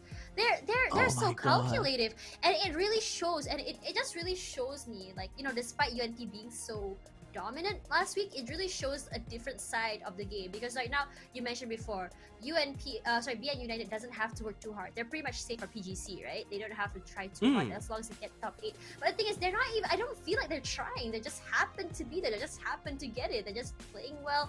You can see all just smiles Lady all luck. around. Yeah, it's just great for them, and it also really shows why they really need to get top 8 just to go to PGC, because clearly from their skill level, it just really shows that that they are the best. Yeah, but I mean, of course, it's also their capability and decision making that also got them the win for sure. Lock did have a hand in their win for some of the rounds, but in the end, it was really their skill and capabilities and decision making that really ensured them that win. But of course, ladies and gentlemen, fifth map of the night. Flight path, I guess you could say, is a little bit more equalized. Right. Teams will be able to team will be able to get to where they want to be, except for teams that wants to go to El Pozo. That's going to be a little bit of a long dive, and of course Fury definitely going to have a long dive for themselves to go towards Los Leones, and Game Hall Hadong as usual, they're going to be dropping all the way to Impala. Ooh, that's a long drop, my friend. I just realized that I never realized where AAP's drop spot was on Miramar. Did you ever realize where they drop usually? Because I never paid attention to them for some reason. They do drop around, I believe it was Minas Mercenaries. I have seen them drop the Minas Mercenaries, La Bendita, San Martin, Pecado. A lot very centralized. A lot of centralized. Oh my god, this circle. Yeah, for a tackle run, they just really love to drop around as central to the map as much as possible, because to them if they're in the center part of the map, it doesn't matter where the circle is, they're at least in rotating distance away. Yeah, I guess that's the mindset for this. They're so comfortable there. Right smack dab in the middle. Chibirit, though, as usual, always the initiator. But not quite getting any hits there onto 36C. I don't think they want to fight real early. Shinvi, though, I don't know. I'm still freaking out about this now. But can you break this down for us, Leo? I mean, it's very simple. You should be making full use of the cover as well. But if you notice as well how the reaction of the first two initial players that actually pushed into the ditch, right? They actually had their lines. It was actually really thanks to Dr. Logi, or one of the members of BN United, to really divert their attention away. With that diversion, he just took that opportunity to just really spray them down. You saw them already instantly, like, I wouldn't say panicking, but more like shocked. Saying for the fact, like, why is this guy doing over here? And BN United, really great flanking, really ensuring all the angles here. They could try to push from the center, but they want to play around the edge here as much as possible. So, really great stuff. Really great engagement on how they want to do this on the side of BN United. Not being too greedy for the kills either. There's no rushing forward here. Only towards the edge, only when they start to go for that aggressive push. But sadly, Shinvi, oh man, that's a really bad place to prone. But I can't really blame him. There's not really much other position he can really stand for. Yeah, he was there. But look at how BN played though. They knew that the name of the game is the chicken dinner, so they don't have to rush for kills. They just try and just play as objectively as possible, and that discipline really allowed them to get that for that match. But for now, this is 36C. Does he know? I think he knows that Shibir was there. He shot a Shibir shot at him just now, Aspa. But is he gonna do anything about it? No, he's just gonna skedaddle out of there. 36C though, I hope they're not one hit wonder. They started off PCS5. First chicken dinner ever, and then they were nowhere to be seen anymore. They did manage to get the top 4 like a few times as well. Oh my god, BN United. You did say you thought 22 was the most amount of smokes you've seen. Here they are breaking the record once again with 29. Like, oh, Tash said 22 was a lot. Let's show her more. Yeah. That's another 7 more on the list. It's so now I'm really questioning this. I really need to talk to either the organizer or Xenox and the rest of the guys after this, because let's just say if BN United were to win this whole thing, does that mean top Vietnamese team goes to the second best one, or does it just still sticks with BN United and everything else? I'm feeling I have really a lot of mixed feelings about this one. But hey, Youngbi, your MVP from the last match number 4. 4 kills, 50% kill proportion. He's doing 5.5. All calculated. He's just picking off. Yeah, just picking off whoever he can, which is honestly the point here at this point. at this right now. You can see there Jexi though will be the top 5 with 5 kills there. Shinvi with 4. That last spray really helped him with that. Youngbi with also 4. Alec with 3 and Flood also 3. We're not gonna see Flood's face going away from this kill top 5 anytime soon, are we? It's really a shame for some people in that situation. It's not just it's not just for Fury. Like a lot of teams that just have really bad timings. Unfortunate kind of situation. Colony.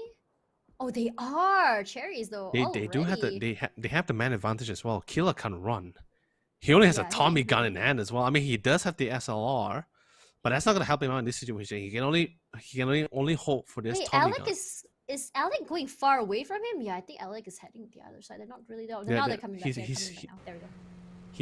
scanning the situation first because they have no idea how many people are there. They can't crash into the side just yet.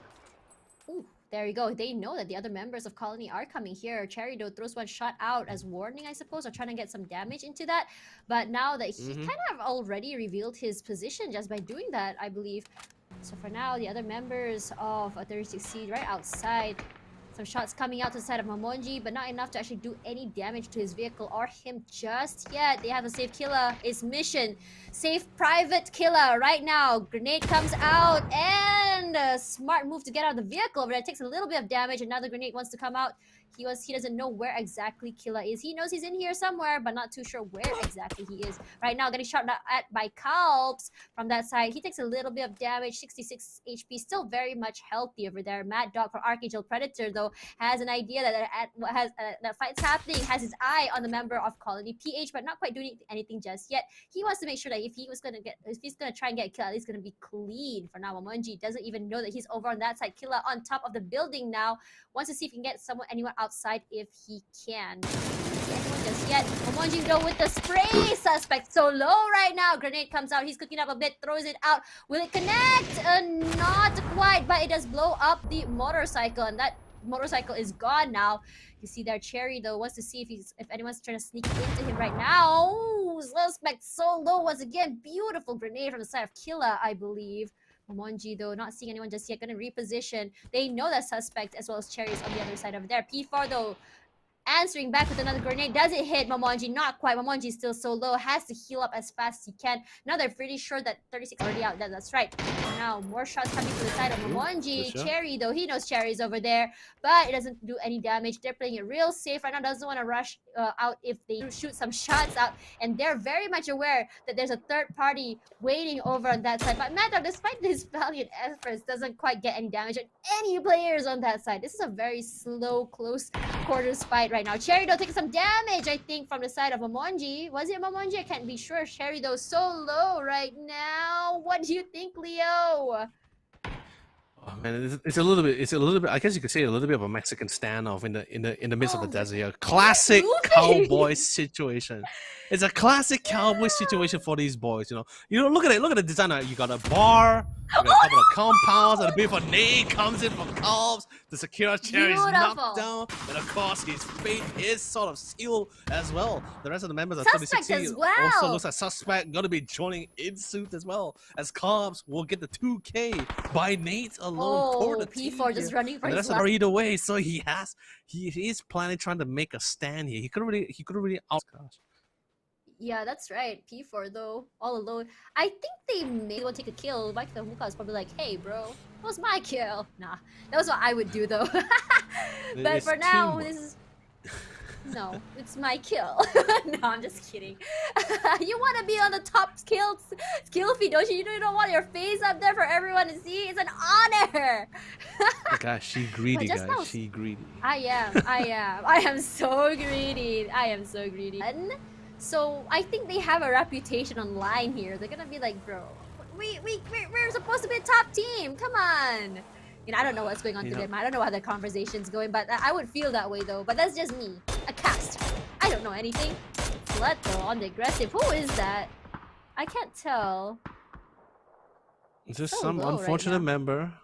It was actually a main in Thailand. You don't want to cross paths with Flood. You're not gonna get out of there unscathed. Right now, Sololzi though on aggressive. Those sprays though to a member right over there. I think it's Julio. Half HP left, but not enough to do anything. smokes come out just to give them a little bit of cover as Julio is able to kind of to heal up. But it looks like members of CS will, no, actually GHD will be coming by. We've seen Disgusting over there. Looks like Ronan is on the hunt, wants to see where exactly Myth is going. She's on hold on the line. Duckmans has a I wouldn't say a really great angle of the shack, but he is relatively close by. The Fury, he can try to get the drop on it as well. They haven't really spotted him just yet.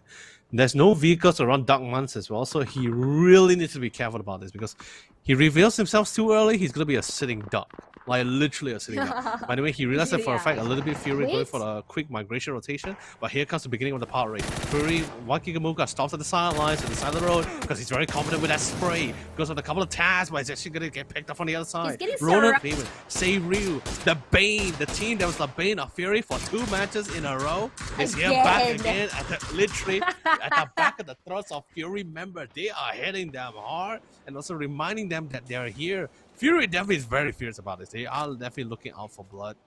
You again? I know exactly, right, Tosh? And yeah, I know. I like to say the same. Yeah, I know. I know what you're trying to say. That pun. I catch the pun, don't I? I caught the pun. I got that. You know, 3rd time's a charm. But I really hope it doesn't really happen for a 3rd time for the side of Fury. Wakigamuga is getting choked out, Tosh. It doesn't. It looks a little bit like a hot zone for the man. Sunshine. Oh no, Sunshine's out. Why did he say oh no? Should he be saying oh yeah?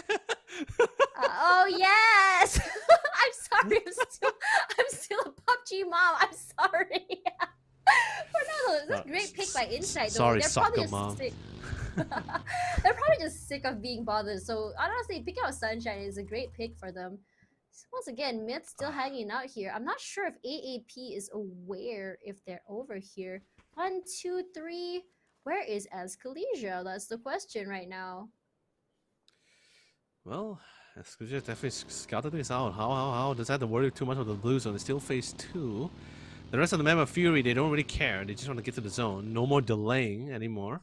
Although yes, they are sort of taking the risk of getting picked up, but they don't really care. This is like I said, this is second last match of the day. And also, like I said, this is week number 2. This is where teams draw the line, try to gain a lead, which they failed to gain from last week, number 1. And let's be honest, Fury had, I can tell you this, I can count for you because I actually counted. They had actually 8 chances to actually, no, sorry, not 8. 7 chances to get chicken dinner, including the one today. 7 chances, they got a top 4. That's frustrating. Let's be real here. It's so frustrating. And the worst part of it all, the reason why they all lost is not because of a head-on collision. It's always because of some cheeky bug. Third party. You know, so. Yeah, it's always third party. It's so annoying. I would be just. I don't know how they managed to do it. I would be raging. No, Tosh, that's the worst thing, Tosh. It's not even a third party. It's just because of it's a cheeky bugger to decide to hide at the edge of the smoke, wait for people to run by, then just backstab them. Chloris, of course, that was Chloris. One of the Chloris Banes. Always does that. He always does that. He's always the one that bothers people. For now, this is Unicorn going on aggressive toward Team CES over here. Actually, CES going aggressive. So Lozi's so low right now. You can see there. Haizaki though wants to do it. There's so many explosions. It's like a Michael Bay movie right over here. Haizaki tries to get an angle there.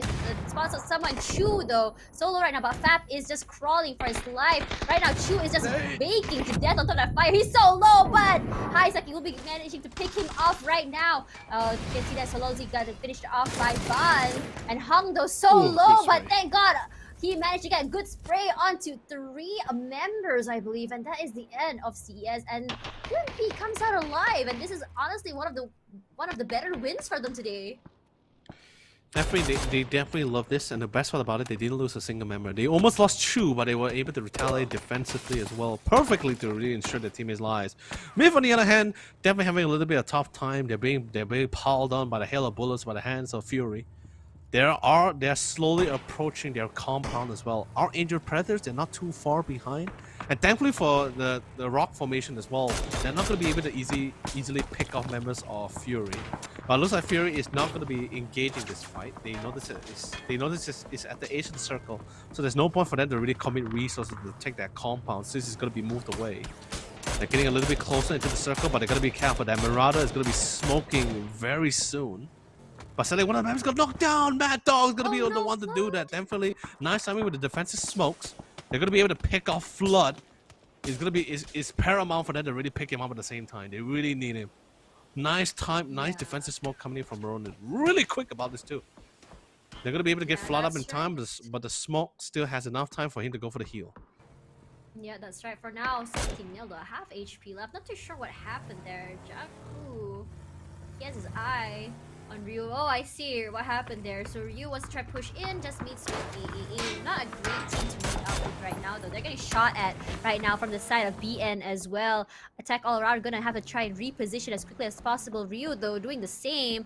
And if they're not careful, they will also be shot at from the side of BN. But they have no choice right now as the circle is pushing in. You can see there finally 2 members of Ryu makes it into the circle. They'll be neighbors with BN right now. And the circle gets smaller, thankfully, to the side of BN as well as Ryu. Some shots are coming up from the side of BN as well as AAA.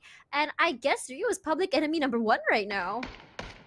Yeah, they're definitely not really in a really great spot. But it looks like BN United and Eagle Transit 65, as usual, they're always on the same page. But it looks like they also have the same thinking with the good positioning as well. They're literally neighbors to each other on that high ground.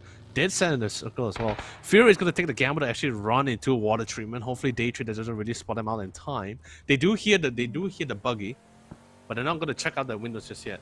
A couple of pot shots coming in. The vehicle is smoking as well. Yeah. They cannot afford to push into it anymore. Looks like calling one of the members looks like going to be killer that's got knocked down.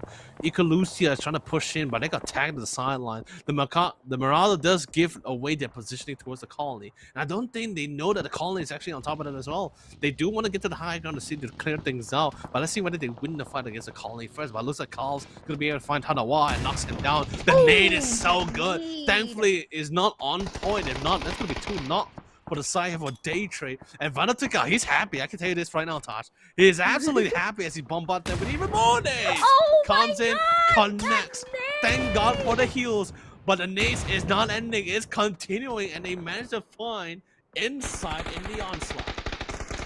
Yeah, that's right. Meanwhile, Calves, though, now knocked down, and Alec will be sent to the lobby. I was about to say this is one of Colony's best games right now, since all of them are still very happy, but it just, as I thought that they will be eliminated at 15th place, Myth will be the person to send them there. But if you look at that, Fury now in trouble, though. Battle 9 getting a knock onto Waikikamuka, one of the bigger members of Fury, one of the core members, rather. Clean now with 10 HP. Not too sure what happened, but Myth Escalusia will be eaten out by the circle. Chibirit, though, getting a kill onto Easy Y8 right now. BN United just healing up and trying to stay as healthy as possible as they try to bring the fight to the side of Easy. Easy now, when the other side of BN, because no doubt Shin V last game, big redeeming moment. Just a player that just really annoyed everyone. I think everyone wants to be able to finish him off right now. He really just made everyone so mad. Simon T taking some damage from the side of Easy. But if you look at the kill feed, though, GHD 3007 gets knocked down by Julio, and it's like a Mexican standoff over there. What do you think, Leo?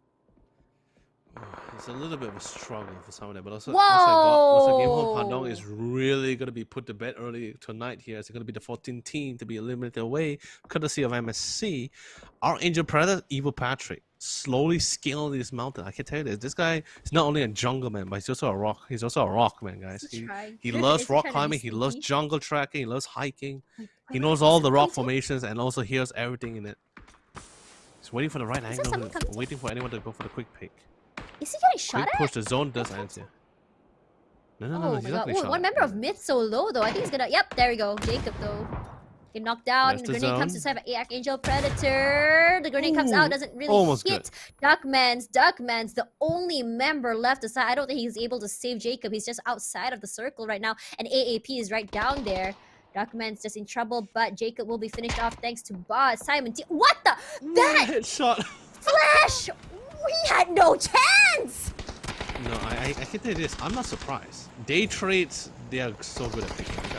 You can't really question it. Oh no, that molly was so good. Easy spot. They're gonna burn a lot. They're gonna run. He can't run at all. Simon T was so prepared for him to greet him as well.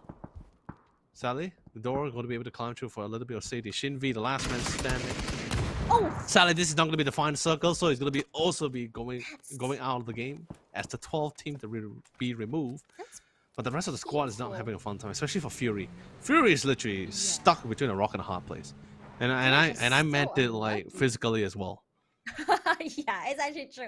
They're just so unlucky when it comes to positioning. Look at where P4 is. That's where he's been the entire time. He hasn't moved even once. I think he's just laying there, just trying to see if he can stay alive as far as long as he can. But right now, BN United getting shot at on the side of Eagle 365, I believe. One member only half HP left. Jexy though shooting as much as he can toward them, and they're just gonna be parked down at the side of the train. They're just using it, but for now, Vanotica will be the one to knock down Chibir, and Dr. Logi from the other side will be knocking down another member, which is Vandal 9. Grenade comes out. Zest taking a little bit of damage from that. More grenades come out as well as smokes just to hinder some vision over there. Jexy is going to be reviving his teammate, no problem at all. I'm still at a loss at that headshot from Day Trade Flash though. That was amazing! I'm not surprised at all. That's what Day Trade do. That's what they're so great at. It looks like Simon T is gone. Zest, gotta be a little bit careful. You're literally stuck between a rock and a hard player. Trick also just gonna be joining in the fight, in the fray. Thankfully for the rock as well, gonna be giving him a little bit of a cover towards the southern side here. And thankfully for the smoke, the initial smoke that was actually dropped down by Simon T, gonna be able to quickly pick up his loot. Jesse spots one. He does aggressively pushes forward, but then that means just keeps him out in the open. Allows Trick to go for the heck out. Dr. Logi is also gonna be following down the suit as Trick goes in with a 2K. He's holding down the trigger, and him alongside with 17-0 will be able to wipe out BN United, their top contender. He ended BN's streak right there, and then Seryu though on another level. I'm pretty sure that P4 can hear the footsteps of I think that's Pucci over there. I think he knows there's someone there, but he's not moving. He's keeping very quiet. But for now, Vandal 9 though getting knocked down by Trick. Trick is on a roll right now. He is just look at that. Vandal 9 now back to the lobby, and Jexy will be eaten by the circle. Right now, there's only 3 members of Ryu, but they're doing so much damage. Grenade comes out. Eagle 365 gone back to the lobby. 10th place for them for now. Seryu just doing so much damage to every single team they meet. Still trying to pursue into the limelight. Flaming vehicles, selling all that's left is just this motorbike. That's not gonna be the greatest of vehicles, but the Sharper Esports just have to make do with the situation. Ronan, finally he gets revealed. He gets revealed, but that's not gonna be by Vanotica. Don't think Vanotica spots him though. I think that shot actually came in from someone else. Algin bots spot Sharper Esports. They are definitely not having their attention taken away by Day Trade. They haven't spotted Day Trade yet. Something like what Fury was also facing. Fury didn't expect Day Trade to be there, and that really hurt them really hard. But like I said, it's just one of those situations. The vehicle hasn't really come in time. It's flaming, it's smoking as well, pretty hot. And the games are getting a little bit hot. Yeah. Suddenly the vehicle finally goes up in flames, and thankfully enough, one of the members of St. Real was able to get to it. Oh no, 17-0. Belmo was able to find 17-0. All this left is the last 2 more remaining members of St. Real to try to bring in the game, and hopefully all the attention will be taken away from themselves. Tino slowly pushes forward, but Puchus hurt the motorcycle, and getting ready to spray him down. Puchus finds one, goes for the spray, no connection unfortunately as well. But the rest of the members of Sharper East was here to reinforce. There you go, Ronan though with the grenade, throws out one. But the grenade doesn't hit anyone, but Puchu's grenade though will be the one who's knocking down. There we go, Joeman with a huge grenade! What was that, Joeman? Holy moly, what was that? Puchu's though, still the same area. P4 is gonna have to abandon his hiding spot, but for now, Flash though getting shot at from the side of Ronan. Flash knows he's there, and there you go, Flash will be finishing off. Flash today on a roll. His headshots are precise. Maximus though on a bike and will be knocked down thanks to Janku. That blue will be finishing off Trick though right now. I think there's only 2 members of Seryu right now all alone. How and Trick still left. 17-0 just now had been annihilated. And right now Dayflash will be repositioning as fast as they can as the circle pushes in. How from Seryu gonna heal up as hard as he can. You see his resources, he's completely low right now. 36C as well. He's just playing the healing game right now. He doesn't want to move. He doesn't know where to go. He's all alone. He knows there's a lot of teams out there. He knows there's a battle happening over there, and he doesn't want to reveal himself. And Tinoy will be caught out by Norins though, and Sharper Esports has been eliminated. And Xenis Cartel, look at him. P4 is just slowly trying to make his way to the circle, but he's gonna be running out of heals. trying to make his run. He really wants to try to backstab them and just punish them as much as possible. Hence why you can see him just trying to buy out the necessary amount of time.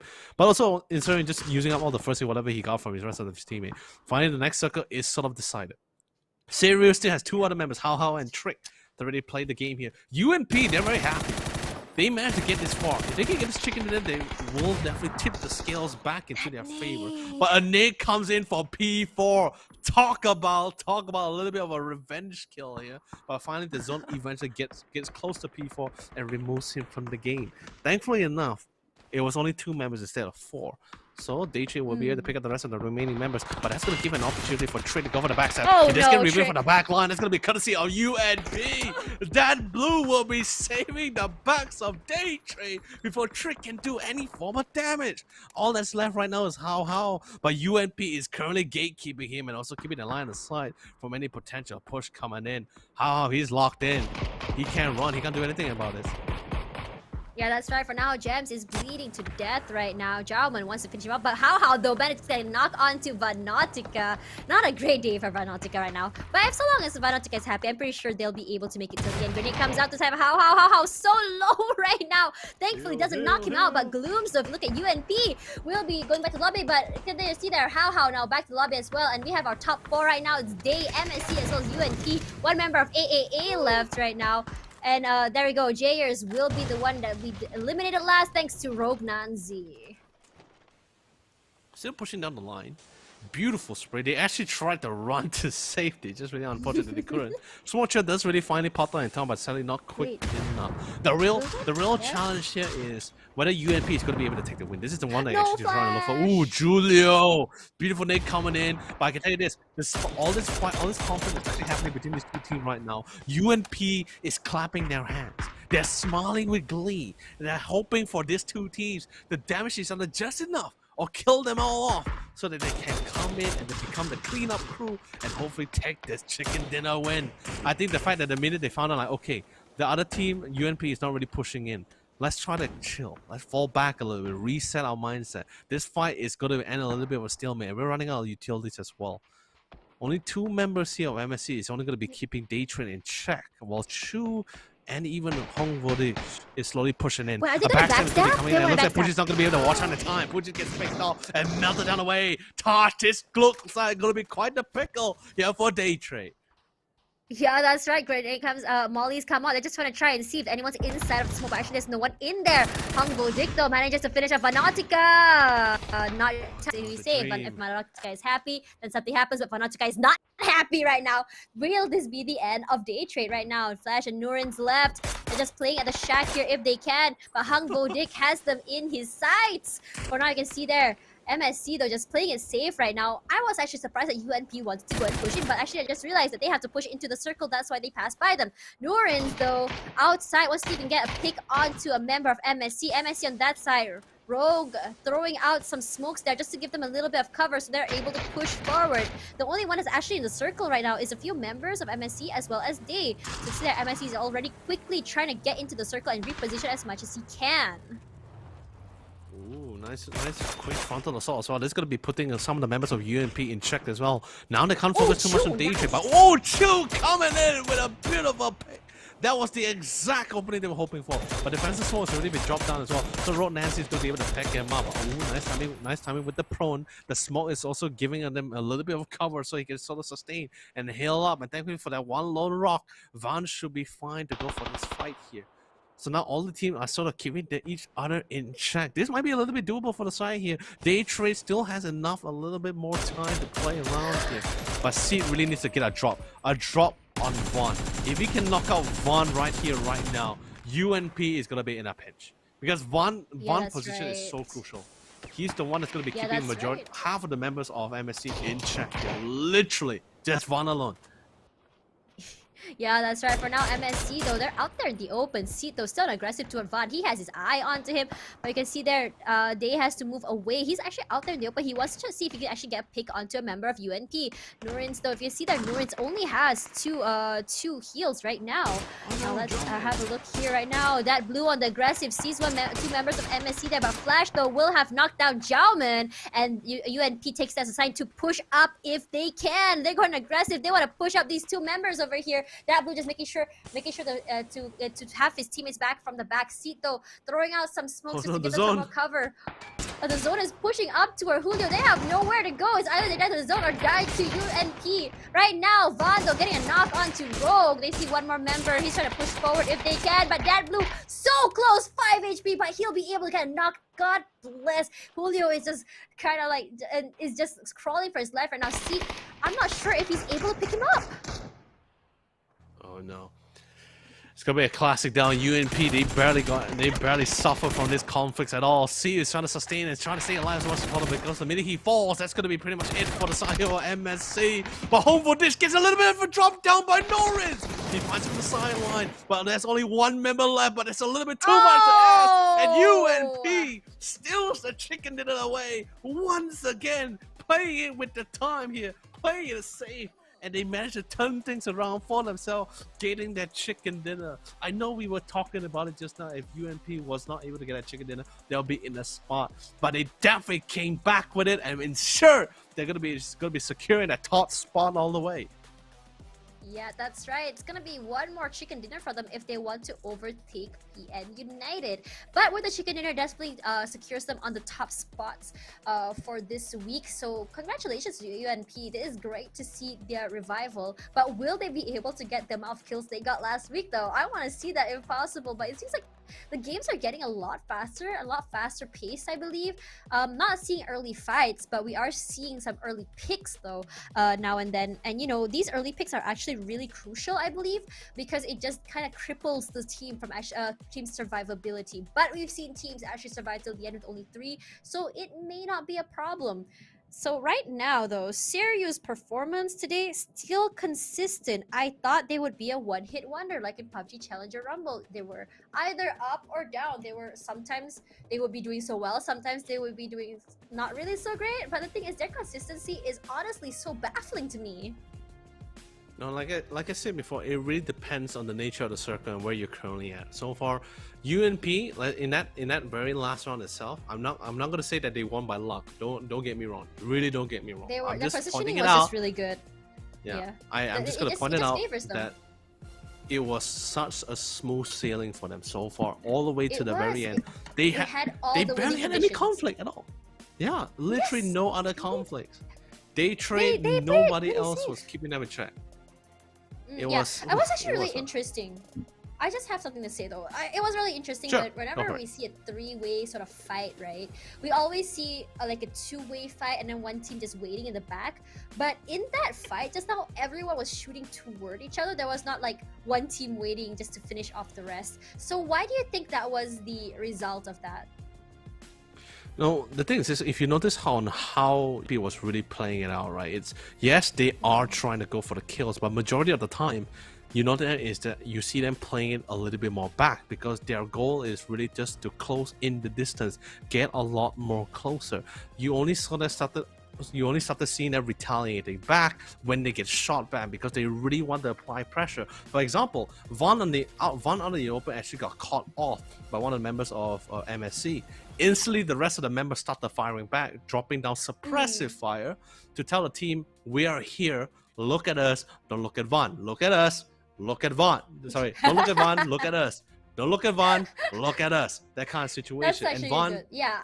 That's pretty much when you see UNP started putting on the fire. Like the minute they notice that, okay, MSC is getting choked by the blue zone, we knocked down one of the members, and everyone's keeping track. UNP, let's be honest, despite all the carnage and conflict in that situation, UNP is possibly the only team in that situation who was very calm and collected and very comfortable. They're keeping track on the kill score. They're looking at the kill score. They're remembering things. They're saying, okay, how many members this team has? How many ticks? How many utilities are they using? Are they committing or not? So they're keeping track of a lot of things and just cleaning things up on the rest of the members as they slowly proceed into the circle. 15 kills, 19 smokes committed.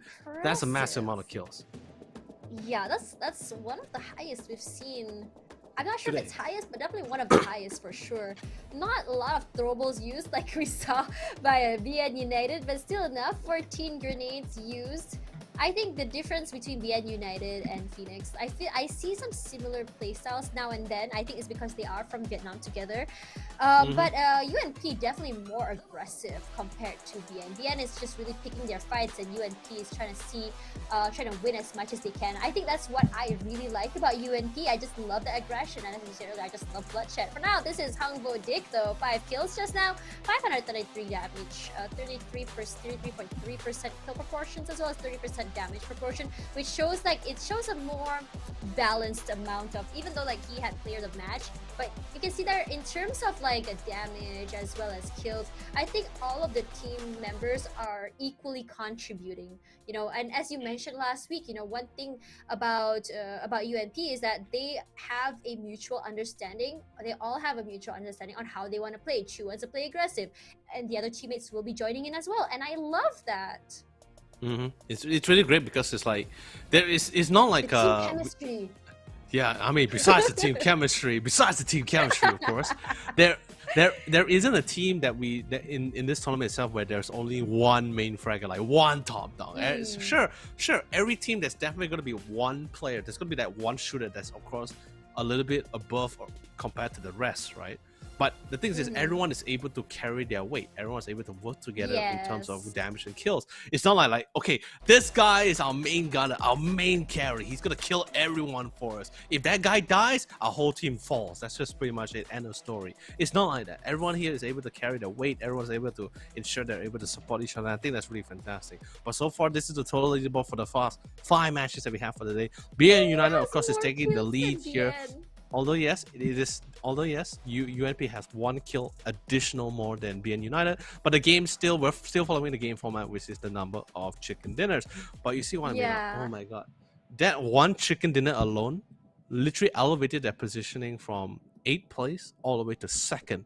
Now they do not even have to worry. Like, I'm not even kidding, Tosh. They do not even have to worry about losing their position as top 1 from last week because they had 17k. If they get 2nd place, there's still an additional, if I'm not mistaken, it's an additional 14k. They're still in the lead. I think that really saved them though. It's the final match for tonight. Honestly, I wouldn't be surprised if we saw a different side of UNP tomorrow, because, you know, but we'll see how it goes. But we're gonna head on over to our final match tonight already. I'm so sad. I'm really enjoying myself though. Thank you so much, Leo, for this. For now, this is the flight path. The honor is all mine. We're both working hand in hand with each other. And oh my god, this is the most trash flight path I ever seen. Yeah, this is cursed. This one is.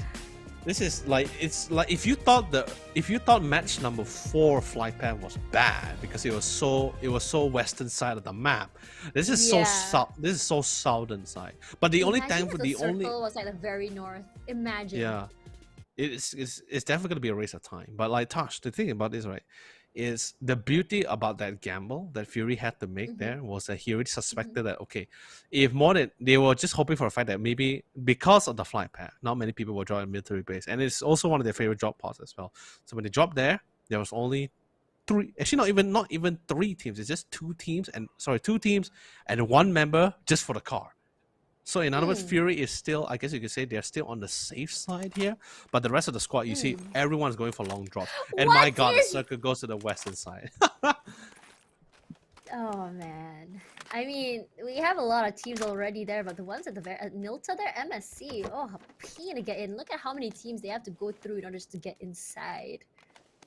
Not a great place to be. Honestly, it's going to be quite a challenge. I know I was making fun of cursed circles and cursed flight paths, but I didn't expect it to be twice today. Twice! Come on, have some mercy. Oh no, the goddess of the game has no mercy for us. They just love. They just really love. I mean, no mercy for them. Me as a caster, I love to see the panic. Everyone's brains now like spinning and spinning. They're like, okay, what's the best way to rotate into this? How are we gonna play this right now? MSC though, not just so far away right now, but this is the previous match. Leo, can you tell me what exactly happened here? What exactly happened? It's going to be very clean and simple. MS as it is already day trade was already in a spot. They are literally no way from outrunning the situation. But this was the beautiful nade. This is the one where Jawman had a beautiful 4-man nade. The problem about that situation was there were so many nades already piling onto that spot. It was such a difficult spot. Our Angel Predator couldn't really evade because there was Daisy on the other side. So our Angel Predator can only hope to just bunker down and hope for the fact that no other nades or no other content is going to happen. But you know, MSC was fully loaded for that fight. They were so prepared to just throw in a couple of utilities to really have the final say. And Van, as usual, just flanking from the back line. He was literally the only one that's really deciding on the rest of the team. And of course, like I said, no vehicles running out in the open is just pretty much suicide. It doesn't matter what team you are, you're pretty much suicide. You have no cars, you have no vehicles. Running to one area to another is pretty much a death sentence. Yeah, that's right. MS Chonburi, though, despite today, they lasted quite long. They're just so unlucky. But Colony, though, okay, so let's talk a little bit about Colony. We see a lot of fights with them. They're always on the aggressive and everything. Let's hold that thought, though. Let's have a look at the tier top 5. Jowman just now with 5 kills, 610. Hung Vodik takes second with 593. Another member, like 3 members of UNP, actually, Van, as well as Dat Blue, and lastly will be Norins from Day. Quite a lot of damage from Norins, though, despite only having 3 kills. 565. What do you think about that, Leo? Well, I mean, Jawman is definitely going to be hitting top spot. Like, I mean, sure, if he didn't have that 5th kill, then he wouldn't be top spot for sure. But after getting the 4-man nade, that's massive amount of damage. He's definitely going to be securing for sure. But like, you know, like I said earlier, Jawman getting the opportunity to showcase his skill in another team, yes, it's absolutely fantastic. Like, it doesn't really matter to me because like, if I was Jawman, if someone tells me like, hey, you know, you're the 5th member of Buri Ram, and I'll say I wouldn't feel great saying like, yeah, I won 2 back-to-back PCS twice as a champion because I wasn't really participating. I wasn't really playing. Jawman is a great player, but he just never got that opportunity. Now going into another team, this is where he can showcase his skill. This is where everyone can finally draw down the notes, saying like, okay, this guy is great. This guy is strong. He knows his stuff. He knows his knowledge. Let's see how well he does in the new team. And he's performing admirably in MSC. It's no small team, by the way. MSC is actually a quite well-known team. Previously, they rebranded themselves. They used to be called another name. It was actually MSC Tenaton. Now they're, Tenaton. And now they named themselves MS Chonburi. So just a little bit of rebranding for the name, but it's glad to see some of the previous members coming back. Right. So, Leo, I have a question for you, though. Oh What's my God, your a lot of questions. I'm sorry. I'm just very curious. Like you know, using Colony tonight, they have a lot of they're always on the aggressive. You see them play very well, but the thing is, their aggression is a double-edged sword, right? What do you think is lacking for them? What do they need to do in order to make it to the end? There is, I would say, I mean, sure, you know, being aggressive does has its pros and cons. Yes, double-edged sword, doesn't matter what you call it as well.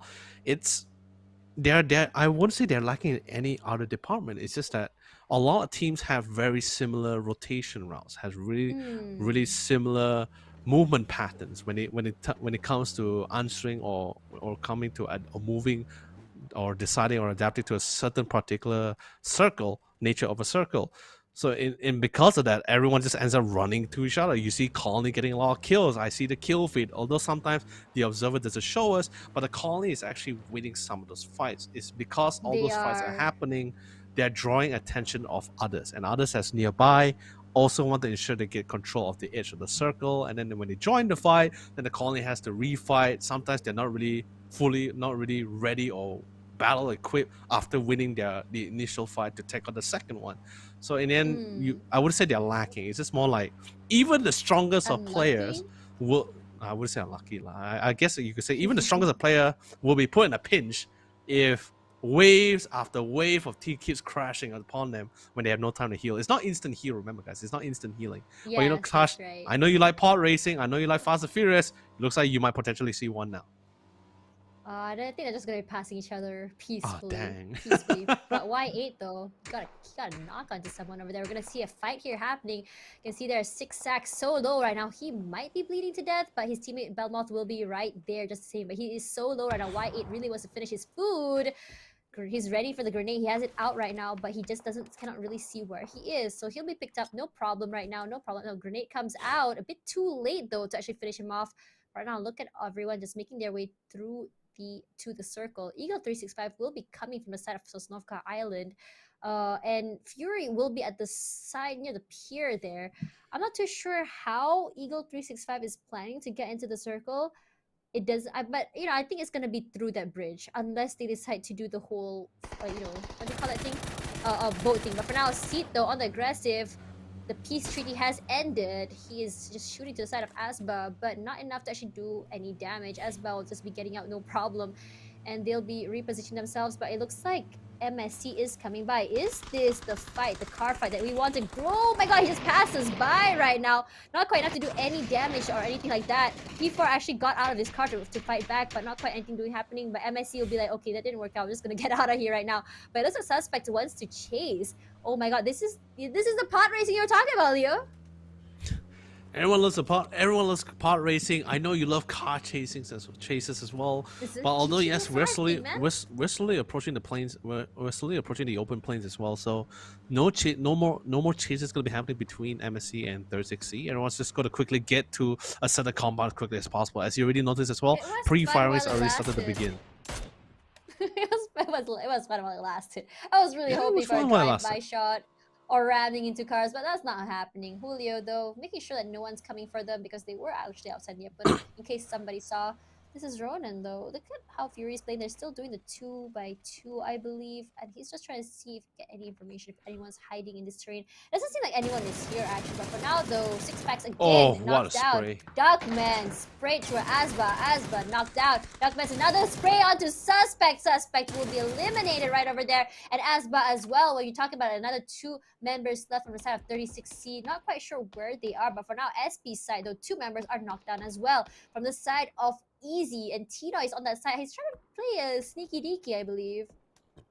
Oh, quick knockout for the rest of the team. The next circle, we're going to be seeing phase 2 very soon as well. A lot of conflicts, a lot of skirmishes happening in this phase 1 circle, and I don't blame them as well because of how bad the flight path was. It was so much towards the southern side of the map here, and many people didn't really have a choice on where they want to land. Okay. So pretty much everyone had to clump and just make do with whatever position they can get. And now with the nature of the circle that's constantly just keeps shifting away from everyone's current location, and of course not in their favor, they're definitely not loving it at all. And Putsch is quick switch a roll there, and looks at and Fury will be the one to remove 36 Cartel. Now that's going to be one of the Oceania teams, but Fury is still in the game. That's right. But if you looked at just now, this circle actually is in favor of BN United. They have the top side. Oh my lord, not like this. Beautiful spray onto clean out in trouble. Shinvi, though, bringing it back, but will be knocked down from the side of UNP. And Shinvi will be eliminated thanks to Hangvo Dick. Wow, look at that. Tinoy now bleeding to death. SP is going to be running forward to save him. This is Max on his side, making sure that everything's clear. Smell, though, coming down from here. 6 sacks again, take some damage from the side of Smell here. We'll have to reposition right now. Belmoth coming to save his friend if possible. Smell climbing up onto the roof, trying to see if he can get some knocks from the side here on the high area here. He knows that 6 sacks is over there. Maximus right behind him, though. He spots him, and he tries to find him. They're playing a little bit of peekaboo behind that tree right now, but not quite enough to get the proper angle onto that from the behind, though. They're very aware that UNP is right there and just waiting in case they decide to backstab. Y8 on the top there. Belmoth knows. Grenade comes out, tries to clear the back area if possible. Doesn't hit onto anyone. Smell making sure the backside is clear, but BN Simon Tito finishing off a member of TMAS if you look at the kill feed. If Smell plays does it right, he's gonna be able to get a lot more members than usual. But sadly, he does it perfectly as well. Goes for the quick spray. Unfortunately, he's the last man standing, and instantly, it looks like Maxone is gonna be the one to find Smell, puts him down to the ground, and that's gonna be the end of the day for Easy Esports. But because the blood is in the water and the sharks are coming in, UNP not too far behind as they slowly converge into this very location. They are taking this step. One step at a time. They do have the high ground advantage, and Humble Ditch here is just merely scouting this out to see what is the result of the situation. Is it doable? Is it for us to engage or not? He does spot out some vehicles smoking on the edge there. They spot one of the players. He goes for a couple of taps with the Mini 14. Yeah, that's right. Just now you saw, I'm not too sure. I think it was Maximus. 2 HP at a dream. He barely makes it out alive. But for now, this is Fury. Myth, I think they're still very much healthy just now. Duckman with a beautiful spray earlier. Waikamuka, I think he's trying to make. I'm not sure if they're aware that Myth is around. They might know now. He probably spots him out. And I think the shots come out to the side of Fury, but not quite enough to actually do any damage right now. Inside, though, taking quite a lot of damage from Duckman. 46 HP left. Ronan, though, thankfully managing to get knocked onto Tanawat from where he is. Flood, though, joining in on the fight from that side. You can see there, Duckman is retaliating, throwing out, making sure to shoot the car right now. Tanawat, though, just scrolling to his teammates. Smokes come out just to make sure that they're able to revive the teammates. No problem. Waikamuka does not want that to happen. Cooks up the grenade just a little bit, throws it out. Will it connect though? No! A little bit of damage Close, there, but though. not enough to actually stop them. So close though. And it looks like Myth is going to be repositioning real quick right now. Waikamuka on the aggressive, throwing some damage, knocks down one. Tanawat again didn't have time to actually revive. And Tanawat will be going back to the lobby courtesy of Waikamuka. I don't know why, but I like seeing Waikamuka really fast. It feels really great once you get the hang of it. I remember last week you had a really hard time trying to pronounce his name properly, and I told you're gonna get it, and you did. It's absolutely fantastic. He loves it for sure. Yeah. If he ever watches the stream, I'm pretty sure he's just gonna say, "Girl, you got it.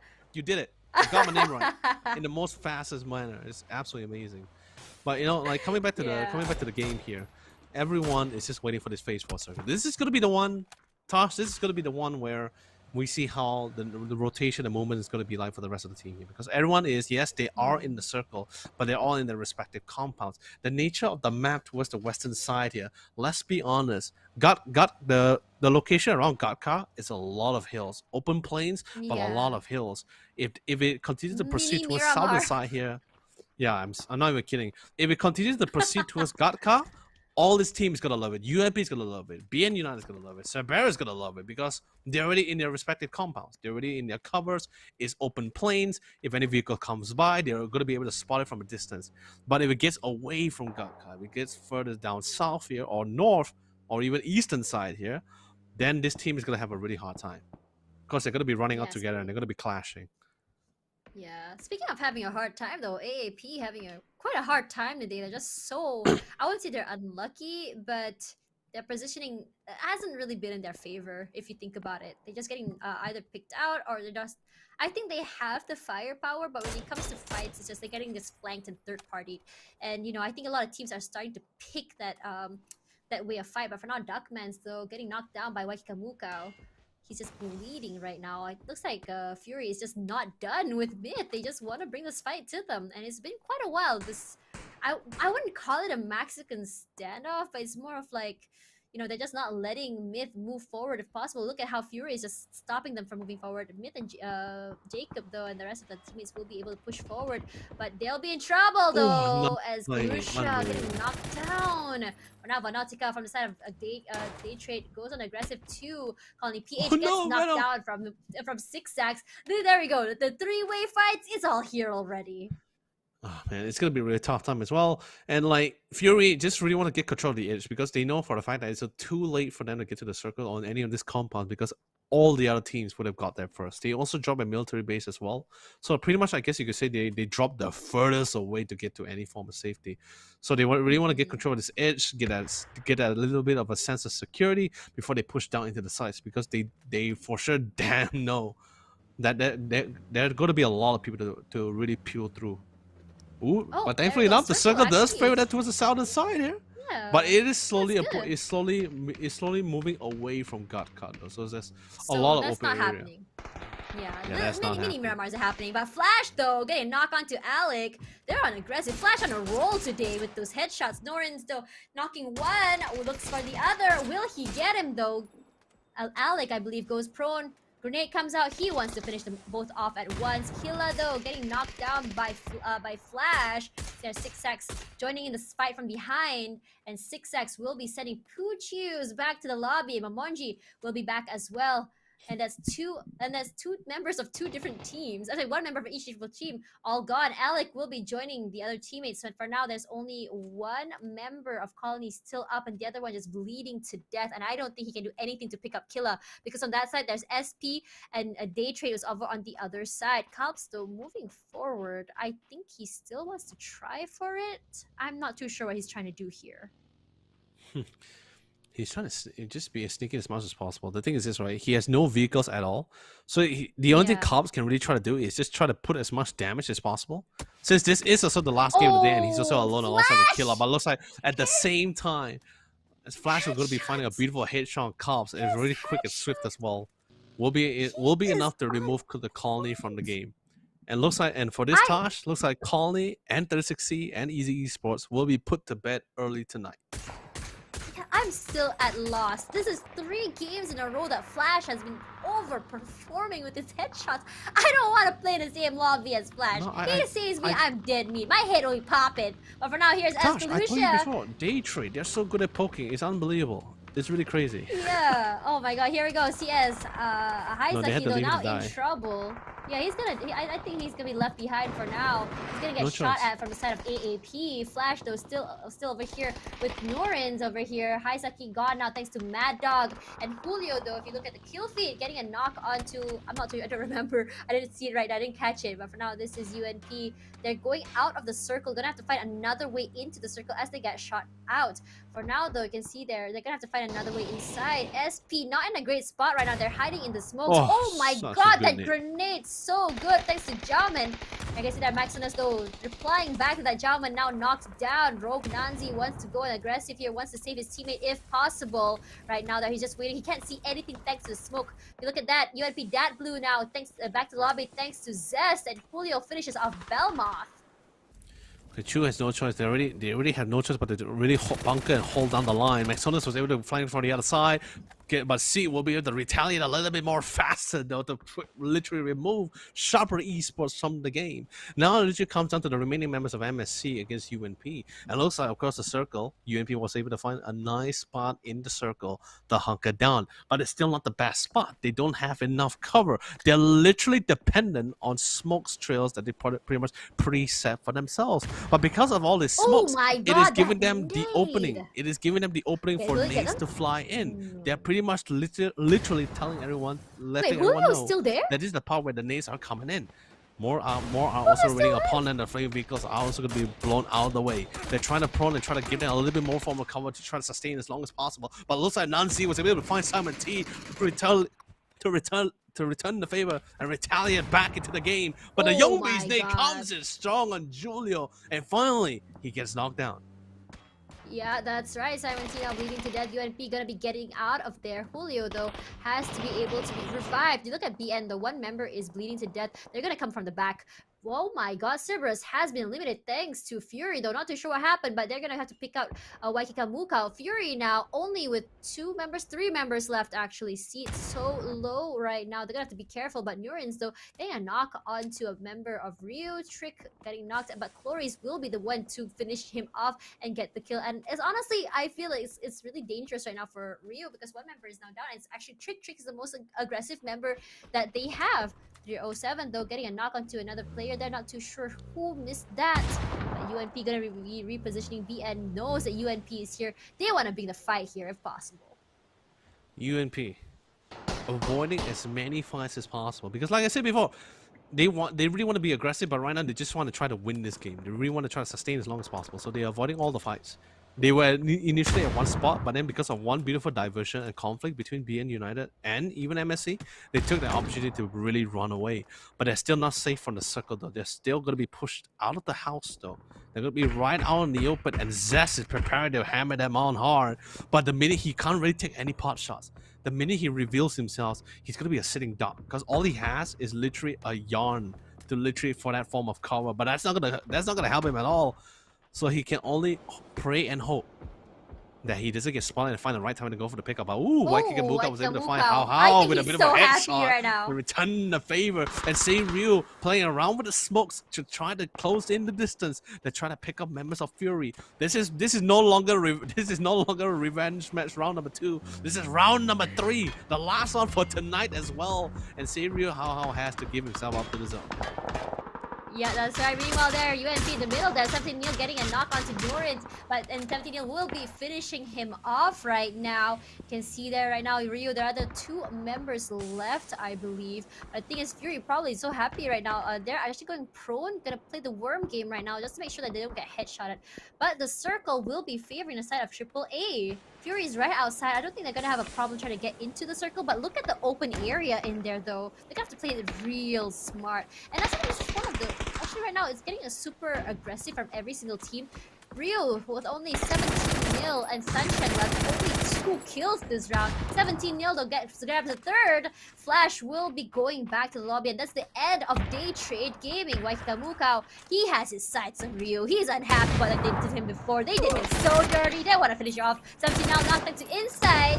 That's for the earlier kill onto me earlier. 17 now nil back to the lobby. Sunshine all alone. And you can see there's Zesto. Notices members of UNP on that side. They want to finish him off if possible. They want to prevent another chicken dinner from coming out today. And UNP though so low right now. Simon T finished a knockdown hung. Bodegans, he will be fitted and he will be sending him back to the lobby. It's gonna be a really tough time. It's all Chu and Vaughn is all there's left. I mean, they can try to make a play, but they're out of utilities. They're out of smoke. They're also out of options as well. They're definitely not out of bullets for sure, but the zone is slowly crawling behind them. BN United has their line of sight on top of them. Our Angel Predator is also joining them in suit. Fury, they did lose one of the members though, but they're still definitely in the game to win it. The buggers are in flames. They have to evade it away. There's blowout finally, and all that stuff is just UAV. The rest of the squad, Say Ryu, is definitely not really in a good place. Sunshine is hoping for an opportunity. The thing is, as much as he wants to take that pot shot, he really can't take it. He's waiting for a prime moment where he can annihilate at least 2 people at the same time, but he needs that opportunity later on. Yep, that's right. Sunshine though really quiet right now. Want to see how much damage he can do to the teams before he goes back to the lobby. He's making sure to check that no one's prone on the ground ready to get him. But Chu though taking a lot of damage from him over there. But Gems will be the one to get a knock onto inside. But Cloris will be stealing that kill. Ganyu now in trouble. Sunshine with a beautiful spray gets a knock onto Ganyu. He wants to finish him off if possible, but he will be eliminated thanks to Waikikamuka. Waikikamuka said, yeah, you're not getting out of here alive. Waikikamuka though getting another knock onto Jayers, and Jayers will be blowing himself up. What? Still moving on. He's definitely see, definitely was not really comfortable with that one, but this is absolutely no choice. Chu playing at the very edge, trying to find an opening, but Dr. Logi, he knows. He knows. He's the good doctor. The good doctor knows when there's something amiss. But at the same time, he's also still careful of the surroundings. AP is trying to hold on the line, but sadly Chu finally died. Now Algebasi Will Patrick finally reveals their claws, and 2 of the members of BN United is finally knocked down to the ground. Attack all around is engaging Eagle 65 for that compound. Where is the next circle going to be? Phase number 7 is going to be the one to decide which team is going to be caught out in the open. And oh my lord! Eagle 65 going on a mad tear. They managed to dominate the compound, but attack all around Gems is still not out game just yet. Still playing around. Spots one on the roof. Sally got the shot, but not enough for the drop. But Fury comes in. This is the part where they comes up for the cleanup crew. And Eagle 365, they're barely patching up their wounds. They're gonna be really quick about this. But same goes to Waikikamuka. Thank God, thankfully as well. Fury is not prepped for this fight here, but they do know a team is here, but they just don't know how many. So they're preparing for the next fight. Flood throws in the beautiful nade, trying to flush them out as possible. Does connect, but no knocks. Yep, that's right. Here's Flood though, wants to see if he can get if he can actually get a knock, any knocks over there. But for now, here's Eagle 365 Esports. Notice AAP outside. Eagle 365, they're just in a bad position. There's Fury over there. There's AAP over there. You can see that at the very corner on that side is GHD, and I don't think they want to. They want to play the waiting game right now. They want to go aggressive. But look how close Fury and Eagle 365 are. AAP just repositioned themselves there so they can just pick off anyone who wins that fight. So for now, they're Waikikamuka, Flood, just waiting. It's a Mexican 1v1 standoff over here. Whoever that gets spotted out the first will be the one who may be knocked down back to the lobby. But GHD though, slowly rotating themselves to the side of AAP. I think they might want to go for a backstab from how they're moving. They're very quiet about it. They're not aggressive. They're just trying to see if they can actually find an angle onto them. But AAP, I think they're very aware where GHD is. They have repositioned themselves. And this is a very interesting, it's a very quiet time. Actually, the circle gets small. What? No. The thing is this: the difference between this circle and the previous circles that we had is that this is flat out in the open. There's barely anything. This is literally a rice field here. Everyone is just waiting for one thing. That literally anything that's out of the ordinary is gonna be more obvious than usual here. The minute someone like gets out of prone, he's literally gonna stick out like a sore thumb. So everyone's just trying to play this as much safe as possible. Even 365 though, thankfully enough, they do not have the needs to take this fight with Fury. They committed a lot for attack all around. They barely won the fight, by the way. They cleared them all out, but they didn't have enough time to loot their boxes. They only have what's remaining in their arsenal, in their building alone, and they can only hope that this circle does force them out into the open here. Archangel Predators, Game Home Hadong. All four of these teams need to pray, and looks like the circle still favors the compound as well. Eagle 365 and Fury, they don't have to do anything about it. Literally, they can just sit tight and wait. Wow. It's only Archangel Predators and Game Home Hadong. They need to make the decision on how they do want to engage. Do they want to kill each other off first, or do they want to straight away crash into the compound and make something happen? Yeah, I think crashing would be rough. It'll be a three-way fight over here and might favor Game Home Hadong, but they need to push into the circle as well. For now, if you look at it, Fury only has 2 members actually. They may be able to play this since it is Waikika Mukau, and I think it is Flood that is with him, so they may be able to make something happen. I would be so shocked if, not shocked, but impressed rather, that if they were able to make a chicken dinner happen with only 2 players. So right now, I think it's gonna be so hard for anyone to push in. Right now, AAP wants to push out, but Jexy will be the one getting a knock onto CJ. Hanji trouble, 35 HP left. Vandal though managed to knock the bots down, and they'll be crashing in. AAP has no choice. They want to fight this if possible. Hanji though knocking out Evil Patrick. Mad Dog's the only one up left, and Mad Dog 15 HP left. He has to think about how he wants to do this. 50 HP. He's playing it real slow, trying to see if he can actually get an angle at least onto one player. Vandal knows he's over there. He has to be careful. Grenade comes inside. Is it enough to do something? Not sure. He's actually has his eyes on the door in case someone pushes out right now. He healed up to 45, 75 actually. He's gonna be fine. For now, some more smokes have been thrown out, and bots has been gone to the lobby, and CJ will be eliminated. GHD though, 307 finishes off Flood. Waikika Mukau coming forward to protect his teammate, and this may be the time where everyone just goes crazy. Crazy indeed. Fury only 1 member left as well. Oh, and Game of Hadong, he also going to be moving into the side. They want to join in this party. And Mad Dog literally getting surrounded by Eagle 365. They're making this happen. They're usually on the first team to bailed out, or at least one of the few bottom 5 teams. But now they're trying to survive. Waikika Mukau trying to sustain. Jexy finds him, knocks him down. Blood needs to sustain. Throws a quick nade and flush at anyone in the corner. But a quick nade's gonna be flying, so he really needs to get rid of Godnew, but no choice. He's around the room. But then again, Godnew wasn't really daring to take that pick. So Flood will still be able to sustain, but not for too long, as the Molly will finally scorch and burn Flood out of commission. 3rd place. Flood is gone. Fury is removed, and all that's left is Game Home Hadong against Eagle 365. Godnew is confident. Chorus is really great for it as well. Goes on a quick spray on the room. He had the high ground advantage as well. Hensi with a bit of a headshot knocks him out. All this comes down to this 2v3 tie. Yeah, that's right. For now, 307 though throws out a nade onto Eagle 365. This is a duo that I never expected would be here. Game of Hadong and Eagle 365. Wow. And this would be oh my god, there we go. Chloris though with the grenades finishes off Hansi. This may just go to the side of GHD if they don't play this right. 307 though throwing out more grenades. It doesn't hit anyone just yet, but Vandal 9 and as well as his teammate not too close together right now. Chloris spots out Jexy. Jexy now bleeding to death. 1 member left. It's all up to Vandal. I don't think he can do anything. The grenade comes out, and that's the end of it. GHD will be bringing the final match tonight with a chicken dinner. As I said earlier, this was not the 2 teams I expected to see at the very end. Oh man, this is a fantastic moment.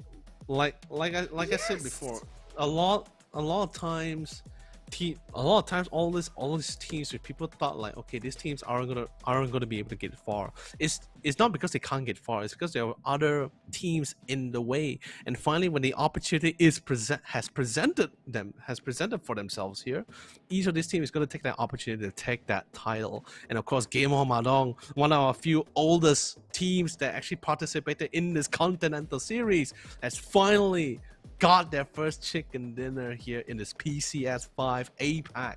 They're definitely loving the situation, Tosh. They're definitely savoring it as much as possible. But most importantly, they have also sort of, I guess you could say, further secured BN United and even UNP's positioning in that top 3 spot. Yep, that's right. Congrats to them. This is their first chicken dinner for this whole tournament, I believe. I think so, yeah. And this is the final battle for tonight. This is actually really interesting. So let's have a look here at the total leaderboard. Week 2, day number 1 with Baonam United still in the lead with 36 kills total, 1 ahead of Seryu Esports in second place with 35 kills, and UNP though still on third place with 29 kills. Just kicking out Easy Esports from the top. But you see there, each match had one chicken dinner winner except for Baonam United. Game Home Hadong though, I think people are very happy that BN United got knocked out that one. They're like, okay, this actually stops them from having too much of a lead in over everyone. And what's really interesting about this week is that we're not seeing like a huge lead onto like one team as opposed to everyone compared to last week. Yeah, it's a really fantastic time for some of the rest of the team here. But the thing is this, now there was actually a glimmer of hope. There was really a glimmer of hope for Fury and some of the other top 6 to 8 placing for the ranking for themselves here when they saw UNP hasn't gotten a single chicken dinner, because there was still an opening, there was still a chance for them to overwhelm them.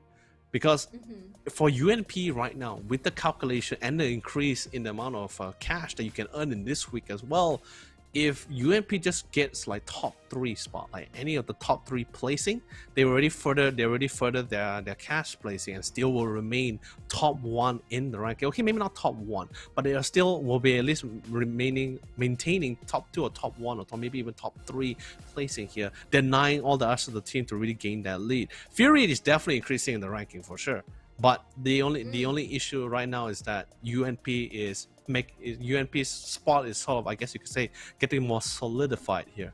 So it's going to be quite a rough run for the rest of the team to really catch up here. Yeah, I think UNP are just pretty much happy so long as no one else managed. At least the ones with one chicken dinner against another chicken dinner, correct. Because that kind of solidifies them. So for now, guys, don't forget that tomorrow will be day 2 of week 2. Wow, that's a mouthful. 2 and 2, yeah. For the PUBG Continental Series 5. Don't forget, same time. And after this, guys, don't forget to tune into Americas as well as Asia later on this weekend as well. So don't forget, guys, this tournament is brought to you by KNK digitally as well as Geek Events. Do you have anything else you want to see before we go? Nothing. I just can't wait to see you all tomorrow for basically the last day of week number 2, where possibly the action is going to be even more crazier than today. Right. So for now, we're still just, I don't know why, but tomorrow I'm not expecting UNP to go crazy, but I'm expecting Fury to go crazy. Don't quote me on that. But Fury last week they actually ended at least with 1. For them to end this week with not a single chicken dinner, maybe a little bit out of character for them. What do you think? It's gonna be a really tough climb for them. It's a really hard situation. There was a lot of times where it got really close, but the round either ends because of a third party or a really cheeky play, or sometimes just really bad positioning. But regardless of the situation, that's gonna be it for our first day of week number 2 here. More action is gonna be happening tomorrow, where we really decide or finally draw the line in the sand on which team is, or I guess you could say our top 3 team, going to be contesting with each other for that PGC spot in the final week. By the way, I'm Leonard Lee, also known as Yodeli, joining me once again with Tosh Barney. Hold on! Oh my god. I heard break. My god. Hold on. This is the Alienware player of the match, GHD Glories. Can't forget our MVPs. Glories' performance today has been interesting. they have been, I'm not really sure how to say this, but Cloris has been the kind of person to really finish off players, and he's been really aggressive. For now, 7 kills with 77.8% of kill proportion and 735 damage. One of the highest we've seen for today. Cloris, honestly. Yeah. I don't know. What do you think of Cloris, though? I mean, the thing is this, right? All the players, everyone has their pros and cons, and I think so far all the players that we've been seeing so far in PCS5 has definitely, there's a lot of great improvements. There's also more opportunities. This Buriram is no longer in the tournament itself because they're already in PTC. They're definitely going to be seeing them later on. But for now, we're definitely going to be seeing a lot more improvement. Further changes maybe during this few hours span until tomorrow at least, because it is going to be the last day for week number 2. But finally, I'm not going to be trolled by our dear production anymore. And of course, thank you so much, production, for everything as well. I'm Leonard Lee, also known as Yololi. Joining me once again is the ever so beautiful Touch Bunny. We're going to be quickly signing off. So see you guys tomorrow for all of your PUBG action.